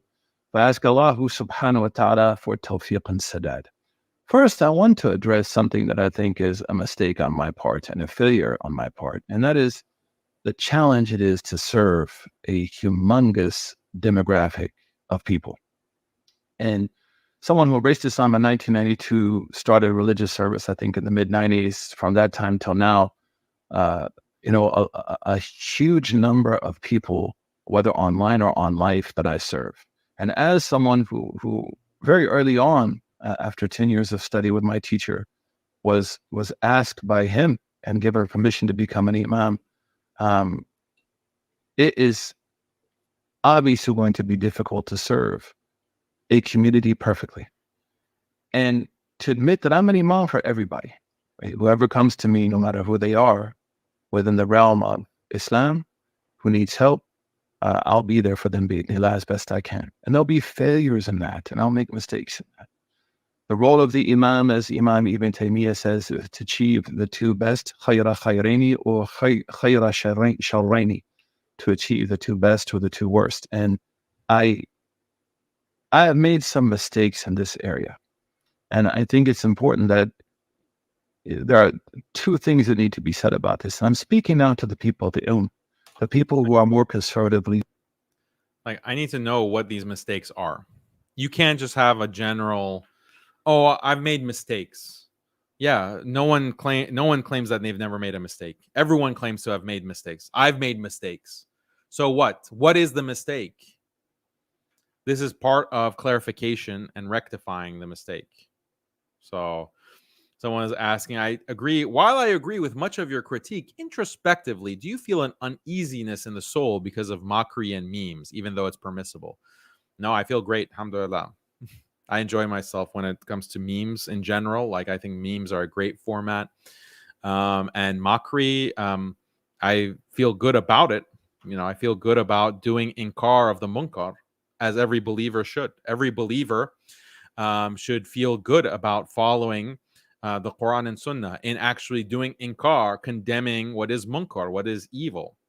And more can be done so you even feel better. This is one of the benefits, actually, of Amr bil Ma'ruf wa Nahi anil Munkar. Like, Allah will give you sakina, Allah will give you peace within yourself. And inshallah, Allah will bless you with istiqamah when you actually do step up, when something is clearly wrong and you know it, and you actually say, this is wrong, this is, and because there's always a risk. You're putting yourself out there, even if you're in the family context, if it's in the context of your WhatsApp group, if it's in the context of social media, your workplace, for you to come and say this is wrong and this is right, there's a risk associated with that. You're going to go against the grain. But if you choose not to do that and you choose to stay silent, okay, you can hate it in your heart. You can hate it in your heart, and that's the weakest level of Iman. But if you're at the weakest level of Iman, that's dangerous territory, because that's very close to having no Iman. So you have to be, sometimes it requires you to speak up. You have to speak up and speak the truth and do inkar of the munkar, and Allah will benefit you in that way. So I don't feel any kind of uneasiness.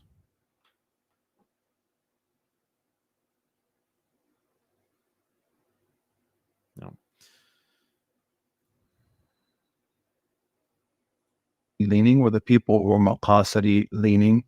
I think that this is an opportunity to acknowledge mistakes on my end so that we can think about working together more in the future. And this is important. Leaning, be said about this. And I'm speaking now to the people, the people who are more conservatively leaning, or the people who are maqasadi leaning.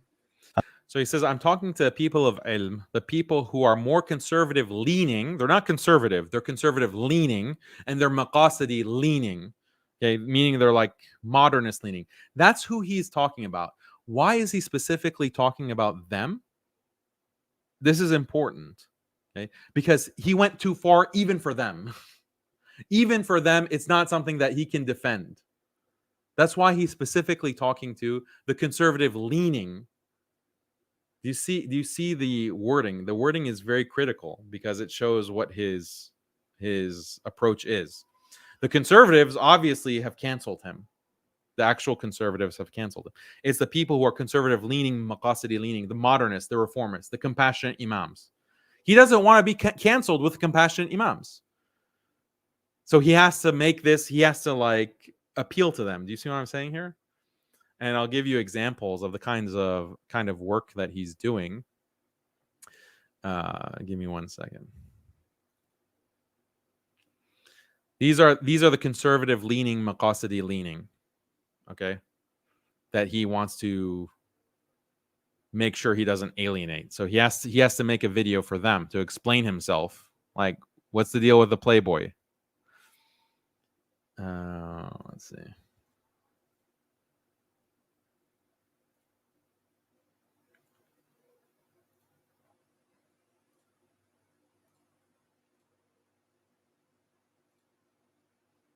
Okay. Miftah, this organization in the US that is having all these events. They bring the compassionate imams and they promote them. Look at this poster from 2019. Suhaib Webb at the top. Zaid Shakir, remember the guy that said we need a third space for the transgender Muslims, amongst many other things, Mercy to Mankind Conference. Imam Suhaib Webb at the center. Miftah 2020. An evening of reflection and action. You see at the bottom here, this is, how do I expand this? Not here. Yasin Qadi, Suhaib Webb, Zaid Shakir, the Dawa Mafia. The greatest day, Yom Arafah, July 7th. This is, which date? Yeah, this is recent. Suhaib Webb, Omar Suleiman, Navaid Aziz, one of the imams who loves working with feds. Yaqeen guys here, These are the conservative leaning, maqasidi leaning. Miftah here lecturing in front of the ladies. I guess the brothers are on the other side. All anchored by the Quran. Recent. There's Suhaib Webb. So this is the information. Who's calling me?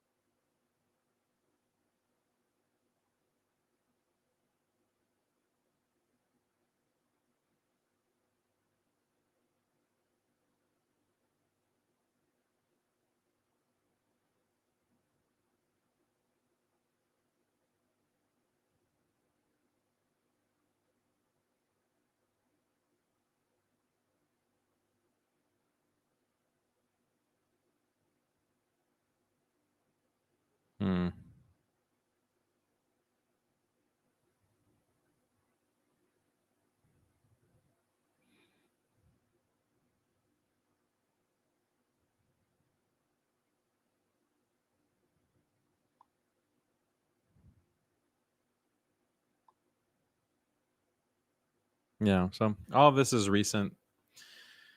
It's let's see. Yeah, so these are the conservative leaning. Where's the tab?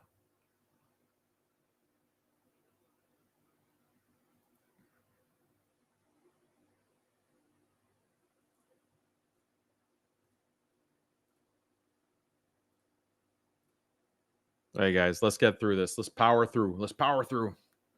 We got to get through this response. I think that this is an opportunity to acknowledge mistakes on my end so that we can think about working together more in the future and contributing to the Dawa. We want to leave the Dawa in a better shape than it was when we found it, bi'nillah. And that is, for example, Is the that the issue case? of Has the Dawa improved since he started doing Dawa? I mean, this guy said or implied that he was doing Dawa when I was still in diapers. That was his implication. But he's not that much older than me. When he came back from Azhar, I was almost finished with my undergrad. So I was doing Dawa in undergrad too. Maybe he's referring to prior to going to Egypt to study, but I was still young. I wasn't in diapers, so he's not that much older than me. But, this is his point. Of the Playboy interview, which happened, I believe, found it, bi'nillah. And that leave the Dawa in a better shape than it was when we found it, bi'nillah. And that is, for example, the issue of the Playboy interview, which happened, I believe, in 2017, 2015. I believe Playboy stopped issuing nudes at that time. See, this is way between 2015 and 2017, they started. Playboy was just a news magazine. Basically, it's like the Wall Street Journal. Playboy became like National Geographic and the Atlantic. Interview, which happened, I believe, in 2017, 2015. I believe Playboy stopped issuing nudes at that time. That the interview took place. That was one of the reasons that I didn't have an issue with it. They were not publishing nude photos. The individual was not on the cover of the magazine. This is a failure by the brother in his research that we'll talk about hopefully a little later. Wait, did I claim that she was on the cover? Like, did I claim that she was on the cover of the magazine? How is that relevant? How is it relevant if she was on the cover or she was like on page 52? Like, what is he thinking? What is this guy thinking? So the Playboy magazine in 2015 became like the Wall Street Journal. It's just pure news. So, and that's turned into, of course, now a lie and gain steam. But on my end, and some brothers that I haven't talked to in a while contacted me and shared with me their concerns just yesterday, from an ilmi perspective.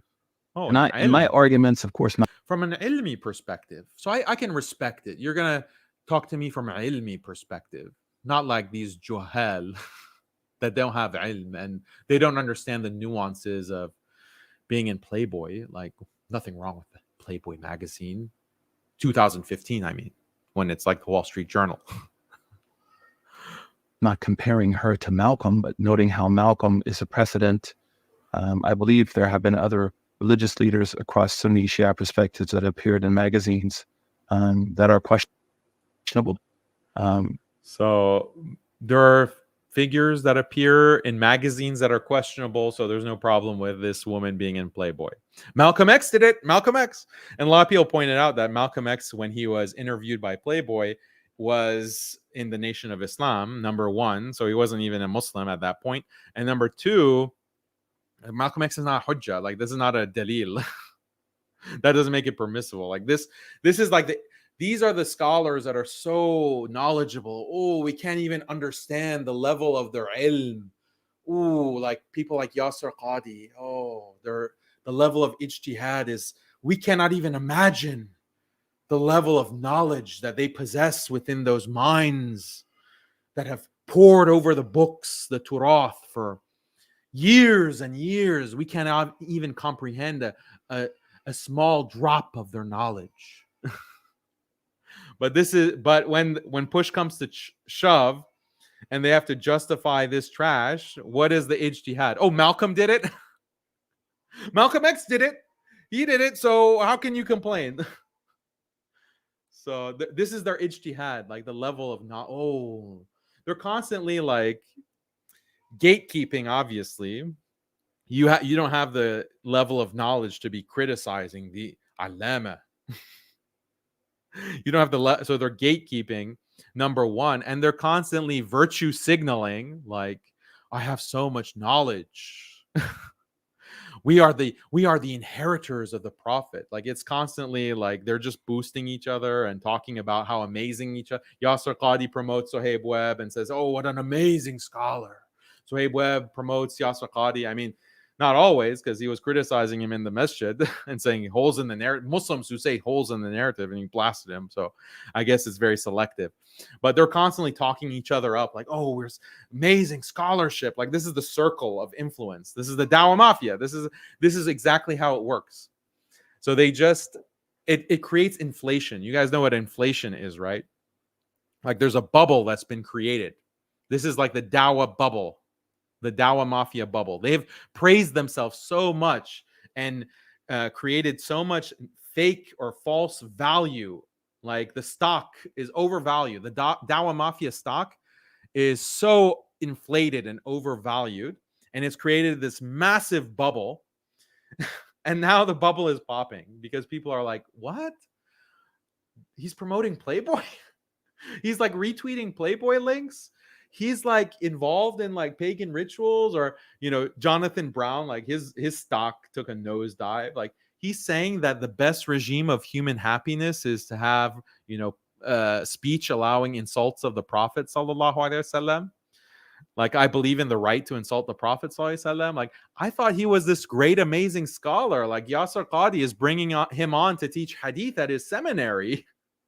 And he's on the Yaqeen board, like the editorial board of Yaqeen Institute, and there's a director. And I thought he was like, he's sitting next to Abdullah bin Bayya, the sheikh, the UAE stooge, and he's sitting next to the great sheikh. Jonathan Brown must be so amazing. So the stock has been inflated through this unethical, it's unethical to like falsely inflate stock, and now it crashes. Like the stock is crashing, it's crashing and burning. The whole bubble has popped. That's why I'm saying that. But the thing is, I should always emphasize, and people remind me to emphasize this, is that it's a Dawa Mafia. It's a small group. So if you remember in the confrontation video, he says Daniel made his fame by attacking the ulama. This is false. I don't attack all ulama. It's a very specific group. It's a very specific group of people who have all kinds of institutional affiliations. Some of them have government ties. Some of them are literally being promoted by Rand. Some of them are, it's a very clearly defined group, and it's a very consistent critique. It's a very consistent critique. If you look at all the criticism that I give when it comes to feminism, LGBT, interfaith, secular tolerance, reformism, Madkhaliism, being a bootlicker, like it's all related. It's all related to changing and distorting Islam. That's what Muslim Skeptic is all about. Like that's what our dawah is all about. And that's what our mission is all about. So that's very it's not just every alim, like ulama are just no. Do you know how many upright pious ulama they are? They have nothing to do with these trashy people. And they condemn them. Actually, like you might not know about it because you're not following them. That's your fault. That's your problem. Like, Daniel criticized Suhaib Webb and Omar Soleiman. That means Daniel hates Islamic leadership and he hates our scholars. Like, no, you just revealed yourself. You exposed yourself that you only know like two people from YouTube. And that's all you understand of scholarship and ulama. And so if those two people are criticized, that means Daniel is criticizing, or Muslim Skeptic is criticizing all scholars or all leadership. Stop with the clowning. Like, be smart. But that's a failure on my part. But it was an attempt to try to serve someone in my community who I know. I did her marriage. I know her family. I know her to be a decent person, alhamdulillah. I know her to be a decent person. I think he was just hedging, because if he said, I know her to be a decent Muslim, or a decent Muslima, or a decent sister, like we would bring up the receipts. Like, what about what she's saying? Like she's questioning Islam. Like she's questioning the akhirah. Like, is there, like she's promoting that to her 500,000 Instagram followers. She's a decent person. Really? Is she a decent person? You guys, have your ears recovered from that video with her sitting next to that guy? Like, this is a decent person. He's still praising her. He's still saying positive things about her. Still. Imagine that. He testicular fortitude is the word that he used. He doesn't have the testicular fortitude to say, actually, I was wrong. She's not a good person. She's not a role model. She's not like someone anyone should follow. If you're following her, leave. You're gonna get, this is a bad influence. Like he won't say that. Why? What's stopping you from saying that? What else? I know her family. I know her family. I know her to be a decent person, alhamdulillah. And it's not her fault, and she shouldn't be blamed. And also I shouldn't be deemed irredeemable in an attempt to serve somebody. And look at this conflation. Like, you're serving you couldn't serve her without like promoting her, without retweeting her Playboy article. Like, you couldn't serve her. How is that serving her? So you're basically throwing the Muslim community under the bus. You're, hundreds of thousands of followers. You're throwing all of them under the bus. You're risking misguidance for all of them and potentially leading them to sin and misguidance for the sake of one person, like one deviant with questionable Islam. Like, that's the excuse? You can serve her, bro. Use your head. You can serve her privately. Retweeting her and promoting her is not necessarily the only way to serve someone. In fact, you're harming her because you're making her into an authority, and she will start to think, oh, I'm actually, a role model. I'm actually a Muslim leader. Look, this sheikh is promoting me. This sheikh is retweeting me. So that means I am actually, an influencer. You're harming her. You're actually harming her akhirah. Whereas maybe inkar is what is needed in this situation. Maybe, have you ever thought of that? Like, maybe some harsh words, maybe some condemnation. I'm serving you right now, Suhaib. I'm serving you, compassionate imams, right now. I'm doing my duty by showing the misguidance of your ways. You're welcome. All praise is due to Allah. Thank Allah that there are people who are going to call you out publicly. Why don't you do that? You serve Noor Tahoor. You serve Lupe Fiasco by condemning them publicly. How about that? Your concept of service is completely bogus. Like, it's just hard to understand. And you just saw, the Instagram of this person. So you tell me if she's a decent person. Forget about Muslim. He doesn't even attribute Islam to her. Like, tell me if she's even a decent person. to serve someone in a way that is not as it is portrayed, was not by any means encouraging people to look at pornography, because there was no pornography in that magazine at that time. Yeah, sure. As well as just have that assumption about a religious teacher. I find it really just out of pocket. But my mistake was to communicate correctly. And I own that mistake. And I own the mistake of that decision. I am owning the mistake of that decision to support that, because in hindsight, it was wrong. I have no problem saying that. Alhamdulillah Rabbil Alameen. I do have a... Wait, so it was wrong to support that? Meaning it was wrong to send the link? Does anyone understand what he means by this?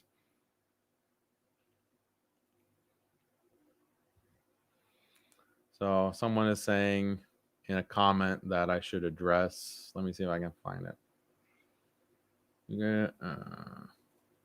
In Islam, it's so important to trust people, give them the benefit of the doubt, and not being a skeptic. And here we got the Muslim skeptic. Sad man.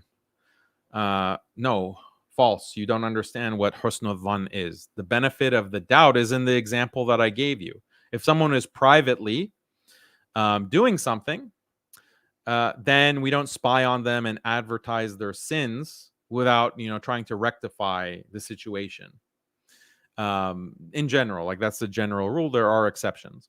But if someone is publicly promoting something, then actually, guess what? I have husnul dhann of Suhaib Webb and all these compassionate imams. I have husnul dhann. You know what my husnul dhann is? My husn al-dhan is that they can change. That's my husn al-dhan. They can change and they can actually rectify the mistakes. They can rectify the problems, and they can become, amazing scholars and du'at and awliya. That's within the realm of possibility. That's my husn al-dhan. But I can have that husn al-dhan while also doing what is required, which is inkar of the munkar, which is doing amr bil ma'ruf wa nahi anil munkar, enjoining the good and forbidding the evil, in line with the Quran and Sunnah. This is very clear. And there are shurut, or conditions and best practices, you could say, of doing inkar and doing amr bil ma'ruf wa nahi anil munkar. Number one, like, you have to have knowledge of the thing that you are doing inkar of. That doesn't mean you have to be a scholar, but we all know in Islam pornography is haram. We all know that hijab is required. We all know about modesty. We all know about these things, like LGBT is haram. We know these things. So since we know them, we can actually do inkar of the munkar regarding those issues. You don't have to be a scholar, but you have the knowledge of it. So that's one kind of condition. A second kind of condition is that you have to weigh the pros and the cons. In certain situations, sometimes doing inkar might actually cause more harm than benefit. So you have to weigh the pros and the cons. That's if you suspect that, like imagine your dad is involved with selling alcohol. Imagine. And it's actually going to make the situation worse because of your dad's personality to say, hey, dad, this is haram. Then don't do that. Find a different way. Find a different way to approach your dad and say that, well, dad, I really love you. I think you're amazing. Is this really necessary? Or why don't we try selling something else other than alcohol? Or like a different way, because if you just give it straight to your dad, he's going to blow up and he's going to become more obstinate, because it's hard for a dad to hear from his son or his daughter. So you have to be wise enough, have the hikmah to know in that situation. Same when it comes into public discourse, like public dialogue. Like there's some munkar that it's better not to maybe address it publicly on social media. It's possible, but you have to do that calculation and make a decision. When it comes to the compassionate imams, their evil has spread so much and has caused so much corruption that it needs to be publicly denounced. So even on that basis, if you wanted to weigh the mafasid and the masalih, you do that calculation, the benefits and the harms, and you see that, the benefits outweigh the harms. And we need to have the public denunciation, as we've been doing. And alhamdulillah, it has positive effects. It has had positive effects, and the proof of it we'll talk about in the video, inshallah, on Omar Suleiman. That's coming next week, hopefully. Problem with people attacking her, saying things about her that are unacceptable. She is our sister. Alhamdulillah, she's married. And we should. Okay, so he said that she's our sister. So might want to recheck that. Might want to do the research, Suhaib. Do the research, unless you don't believe that having iman has conditions. So I think show greater respect and restraint. But that's an example. At that time, nobody communicated with me. Nobody contacted me. Nobody reached out to me. The individual himself. Nobody reached out to you. There was a huge firestorm. There was a huge controversy about you retweeting this. You were being condemned left and right by many, many people, including du'at. Even the liberals, even feminists, were condemning Suhaib Webb for retweeting this Playboy article at the time. Suhaib just thinks we just forgot about that. Oh, no one's had any problem at the time. Are you crazy? Even this feminists were saying, oh, you're promoting this magazine that exploits women. That was their critique. This magazine treats women like objects, and that's exploitation. Don't you care about women's feelings? They were condemning it. The feminists were condemning Suhaib Webb for retweeting this. Plenty of people at that time were condemning him. He's saying, oh, no one ever had a problem. It was only until this troublemaker came and, unearthed this buried story. Like, look at this is called gaslighting. I think that's what they're calling it these days. Lying is called gaslighting. Misrepresenting is called gaslighting. I think show greater respect and restraint. But that's an example.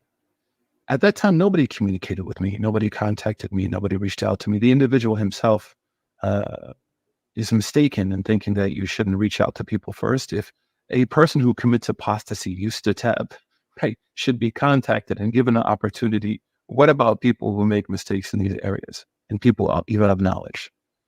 The second How does this make any sense? Like someone who commits apostasy, yeah, there is a certain procedure, due process that has to be followed to verify has this person actually left Islam. But if that apostate starts going out in public and starts like blasting Islam and condemning the Quran and Sunnah, then, like, for example, what Lupe is doing now. So simply, Zaman, your student, he shouldn't be saying anything publicly against Lupe, right? Has he contacted him privately to confirm? Did simply Zaman contact Lupe and confirm that that's what he actually believes privately? Private. So I guess your student is contradicting your own words right now on Twitter.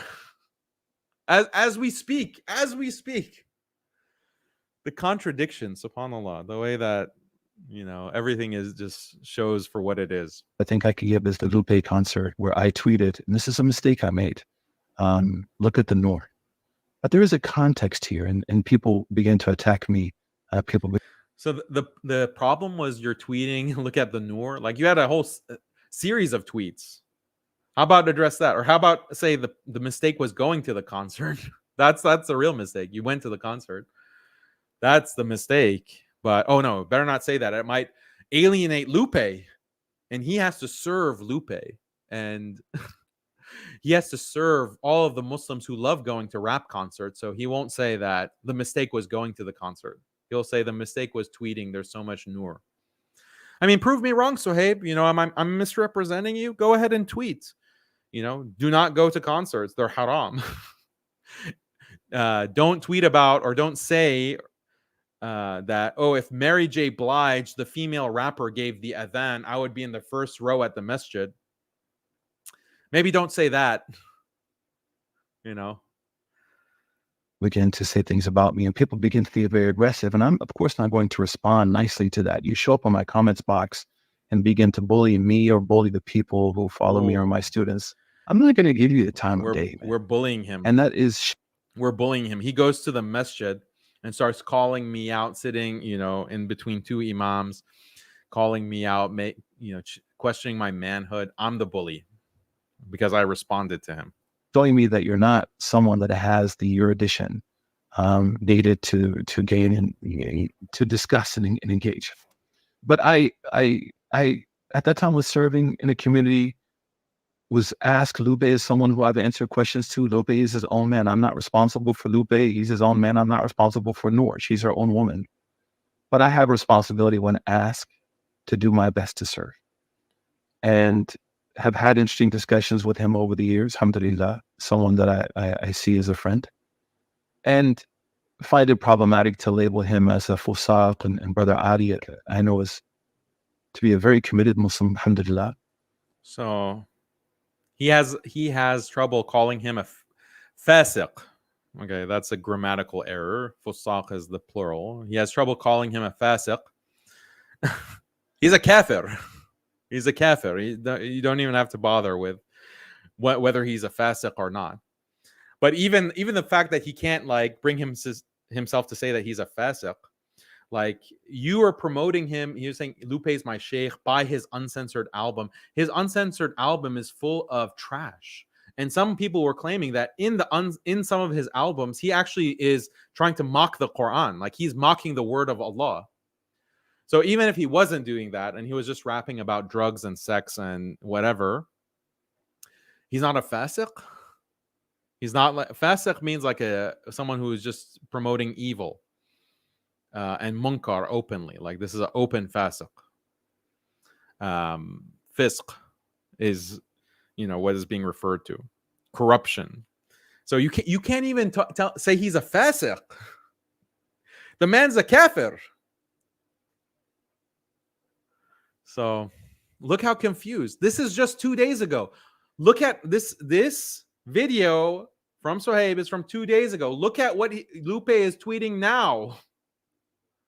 Look at what he's tweeting now. So is this Suhaib Webb going to clarify and come out and say, actually, I changed my mind. Not only am I going to call him a fasiq, I'm going to call him a kafir. That's his responsibility. See, he can't stop promoting these people, and he's like hiding it behind this excuse. Oh, I'm serving them. Oh, yeah.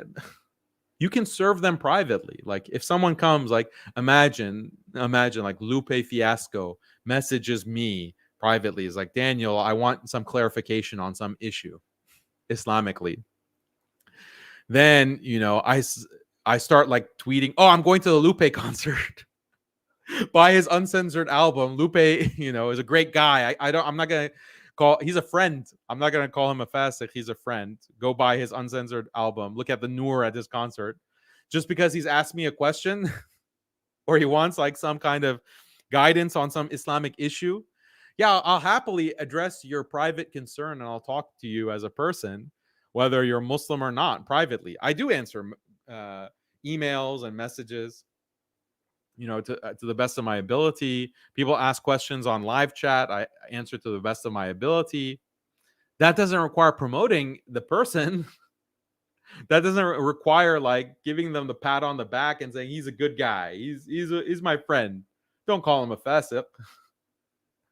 So look at the confusion of these issues. SubhanAllah.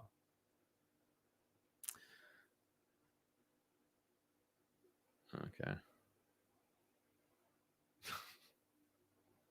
It's going to bring out the album featuring Snoop Dogg next. Well, maybe serve Snoop Dogg. Snoop Dogg needs to be served too. You said you're an imam for everyone, so are you an imam for Snoop Dogg? Promote his album if you're truly an imam for everyone.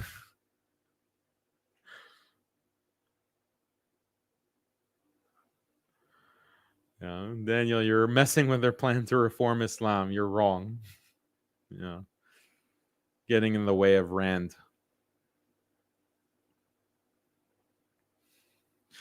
Look at this guy, Mahmoud Hamra. He has his picture there too. Dude, please get a life and stop beefing with everyone. You're beefing with people, Daniel. Stop it. Your personal beef. Yeah. Why takfir by yourself, Daniel? Yeah. Someone can insult the Quran and say he doesn't believe in everything in the Quran and Sunnah, and we can't say that he's a kafir. Like, sorry, yes, we can. Can't say that. And people are asking for clarification. He kept doubling down. Kept doubling down on his kufr.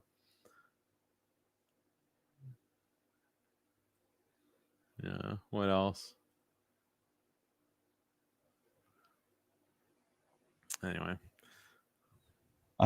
But went to the concert, and at that concert, the very beginning, Lupe said that there's an imam here, and this imam, I want to encourage you all to go to his mosque. And this is at the time that I took the picture and said the Noor. Look at the Noor.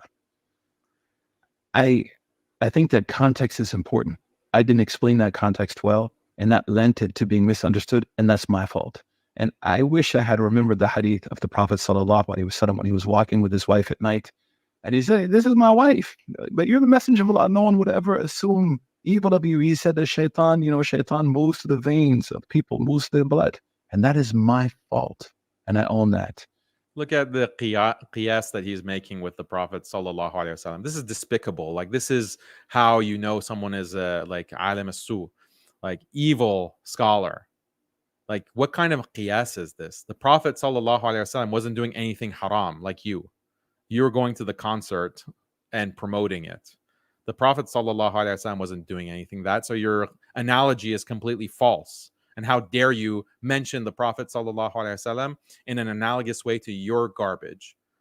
So you're disgusting. You are a disgusting person. How dare you bring the name of the Prophet sallallahu alaihi wasallam to justify like what the Prophet sallallahu alaihi wasallam did was not a mistake for the benefit of people. He's saying that, you know, just to clarify, this is my wife, you know, so that shaitan doesn't play with people. Okay, but you're not doing something that is halal. You're not doing something you're doing something clearly haram, egregious. You're going to the event. That's haram number one. Haram number two, you are promoting it. Okay, and it doesn't matter if he said in the concert, "Oh, go to the mosque of Suhaib Webb." You know, I would like to see what was the actual statement. Actually, that'd be interesting. Did he mean it as a joke, or was he really telling? No, please, guys. After you listen to my concert where I'm, you know, dropping the F-bomb and I'm, you know, with dancers and we're rocking to the music. Some of you might be on drugs. Go to the mosque. You know, is that the kind of statement that he was making? So haram number two is you're promoting it. This is not analogous to the Prophet sallallahu alaihi wasallam. You disgusting khabith. And that is something that I have a responsibility as best I can, although trying to serve large numbers of people and moving really rather quickly, not having a massive team to help me and to support me. I have a team of maybe 2 people right now to do the work that I do. A mistake was made, and I should have communicated the context of that. Again, there was no communication from even. The problem is not your communication. Okay, the problem is not your communications. He doesn't get it. People who read into it what wasn't there. I will not apologize, though, for being in a place where I believe we have a responsibility, me as someone who was guided to Islam and understands how beautiful Islam is, to spread Islam. Hassan al-Banna went into shisha houses and spread Islam. The Prophet made a tawaf around the Kaaba that was surrounded by idols, and his companions were there, and there was nudity happening. But I believe we have to spread the haqq. And I've given shahadas to people in trap houses, 4 brothers, 4 bloods, one night. I've pulled a Muslim out of a pub. I'll go to AA meetings with Muslims. I believe that I have a responsibility to help, not because I'm great, but to help people see the beauty of Islam, not through me, but through that experience of learning and growing and sharing together and being there for people. I'm not going to apologize for that. And if people have some issues with that, that's something we can discuss. But look at that. So he's not going to apologize for going to the concert. He's not going to apologize for, you know, tweeting all of that nonsense. He's not going to apologize for saying Lupe is my sheikh. He's not going to apologize for telling people to buy the uncensored album. He's not going to apologize for any of that. They don't understand. I'm just trying to serve people. I'm trying to be there. I'm an imam of the people. I want to serve everyone. And that's what the Prophet sallallahu alaihi wasallam did, because he made tawaf, and there's idols in the Kaaba when he's making tawaf. So this is somehow equivalent to going to a Lupe concert. Like, this is the most disgusting type of qiyas. Like, that's not applicable. Like, the haram is the haram. It is the holiest place, whether there are idols there or not. You know, that's not equivalent to going to some random concert. And even if you want to go to do dawah, like in a strip club or the bar, or the shisha house, you have to like praise it. You have to like promote it in this way that you did and you do, and you're not apologizing for on your Twitter, so that you give the impression like the real thing that you're promoting is people, youth, and maybe even some parents and adults are saying, oh, I guess the sheikh from Azhar sees this as permissible to go to these places. Therefore, we can go as well. There's nothing wrong with us going, or our children going, or having the concerts. Look at these conferences. A lot of these Islamic conferences, quote unquote, are becoming like these music concerts with literal music and performances on stage, and the women in the audience, these hijabis, quote unquote, you know, shouting and like dancing and screaming. Why do you think that has happened? Do you think that his quote unquote dawah has a part to play in that devolution, degradation of the community and our spaces? I hate using the word spaces, sorry. That's their term. Our you know, our conferences, our conventions, our masajid, like all of these things are related. So he's not going to apologize. Where's the tweet? Come on, this is a challenge. This is a challenge. And this is the thing that I wanted to tell him actually in the debate. I didn't get a chance because he ran away. Or let's not say debate, let's say confrontation. In the confrontation, I want to say, okay, are you fine with your children or your daughter? I don't know if he has a daughter. I know he has children. He mentions in this. Going to these concerts to do dawah. She's going to do dawah. You're comfortable with that? You want her to do that? Or him? Do you want your son to go read Playboy? In 2015, of course, when they were like the Wall Street Journal. You want him to go read Playboy? And to go like have this kind of relationship with a Playboy model or whatever she is, whatever she wants to call herself. So would you be okay with that? Would you accept that? I want to really squeeze him on this, but he ran away. So this is nonsense. Like he is using Islamic terminology, and if you don't think about it, like a lot of his simp fans don't think about it, you'll say, oh, see, oh, the scholar, mashallah, is citing hadith. Oh, amazing point. The Prophet sallallahu alaihi wasallam is doing tawaf, and there's idols, and there are people who are not dressed. You know, they're doing tawaf naked. Then that means we can go to the strip club. Oh, okay. As long as we're doing dawah. What an amazing qiyas. What an amazing, the depth of knowledge from this scholar. This is why we follow Suhaib Webb and not the, the Imam with an accent. The Imam with an accent who can't speak English fluently. He's from overseas. He doesn't know about Lupe and he doesn't know about concerts. So we need to follow relevant Imams like Suhaib. In-source, don't outsource Islamic knowledge, as Yasser Qadi famously put it. Only follow the local, homegrown Imams, not, this foreign Imam. He has an accent. He might be from Bangladesh. He might be from Egypt. He speaks with an accent. The Pakistani Imam, like, we don't have time for this. We're American. We need an American Imam. Yeah, homegrown, no accent, really understands the relevant context that we're in, the culture, and who can tell me about Lupe. And if I'm gay, he won't just judge me.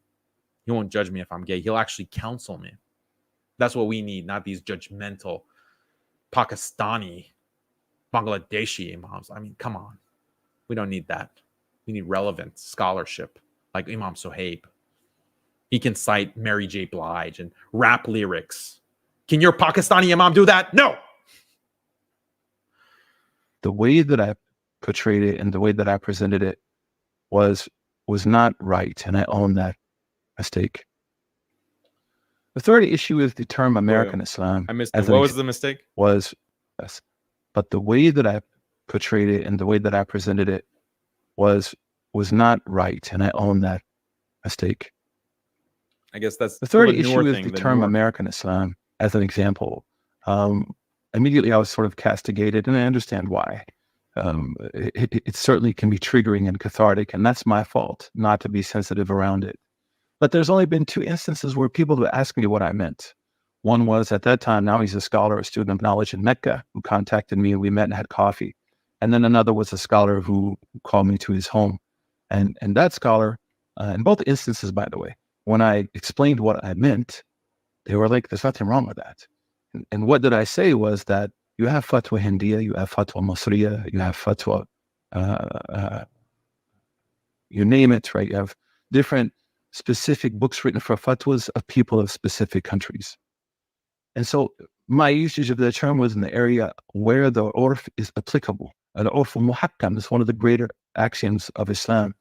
And we find this in our text, if you study usul al-fiqh, I think in the waraqat, it's the basic text, right? When he talks about al-am, mahad al-alif and lam, when alif and lam is given to ism al-jins, it means am. But then why do scholars always use the example of talaq, the word at-talaq, to show that this is am, but as Izzi Abdul Abdus Salam and Imam al-Hattab al-Maliki mentioned, that the am, it can be yukhassas bil-urf, that the word talaq should not be understood to be universal or general here, but it has to be restricted to what someone implies by when they say it in that context, in this context. Not in all situations, in the context I'm talking. The point is we have this history of cultural negotiation when acceptable, that the a'raf, the urf, can come into play. The first PhD done in Azhar in 1992 by Ibn Abi Sunnah, I believe is his name, Abu Sunnah al-Hanafi, was on al-urf wal-'ada, was on custom and how it impacts Islamic law. So my usage of American Islam was one in the context of ijtihad, where accessible and permissible, not fundamentals. And only 2 people in all these years have ever asked me what I meant by that. And I sit now on a North American Fiqh Council. I sit on Ittihad al-Ulama al-Alami. I sit on councils of scholars, hundreds of scholars. They've never declared me as a deviant or thrown me under the bus or done these things. I've been Yeah, this is nonsense. Like, American Islam is a Rand project. Like, American Islam is all about liberalizing the Muslim community. Like, fatwa Hindiya, that doesn't mean like the fatwa that's given is only applicable to Hind and nowhere else. Like, it depends. It depends. Some of the fatwa, yeah, there's very context specific to that region. But the idea that there is the Indian Islam, like, that's the question. That's the analogy. So give a proper qiyas, Suhaib. Like, you have a problem with qiyas. There is no Indian Islam that is promoted in the past. Egyptian Islam that's promoted in the past. You know, Islam for the Arabian Peninsula only, or the Gulf only. Turkish Islam, Persian Islam. That's not the way that Islam is understood historically. So American Islam, this kind of Frankenstein monster invention that they have tried to create with the help of Suhaib Webb, whether he realized it or not, and all the compassionate imams and the Dawa Mafia in general, this is something new, and it's a way to liberalize Muslims. It's I'll tell you why. Because when you say American Islam, you are basically the assumption that's made, or what's built into the concept, is the nation state model. It's American Islam, and there's Egyptian Islam and Turkish Islam and Bosnian Islam and UK Islam and French Islam, German Islam.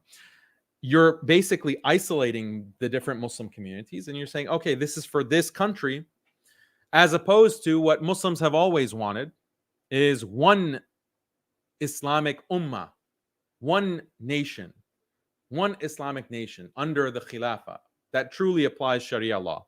We're supposed to just accept this colonial, post-colonial reality that has been imposed on us for the past 70 years, that we're all separate nations, and you all have your own religions.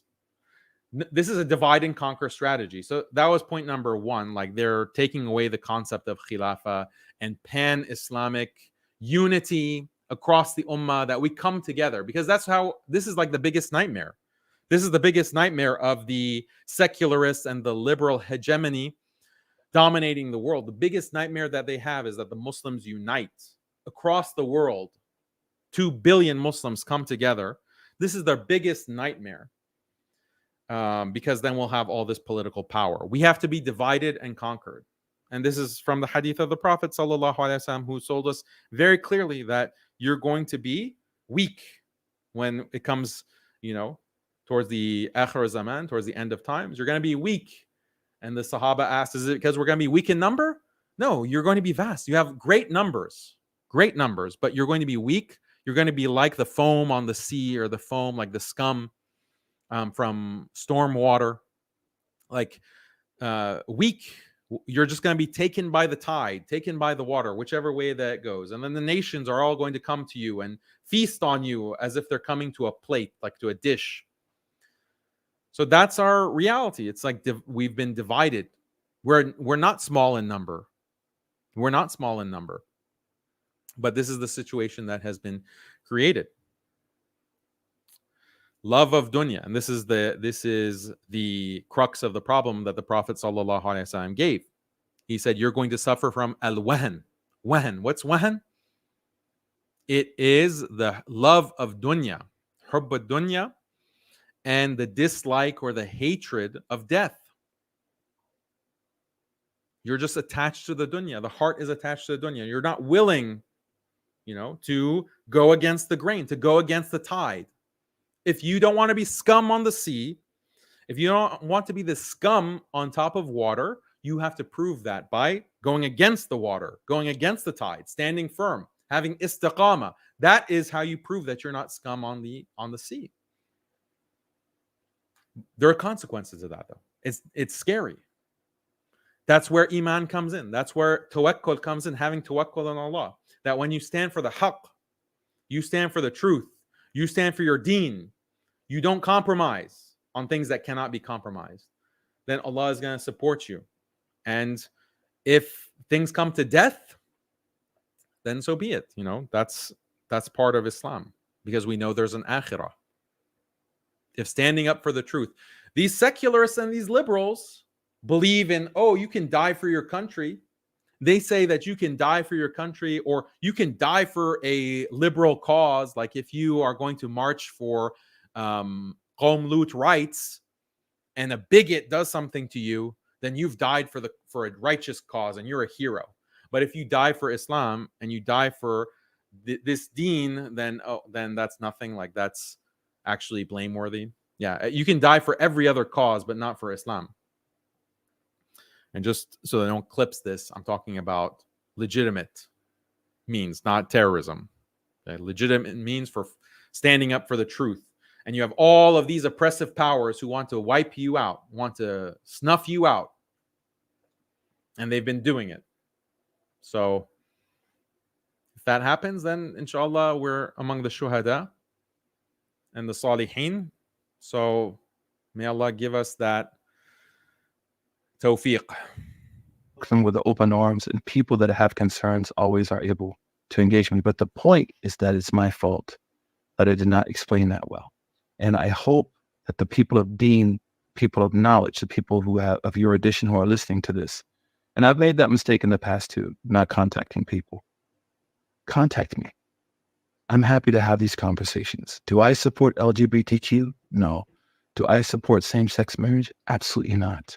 Have I had to work through negotiations at times in my career where I made mistakes that did not sacrifice the foundations of the community, but important allyships had to be maintained? Absolutely. And we find a precedence for this in Sahih al-Bukhari. So he's admitting that he's maintaining problematic allyships. Yet you think you're not only like engaged in this kind of allyship, you're promoting the deviance of this allyship. So where the Prophet ﷺ, on the way to Mecca, he points at Mecca after his camel stops, and he says, those people, if they call me to ma'ruf or sulat al-raham or sha'ir Allah, I'll work with them. These people ask me to work towards something which is noble, to work towards establishing family values, to work towards establishing the sacred. I will do so. And Imam Ibn al-Qayyim in Zad al-Ma'ad says this means that a Muslim can ally with anyone as long as we don't sacrifice the tenets and non-negotiables of Islam with anybody. Then he gives a list of people. So in that vein, I tried to serve. And in that vein, I definitely made mistakes. So allyship, when you ally, first of all, who can you ally with? Can you ally with people who are, they're like a deviant group, like a group that is working to destroy religion? Like that's what liberals are doing. That is what some of these Qawm Lut groups are doing. Like their whole goal is to destroy religion, even if they don't explicitly admit that. But that's what their whole plan is. So how can you ally with people who are destroying religion? And they're doing it in a way that is so deceptive. So that's point number one.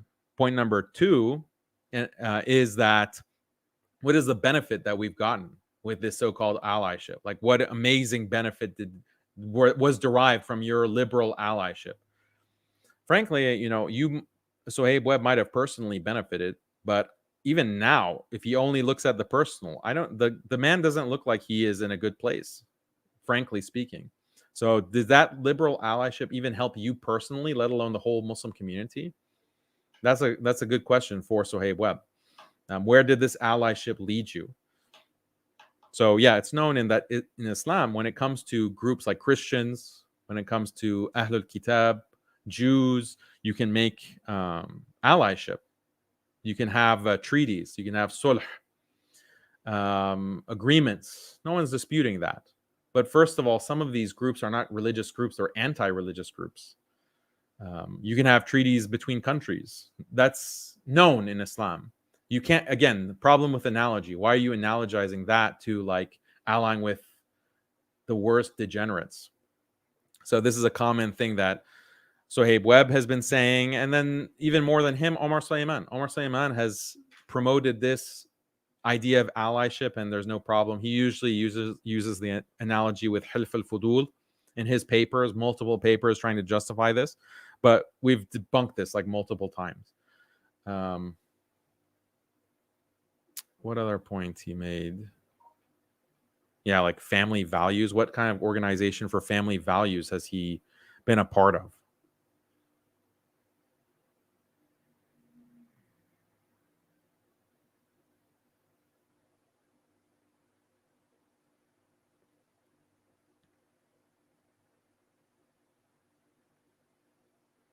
I don't know what that means.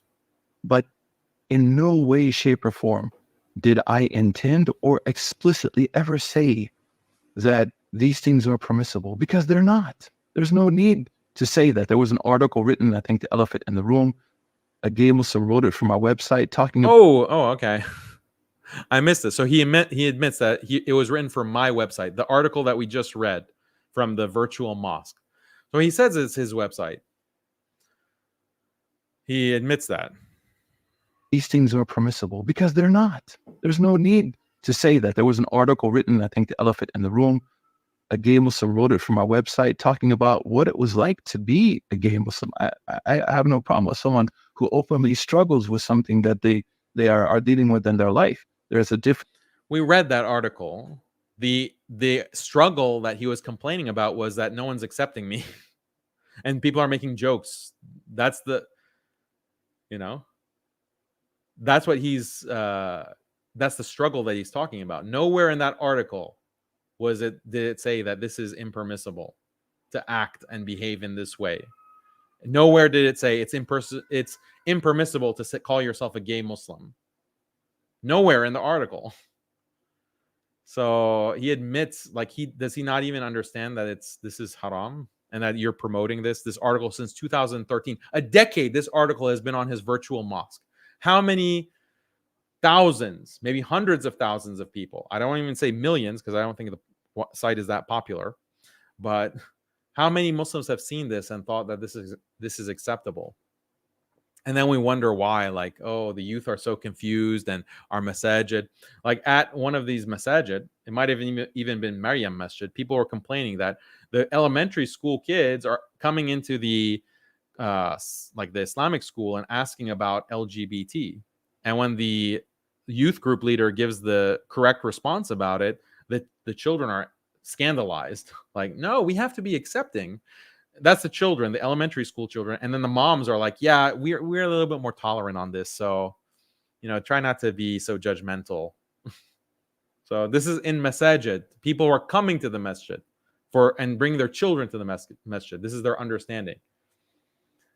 In the US, in Houston is in Texas. We're supposed to be like a very conservative society.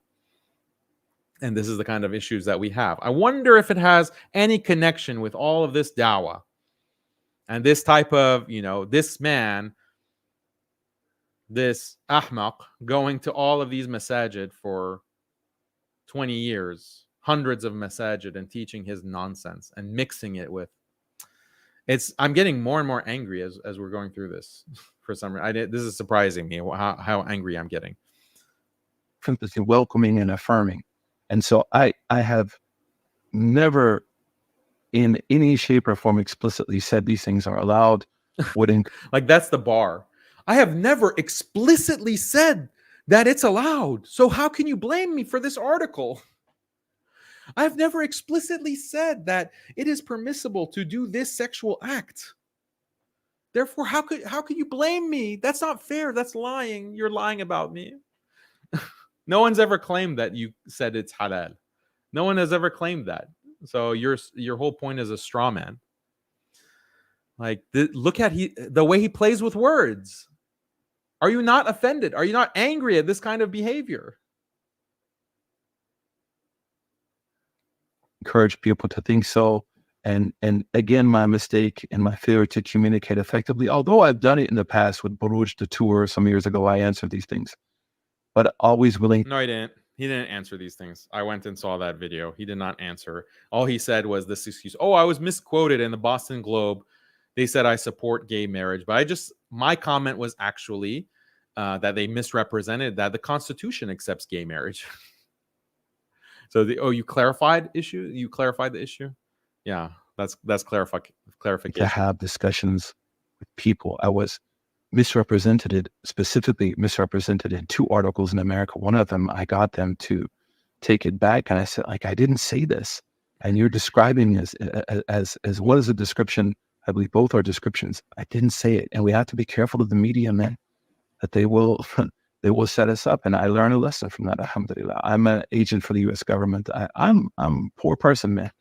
I don't have. I'm not by any means someone who's financially living a great life. Okay, so I'm not accusing him of literally being on the payroll of the government. Okay, that's point number 1. Point number 2, you can be poor and still be an agent of a government. Like, though that's irrelevant. And then number 3, even if you're not explicitly on the payroll, that doesn't mean you're not serving their agenda. You're literally being called out by Rand, saying that you're like an online voice for moderation, meaning liberalism. So you're not getting paid for that, then that's kind of sad. You're doing the work without the pay. So I have never been supported, never taken money from any government, and in fact have pushed in many ways governments to be honest. In America, you have separation of church and state. You don't have separation of church and mosque, and we are under tremendous pressure.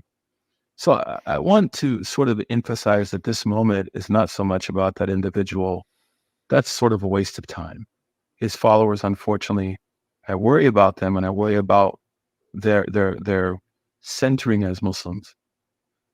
But more so, a message to the people of the Ilm, who I may have offended inadvertently or intentionally, to you to forgive me, that I've made these mistakes. yeah, the people of Ilm, he apologizes because, I need to come to your conference. But the rest of us who are not people of Ilm, according to him, no one cares. We go see, then you don't understand the nuances. Like, didn't you hear I cited Malcolm X? I'm a mujtahid. That's how I can make a ruling, like this kind of new position that no one has ever heard of, that you can go onto Playboy magazine. And that I want to encourage you to contact me in love and brotherhood and sisterhood to have conversations. And that's why I mentioned, I saw the post of 5 Pillars Media numerous times, I think a few times, I'm not sure, but I've been portrayed by them in ways that are not true. And I've now reached out and said, hey, I'm on your podcast. Let's talk through Afia Siddiqui. Let me tell you what happened. That's not true. That's not what happened. Let's talk about, was I somehow approached at that event? I instigated the salam to that brother. I met him actually twice and gave salam. So that takes me to the situation that, again, people of ilm, people of wara, people of knowledge, contact me. You have concerns, I'm happy to have conversations and benefit from you. The second now is the issue that took place this weekend, and it happened in a way that I had not intended. I really feel, I hear my daughter crying background, really feel. Second now is the issue that took place this weekend, and it happened in a way that people of knowledge, contact me. You have concerns, I'm happy to have conversations and benefit from you.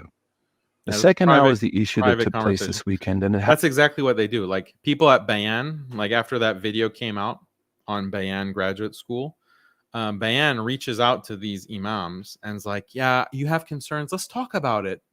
Let's talk about your concerns about us mocking the deen and having a bunch of Zanadiqa as our faculty. Let's talk about it privately, of course. So this is called damage control. They want to manage the public perception. So they want all of the imams, the people who should be condemning these figures and doing inkar of the munkar, don't do that. Contact us privately. Privately. And what they'll say privately is oh, thank you for your nasiha. Thank you. Oh, I appreciate it. Oh, your advice, your sage, you're so wise. Thank you, Sheikh. Thank you, Imam. I benefited so much from your wisdom and your knowledge. that's how they just engage in all this kind of flattery in order to neutralize. That's why, you know, this is a big problem. This is a big problem.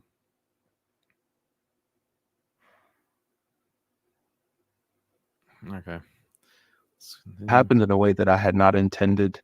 I really feel, shoot, I hear my daughter crying. Backgrounds have to make a move here, but was deeply disturbed by how it turned out, and felt bad for the community there, because I had been attacked by this person more than once, and I thought it was odd that he never comes to even have a conversation with me, to do due diligence. And I realized that there are a number of issues to his approach that reveal he's dishonest, he's a liar. And one of them, he doesn't take the time to contact people. He said, you know, I don't have to contact. Yes, you do. I mean, even someone who commits. So if you don't contact the person, you're a liar and you're dishonest. Like, wow, this is something new. I didn't realize that. It's apostasy. Yustatab should be approached. What are you talking about? These are not sins that are anywhere near apostasy, unless you may think that, brother. But the rule of thumb is that there's no jarh without ta'deel, and that fatabayyanu, that we communicate. So I thought it was strange that you weren't there, and I emotionally, and I don't apologize for that. I called you out, said come through, and I was very happy that you came, and that's why I responded and set up a time. I thought I made it clear that we were going to have a man-to-man conversation with cameras on, by the way. I didn't have a problem with that. Not a debate. I understand how moderated debates work. It's not something I like to do. No, you said, as we saw, we're going to talk about your lies in front of all these people, and you pointed to the crowd. So don't be dishonest, man. I like that we talk as men, and that we illustrate our positions as men one-to-one. And so I know that you came into the masjid. I know that the masjid asked us to leave, which I agreed to do. I wanted to respect the masjid. I gave you salams first, as you know, inside the masjid. Then on the way out, you accused me of orchestrating a setup. Yeah, you gave me salams first. Like, is that like a big deal? I was talking to your, like, the masjid board member, and then you came and interrupted the discussion. Like, this is a win? Because I knew the masjid would not allow this to happen. But I was like, it doesn't happen to happen at the masjid. And that's why the imam, assistant imam, invited you to come to his home, invited me to come. He told me he invited you. That's what. When? He didn't invite me to his home, so he just told you that. He never invited me to his home.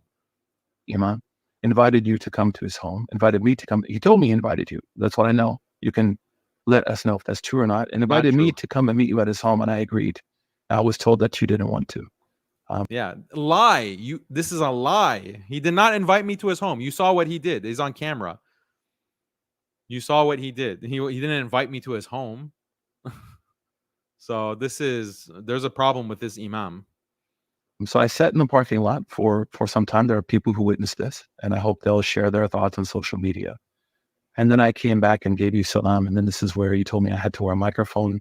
You know, you don't have the right to tell anyone what to do, right? So you told me I have to wear a microphone. I said, I have malaika that can hear everything I'm saying. And of course, we began to discuss. And it was interesting, I find. Look, if you're asking for cameras, you're okay with cameras. But he didn't explicitly say he's okay with mics. So, yeah, I'm fine with cameras. But you know that the camera needs a mic to pick up the sound, right? So this is... The mic is a part of the camera. You're indicating that you're fine with a recorded discussion, okay? You're fine with a recorded discussion. So you're only fine with the visual aspect, but not the audio. I said visual, Daniel, not audio. Come on. You don't have the right to tell me to, be a part of your audio broadcast or your audio recording. Only visual. People can see me, but I don't want them to hear me. Like, look at the nonsense, dude. SubhanAllah. I lost all respect. The very little, minute, atomistic, okay, even subatomic level of respect that I had for this compassionate imam has completely evaporated, right? Even after the meeting with him, like, this response from him is just trash. Within your own repertoire, dear brother, that I believe that you are completely unaccomplished intellectually and Islamically, and you admit I'm intellectually unaccomplished. Okay, that's fine. Have whatever opinion. intellectually unaccomplished, Islamically unaccomplished. Okay, he's an amazing intellect and alama, and he can make judgments about who is or is not unaccomplished. Alhamdulillah. Admitted that you're ignorant and you're not a sheikh. And al-iqraru sayyidul adillah. So that doesn't need to be addressed. You've said that. If people are saying that you said that in humility, then well, like the time I said, this is my rabbi, that was said out of humility, out of a the time I said my rabbi is my mentor, that was said out of humility. Like, what is the status of that? I wonder, sheikh. You know, subordinating yourself to other religions as an imam. What is the status of that? That one's a thinker. You'll have to really think hard to find a qiyas to insult the Prophet sallallahu alaihi wasallam, to give a dalil for how that's allowed. Sense of rhetoric. So it's interesting that there is this misapplication and a convenient usage of rhetorical interpretation when it fits people's needs. And I think that's one thing that's interesting about you. Very rarely are you... Notice, by the way, he doesn't say my name in this whole thing. Like his response, you had no problem saying my name repeatedly. Daniel won't like it. Dang, Daniel, you won't like it, Daniel. Man up, Daniel. Why aren't you here, Daniel? I don't see Daniel in the audience. Oh, but now you forgot my name? Now suddenly you can't say Daniel's name? Did the compassionate imams of the Dawa Mafia told you, why are you saying Daniel's name? Stop saying his name. Use other words. Don't say his actual name. Willing to accept that you're wrong, or that you will engage with people that believe you're wrong. But the first, I think, was the tweet by Blair Imani, and somehow you expected me to have kashf and know that she would become a lesbian, which was impossible. I honestly did not know what that word meant. I had to Google it.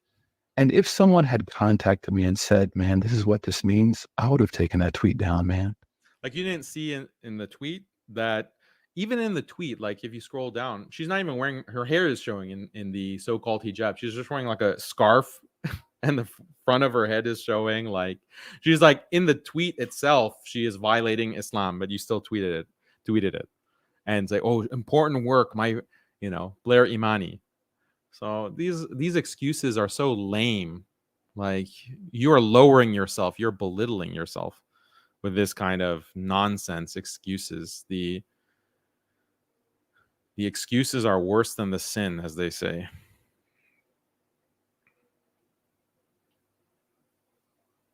Yeah.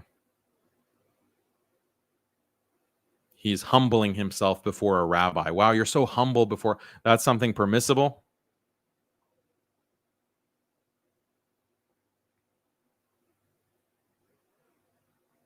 No. If I had known that was the direction of where that was headed, and that's my fault. I own that mistake. And I said that to you. I said, man, that's my fault, man. Right there in front of everyone, I said it. Hey, that's a mistake I've made. Yeah, you said that was a mistake, but you still lied. That's what you said.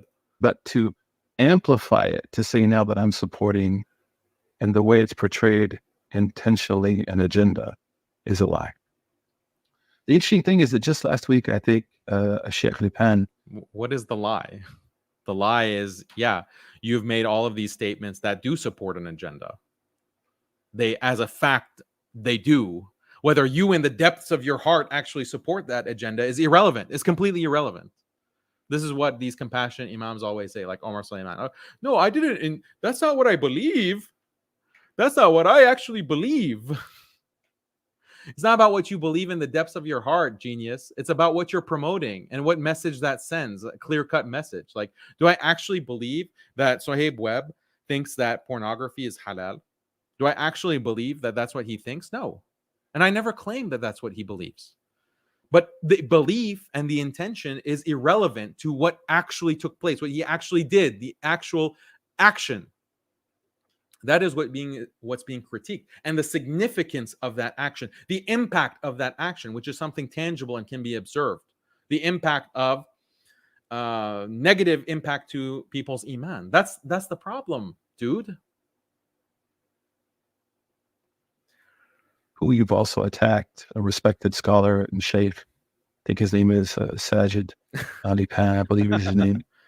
You've attacked him. I've seen now. I didn't know that you attacked so many people. Now you know. But he actually showed that you shared a tweet last week, which was fictitious and was actually photoshopped. And I think this is that contradiction that concerns me. The second was that somehow I didn't share any photoshopped image. You mean a meme? I shared a meme. These people don't understand memes. That's the problem. They're illiterate. So they think if you share a meme, like with a thought bubble coming out of someone's mouth, like, oh, he's photoshopping images to make it seem like we're saying things that we're not. It's a meme. It's supposed to be ironic. It's supposed to be sardonic. It's supposed to be facetious. That's the point. You just don't understand memes. I guess you're not. Oh, so hey, all these years you tried to be relevant with the youth. You tried to cite Mary J. Blige and Drake and take selfies with Drake, go to a Lupe concert, retweet Playboy. You tried to be so relevant, but now you don't understand memes, Grandpa. Get with the times. The youth are all about memes. Don't you want American Islam? Memes are very relevant culturally. You need to get with the times. This is why we can't have old boomers as our imams. We need the fresh blood.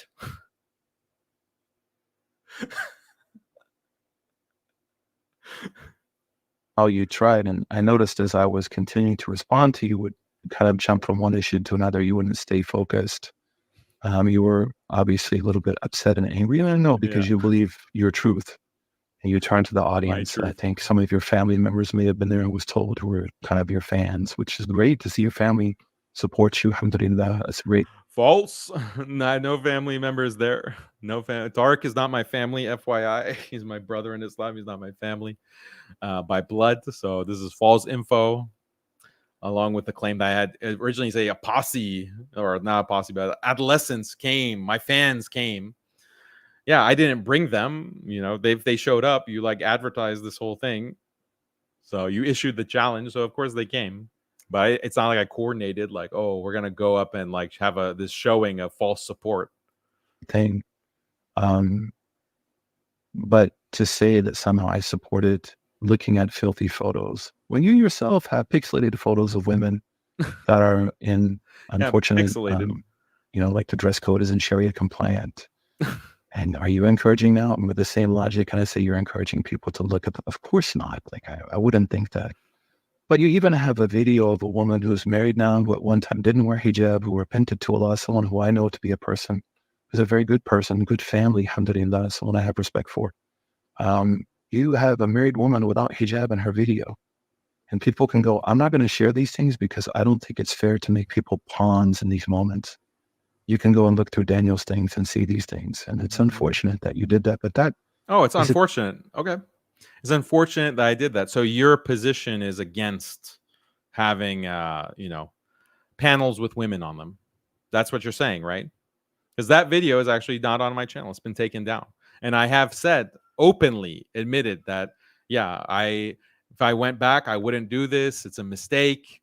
I shouldn't sit there at this panel. Like, it was at Harvard Medical School talking about feminism. And there was a sister who sat, you know, at the table.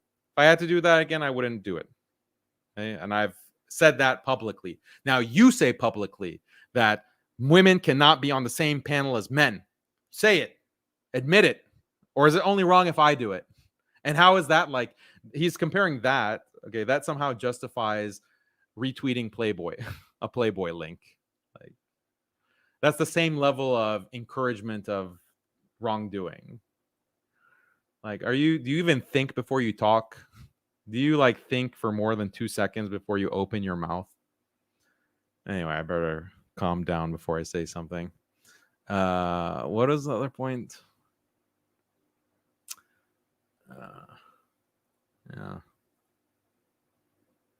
Yeah, he was actually, I really need to find this screenshot of him saying that there was a conference and it was all men. I'll find the screenshot in 1 second. All men. And he, hold on, I need to get this. This is too good not to share. This is too good not to share. I have it. I know. I remember where I had it. You gotta see this to believe it.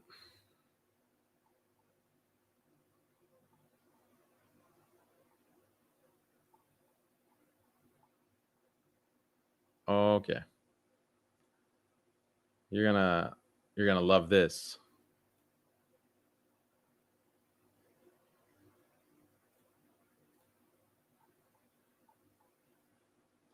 I mean, the hypocrisy, the double standards is just beyond belief. Okay, you're gonna be very interested to see what he has to say on this.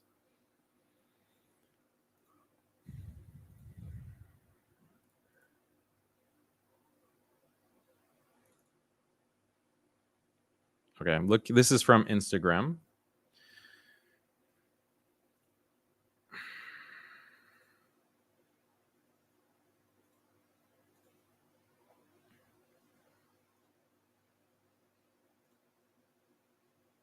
Okay. So he's posting. Oh, this is from Miftah as well. From 2019, Mercy to Mankind Conference. Now, this is very interesting. This is very interesting. You have these guys, you know, Zaid Shakir, Abdul Nasser Jengda, the usual suspects. And then he says, he has this response.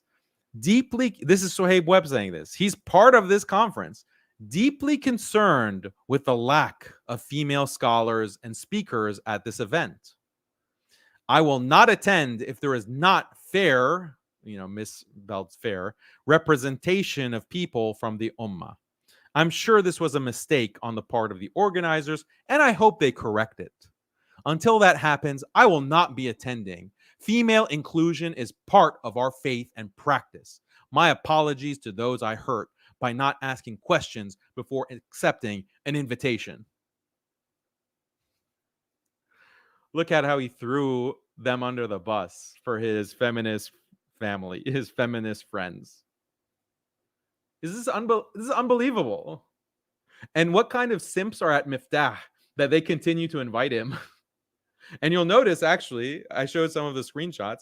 Now their events, alhamdulillah, since 2019, it seems like most of them do have female representation. So I guess they corrected themselves after the sheikh blasted them publicly. Oh, did he privately talk to Miftah about his concerns before virtue signaling and blasting everyone in this panel, like everyone in this conference, and making them sound like misogynists? Did he privately call them before blasting them? Where is the husn al-dhan? This is not allowed. Didn't you read Imam Dhahabi?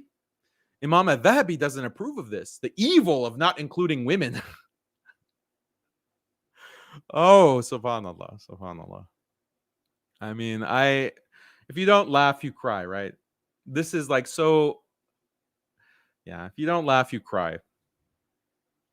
You don't laugh, you cry. Let me just bring up the other Miftah stuff and see. Since 2019, did they, hold on. What year was that, by the way?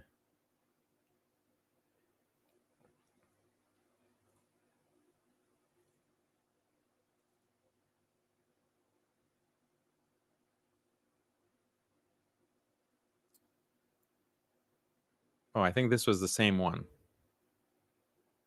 Is it?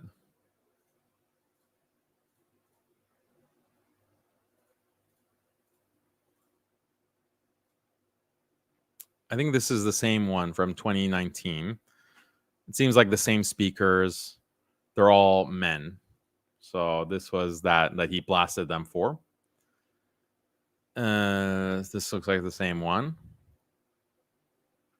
This one is from 2020. It looks like it's all men. So I guess he went against his previous stance.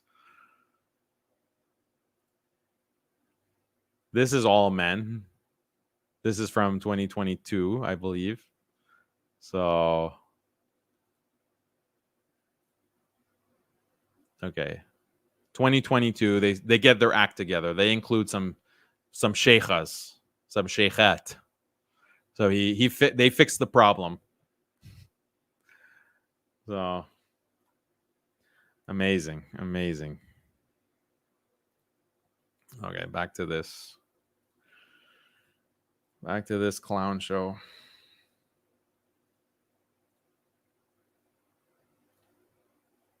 Look through Daniel's things and see these things. And it's unfortunate that you did that, but that is a great contradiction. You yourself actually do this. It's a great contradiction. And then finally, the reason I believe that... Then debate me. If it's a great contradiction, let's debate it. Wear a mic if it's a great contradiction, brother to brother, In her video. And people can go, I'm not going to share these things because I don't think it's fair to make people pawns in these moments. You can go and look through Daniel's things and see these things. And it's unfortunate that you did that. So he said Daniel's thing. So he did mention my name. I was wrong. He actually did mention my name once. At least once. But that is a great contradiction. You yourself actually do this.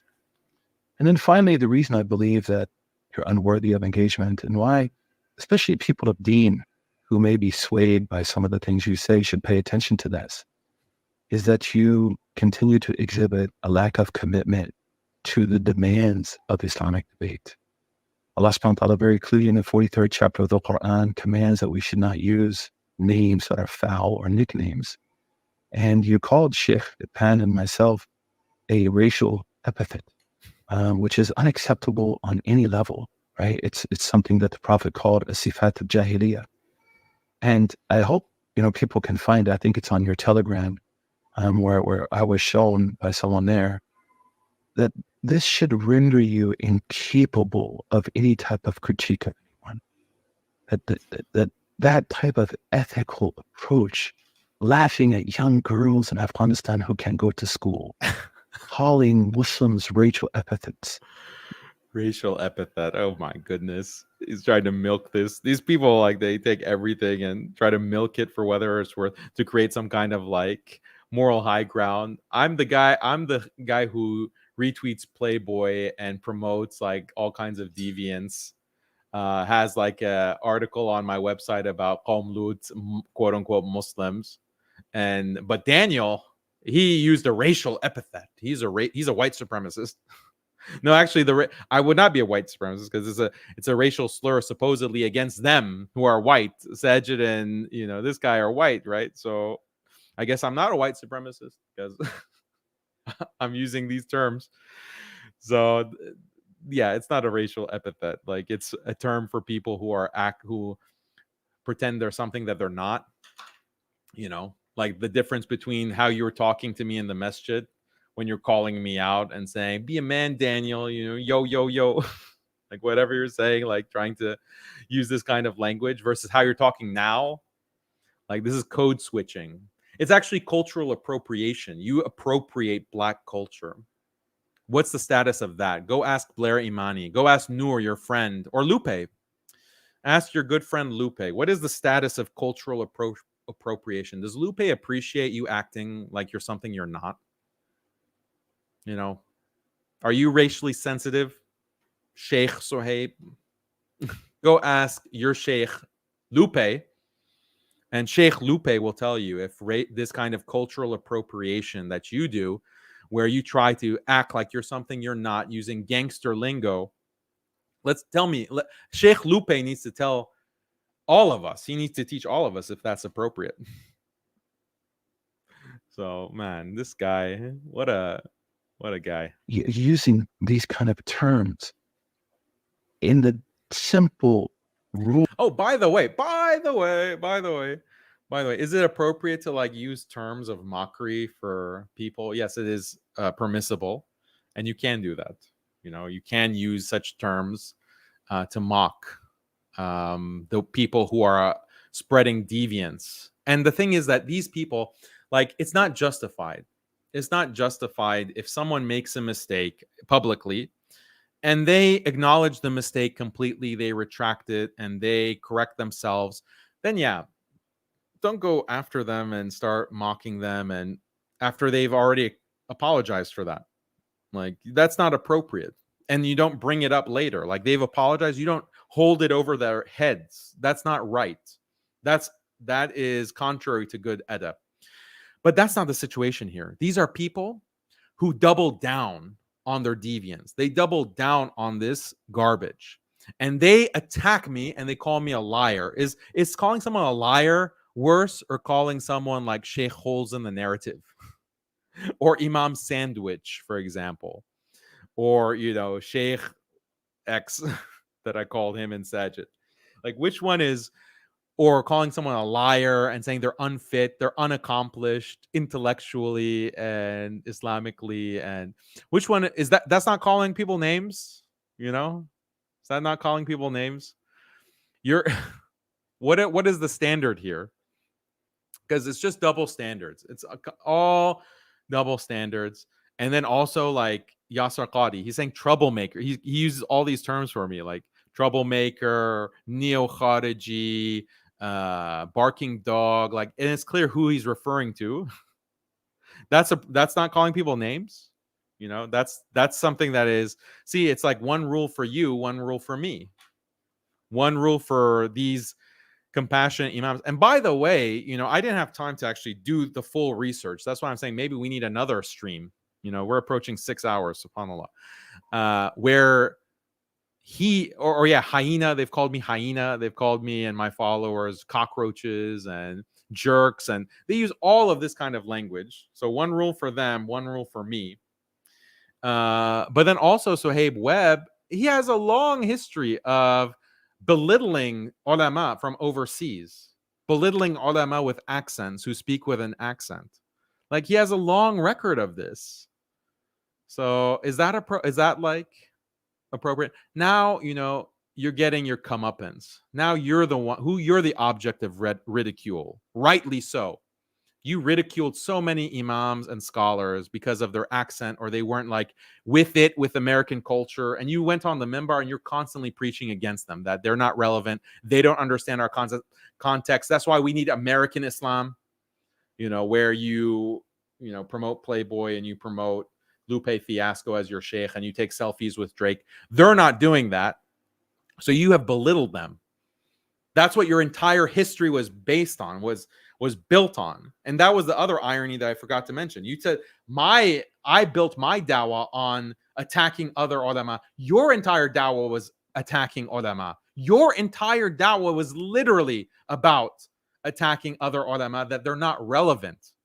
That's part of your whole act of like using this kind of black ghetto type of language, gangster type of language, rap music type of language. Like, that's why you do it, because you think that that's how you can actually, that's how you're supposed to be as an imam. Let's play the clips that are relevant to that. I think we all need to hear these clips. Good thing I remembered, because these are the clips that will show you what I mean.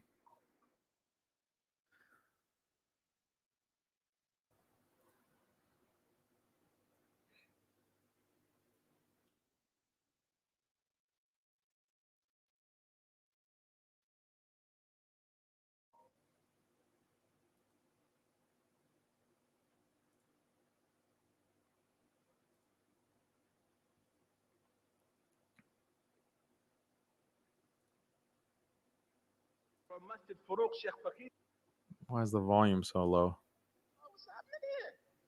Because I told a lot of what's happening here. Because I told a lot of you from Masjid Farouk Sheikh Fakir's Masjid, we shouldn't call them companions. What should we call them? Can't hear you, man. Homeboys. Oh, the home. He was waiting for the audience to respond, and like they're too embarrassed or too scared to say something so stupid and disrespectful. Like, don't call them Sahaba, don't call them companions, call them homeboys. Homeboys of the Prophet. Homeboys of the Prophet. Not his companions. Not his like companions. Star Trek. Mr. Sulu was the companion of Captain Kirk. So if the Klingons would show up, Mr. Sulu was like, I'm going to be down in the deck. Yeah, this is his dawah is built on this. Like, so people are laughing it up in the audience, and they think, okay, if you call them Sahaba, you call them companions, as opposed to the homeboys of the Prophet ﷺ. You know, that's you're speaking in a way that's out of touch. That was his message explicitly. Like, this is just a 30-second clip. Let me bring you the other example.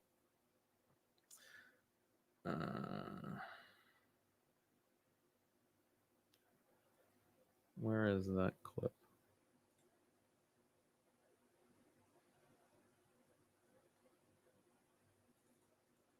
There's another clip where he's talking about the Quran.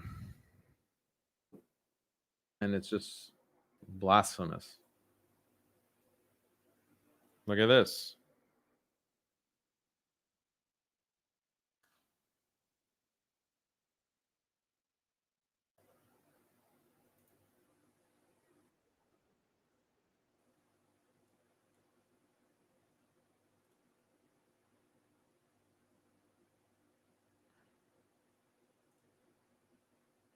Okay, can you see this?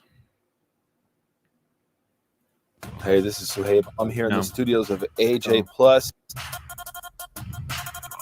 He's with it. Snapchat, Imam. This is the Delivers language of fatwa. today. You know, the Prophet Muhammad was given the Quran because poetry was kind of what was popping in the Arabian hood. So The Prophet ﷺ was given Quran because that was what was popping in the Arabian hood.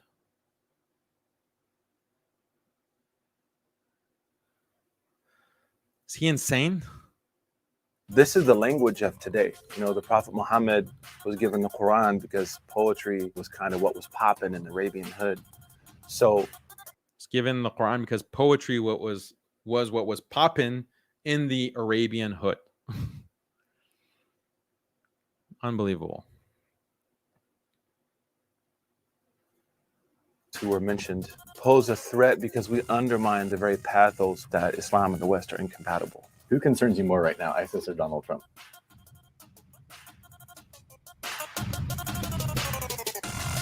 No answer to that. Frequently than I do from ISIS.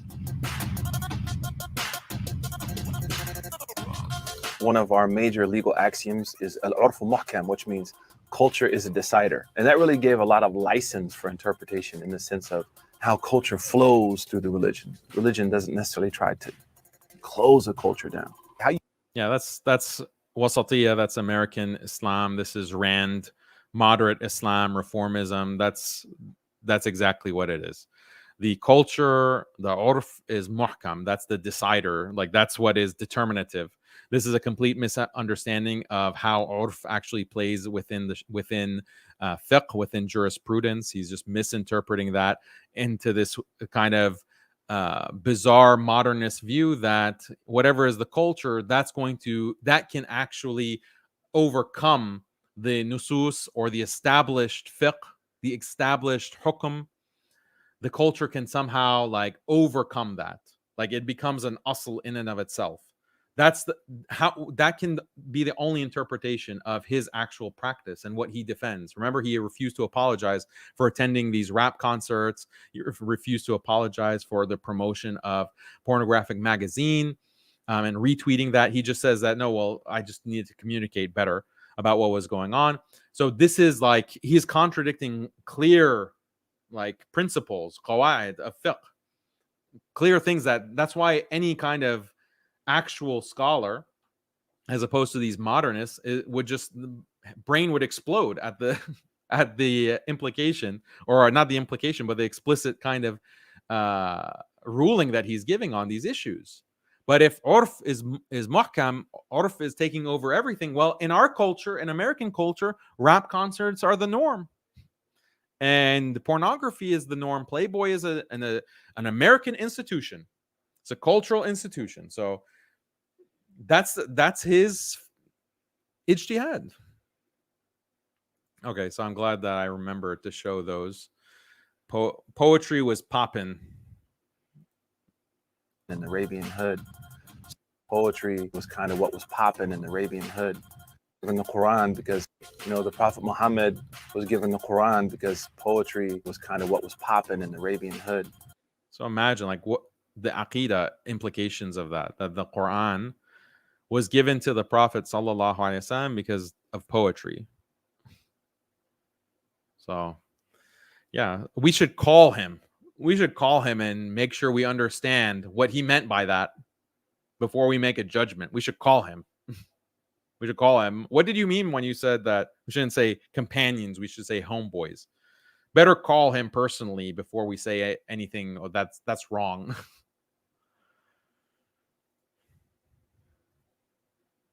Okay. Back to this. Okay, it's almost done, guys. Bear with me.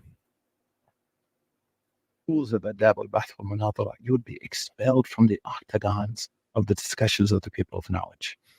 So as I We'll see who's getting expelled from the discussions of the people of knowledge. close, I think this is an important moment in history. I want to warn people from following you.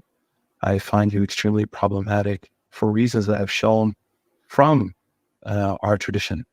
Lack of ethics, the inability to do research, a constant need to lie, stepping into a situation with bad assumptions. Like when you saw me in the mosque and you said to me, you set this up, like, this is you projecting, man, using a Yeah, I said very clearly that how could you not get approval of the masjid? Like you just assumed, so you invited me. Like at the very least, okay, there doesn't need to be an interpretation of what you intended.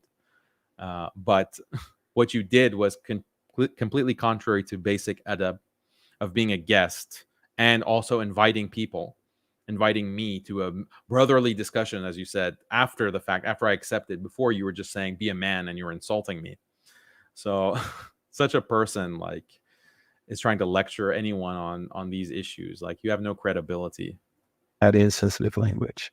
Being, as you admitted, a jahil. Oh, I forgot to talk about the laughing about those Afghan girls. How many times do I have to explain this? I've explained it many times. It's basically this idea of how girls' tears are used as a weapon of American imperialism. Women's tears, whether it's the Gulf War, whether it's the invasion of Afghanistan, the invasion of Iraq, any of these countries like Syria that they are trying to bomb or invade, they bring out the girls crying about, I want to go to school. Oh, they're oppressing me. Please, America. Please bomb my country, please. Please, America. I want you to invade with your soldiers. Please replace this regime. Oh, I want you to turn my country into rubble. Can you do that, American soldiers? NATO, please, NATO. I want my country to burn, to become a crater. Can you please turn my country into a crater? Oh.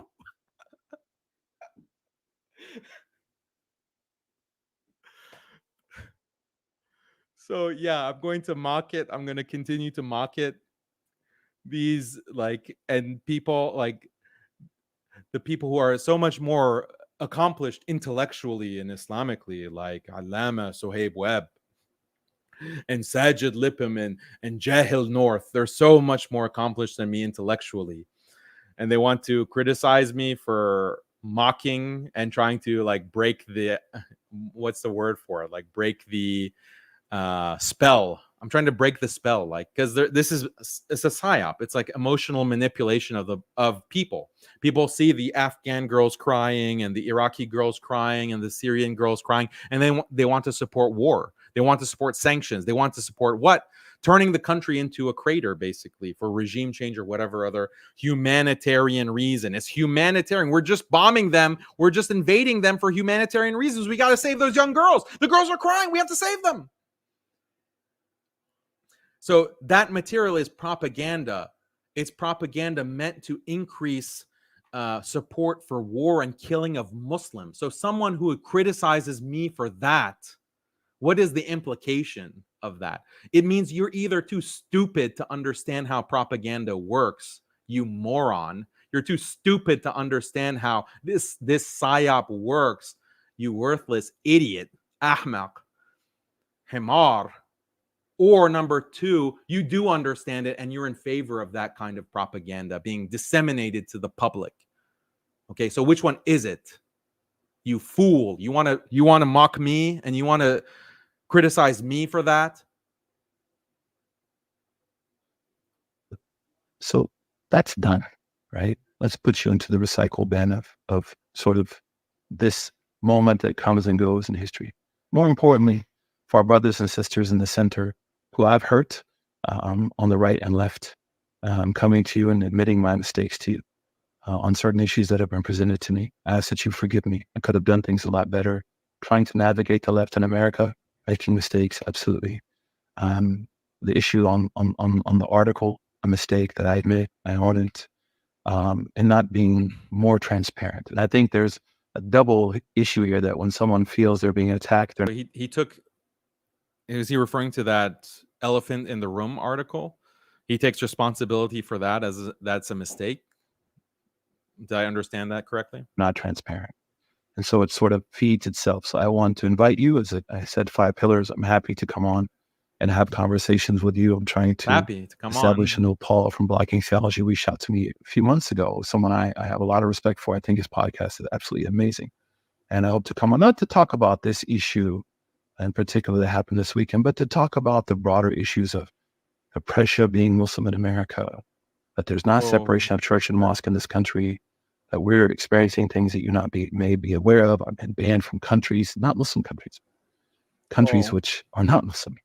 And the pressure that puts on leadership and the mistakes that will happen, and then what are the structures we can do to have communication with one another and to correct one another. much pressure. Barakallahu feekum. Ask Allah subhanahu wa ta'ala for those of you who have been with me for these years and agree with me, that I hope this is a moment of strengthening your resolve. I am committed to my work. I am committed to pushing forward. I am committed to learning. I'm committed to growth, but I'm not going to sit back and continue to see people irresponsibly attack and dismantle institutions and imams and communities, people like Sheikh Yasir Qadi, people like Dr. Omar Suleiman, people who I know and love and have respect for. Mentioning the Dadi crew. Al-Mugahid. I don't agree with everything people do, Mention but the I crew. know as the prophets. Oh, now you're mentioning them in a positive way. You were bashing them in your talk. You had some criticisms for them in your talk. Now, oh, my friends, help me, friends, help me. Said, إِذَا كَانُوا مَالُ قُلَّتَيْنِ لَمْ يَحْمِلُوا الْخَبَثَ. If the water is more than 2.5 liters, it doesn't hold evil. If people's good is more than 2.5 liters, it doesn't hold evil. And we need to appreciate that dynamic. Barakallahu feekum. I'm here to stay committed to the work and teaching that I do. Wa sallallahu wa sallam ala Sayyidina Muhammad. Assalamu alaikum wa Sallallahu alaihi wasallam. Yeah, you're done. You're done. You're done. You're canceled. Okay, you're finished. Let me just get Muhammad Hijab mindset here. You're finished. You're finished. You're finished. You're finished. So I can't do it as good as him. But yeah, you're done. You're done. You've completely discredited yourself. This like joke of a response was almost more shameful than your actual performance in the confrontation at that masjid. So you're just washed up, and good riddance. Good riddance. Be careful how you talk about other people, and you talk about people being in the recycle bin or the dustbin. Like that's what you were saying about imams from overseas, imams who have an accent, imams who are not with it like you, and talk about the Quran as being, or the, Quran was sent to the Prophet ﷺ because poetry was popping in the hood. And it's not there are companions, there are homeboys. The Sahaba are homeboys. People don't talk, imams don't talk about that. They're not relevant like you. They don't do, you had khutbahs actually that were about TV shows. Like your khutbah was just dedicated to a TV show. That's like your history. Like the record of you is so extensive that we can't even cover it in 6 hours of streaming. So I'm so tired of these people. I'm so tired of these compassionate imams. And yeah, you need to think of a different strategy. Like you need to think of a different strategy for how to deal with this bubble popping. As I mentioned, the compassionate imam bubble is popping. It's on its way out, inshallah. And we're celebrating it being on its way out because so much misguidance has been caused. When you look at the fruits of Suhaib Webb's dawah, the fruits in the original video, that's what I said, right? Let's look at the fruits of Imam Suhaib's dawah. People like Noor Tahouri, go to her Instagram. You can't even say that she's a Muslim. Go to Lupe Fiasco. Clearly, he's an open kafir. Go to Blair Imani, like an open kafir. These are the fruits of his dawah. These are the people that he, was appealing to with his style. Look at what has come from that. Look at what the results are. That's what he has done for countless others that are not famous influencers. Like he has taken them on this trajectory. I had a couple of other things I want to show really quick, because he was also the chaplain at NYU, New York University, and he had co-chaplains. So let's take a look at like some of his co-chaplains. This is good to see.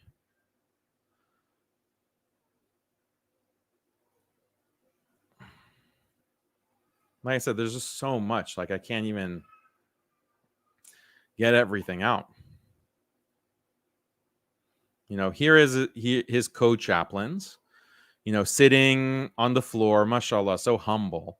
This guy with the mic, he's the Shi'i chaplain. And I guess they have this Shi'i Imam as a guest. Here is Imam Suhaib, Chaplain Suhaib. And I don't know if this is a chaplain woman on the right, all sitting together. So this is Mawlid, the Islamic Center, I think ICNYU, Islamic Center of New York, Mawlid with Shia. And they even had a birthday cake, for Mawlid. This is what they're doing. And then there's a video too. Give me a second.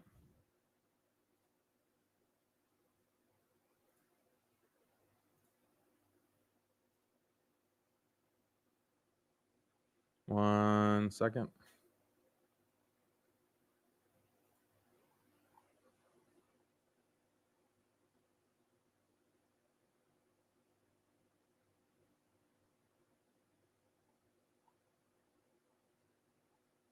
Okay.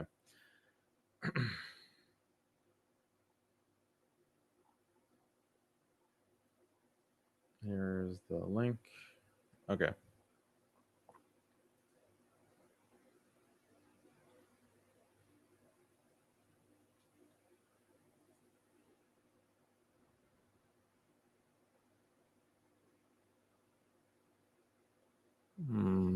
Hold on.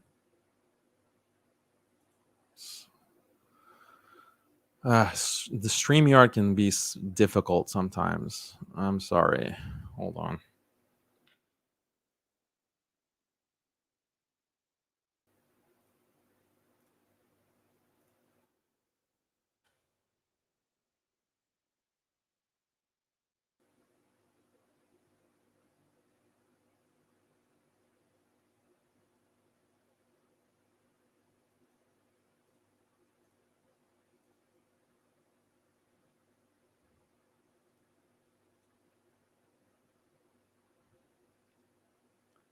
Okay, stop this. Share this.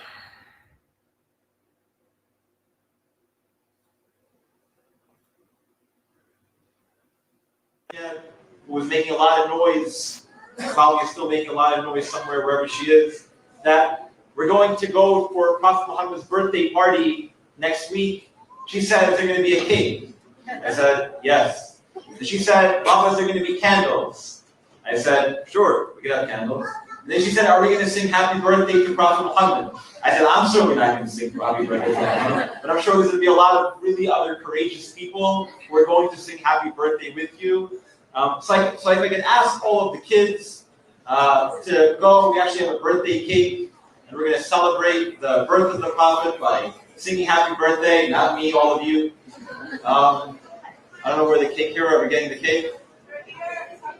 So if you guys could go, if you have small children, you can go with your children, stand next to the cake. We're going to light up some candles, and we're going to conclude the program with singing happy birthday toward our Prophet sallallahu alaihi wasallam, so that it cultivates love. And that's my daughter. In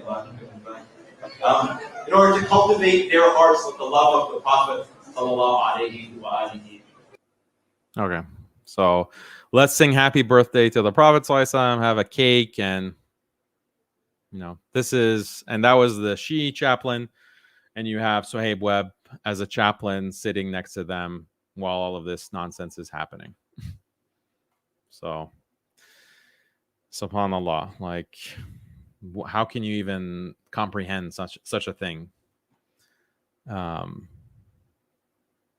Let's see. There's, just to wrap it up.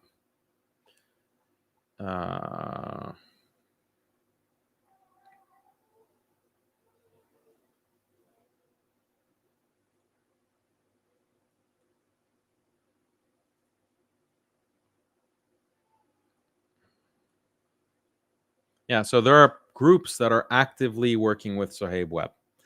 So, in this current year. So you guys watching, and anyone in America who's watching, how can you agree to be on the same platform as this guy? How can you platform this guy? How can you have him at your conferences? This is just shocking. A lot of stuff recently that he was in.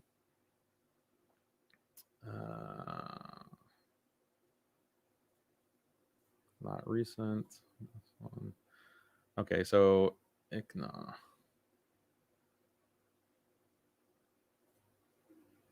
Yeah, he was at the ICNA conference, for example, in May of this past year, along with the Compassionate Imams and the Dawa Mafia. Okay, alhamdulillah, that's just super chats to get to. So if you want to send a last minute super chat, feel free.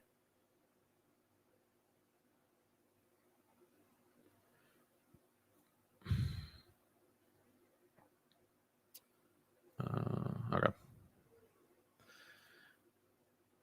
The brother Nav says the enemies are attacking you from every angle. This was apparent in the latest debate you had with Jafed. Stand tall, brother. The ummah is with you. Jazakallah khair, brother. I appreciate it.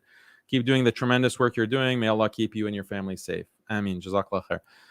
Brother Muhammad says, what can we do to help you spread the truth about these liberal imams? Also, what scholars should we start promoting instead of the Dawa cartel? You can spread the truth about these imams by sharing our material. We have many. We have an entire playlist on the Muslim Skeptic channel. That's it's called like Reformist and Compassionate Imams. That's a playlist. Share it. Share these videos. We have short videos. Obviously, you're not going to share a 5-hour, 6-hour stream, but we have shorter videos and we have clips. We have shorts, 60-second shorts.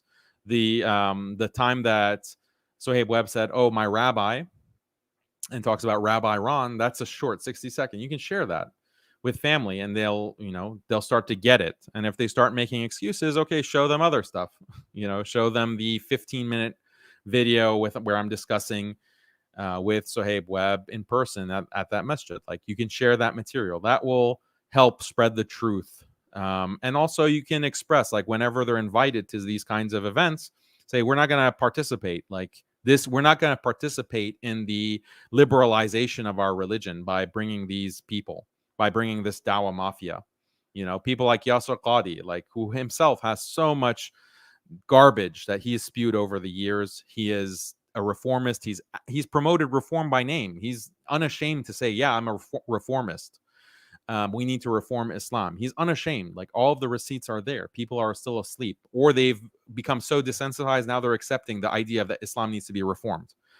They're quote unquote religious Muslims in the masjid. They agree with the idea of reforming Islam. Why? Because our Sheikh Dr. Yasser Qadi said it. So you need to speak up. We need to just speak. Don't do anything illegal. Don't do anything violent. Don't do any kind of doxing. Don't do any kind of active action that is illegal. But just speak your voice and say, this is wrong. We disagree. And that's enough. You can, as they say, vote with your dollar. So if there's a conference that has these speakers, don't attend. Don't attend the conference. Hal, Speaker's Corner, Jazakallah khair, brother. I always love seeing your comments. He says, love you for the sake of Allah. May Allah love you too, brother. And he says, may Allah honor and protect you and your wife and children. Ameen. Ameen. Wa yakum. Thank you so much. Let's see. Mustafa says, is he justifying his sins in front of the world now? Yep, I guess so. That's what was apparent. Okay, so that is 6 hours. I wanted to do like a 3-hour stream, so I guess double that is not as bad. And I think I said everything I want to say. Alhamdulillah. Hey, brother Daniel, I'm worried about you because of the way you're exposing these liberal, compassionate imams. They might plan to attack you to get you out of the way. It's okay. They can do whatever they want. You know, I will continue to speak so long as Allah wills. So if tomorrow I'm not around, then that's all that Allah had willed for me to do. But alhamdulillah, this kind of critique does not rest on me. Like, if I'm not saying it, someone else will say it. Allah will make sure that his deen is preserved, that the deen is preserved. It's not dependent on one person. So, Jazakallah khair, brother Maliki Click. He says, we got your back. Appreciate it, bro. El Naz is asking, was I doxxed recently? Yeah, I was doxxed several times. I mean, it's not even new. This is something, there was a Yaqeen employee that, was sharing pictures of my house on his Discord server. And we got all the receipts of that, this scumbag from Yaqeen Institute. So I think we need to spend a little bit more time on Yaqeen Institute. What do you guys say? Like, we need to understand really the depth of what they've been doing. I think there's definitely some issues that need to be discussed with Yaqeen. So, but yeah, doxing, and that Yaqeen employee, that dox was from 2 or 3 years ago. So it's not even something new. Yeah, he was sharing pictures of outside of our house and inside of our house because he found our address. I don't know how he found it. Okay. It's kind of possible that he got it from I don't know who, because this is someone who has had ties to intelligence agencies, and he openly says he calls the FBI on Muslims. So I don't know how he got our address. Maybe it was just through some other means, Allahu alam. But then he goes to some kind of real estate website that has pictures of our house, and he posts the outside and the inside pictures and says, this is where Daniel lives. So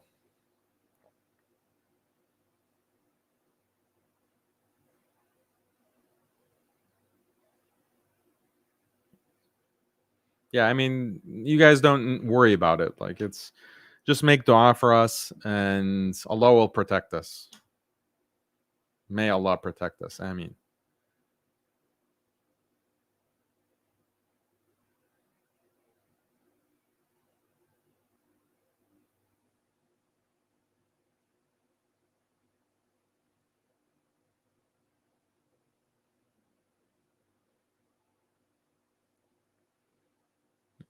People saying that I am supporting white supremacy. I already addressed that argument. It's stupid.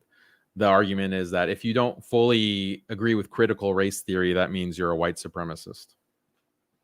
This is a dumb argument. I refuted Jafed. Jafed is really, he is also these are two people that alhamdulillah are completely discredited this week. Suhaib Webb and Jafed.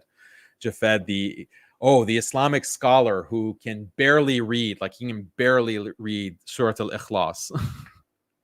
He can barely read, he can barely recite Surah Al-Ikhlas, barely read, the 3 quls. And he's a scholar of Islam, the Quran, he's an expert in the Quran, and he cares so much. The modernists, this is what he was constantly saying, the modernists care about the Quran, unlike the traditionalists who only care about the Sunnah. That was his argument. And then, you can barely read the Quran. You can barely recite the Quran, you idiot. You mortad rat. Yeah, so there'll be a lot of clips from that debate. That was a long debate. All right, guys, 6 hours. I think you've heard enough from me. Oh yeah, but he gives Juma khutbah, right? But he gives Juma khutbah. That was the comment from Alasna al Haq. Where did it go? Yeah, Jafed gives the khutbah. Yeah, giving the khutbah.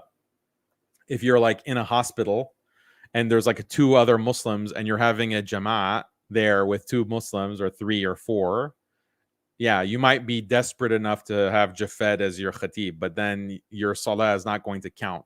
You can't pray behind a mortad. So yeah, show us a video recording of your khutbah, Jafed. That's what I want to see.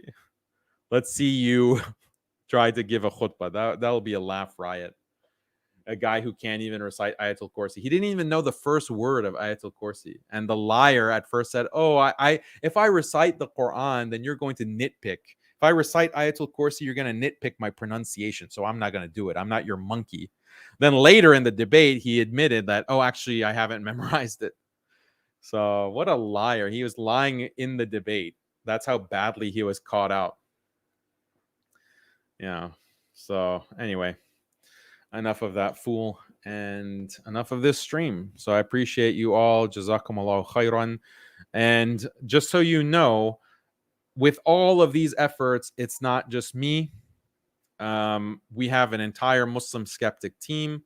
We have shuyukh that are working with Muslim skeptic and who are helping us do these kinds of projects, these streams, who are helping us with recording. Like you saw, Brother Tariq was there, in a hostile environment. He's holding the camera. He's trying to get the audio right. Everyone's complimenting the 4K. It just looks beautiful.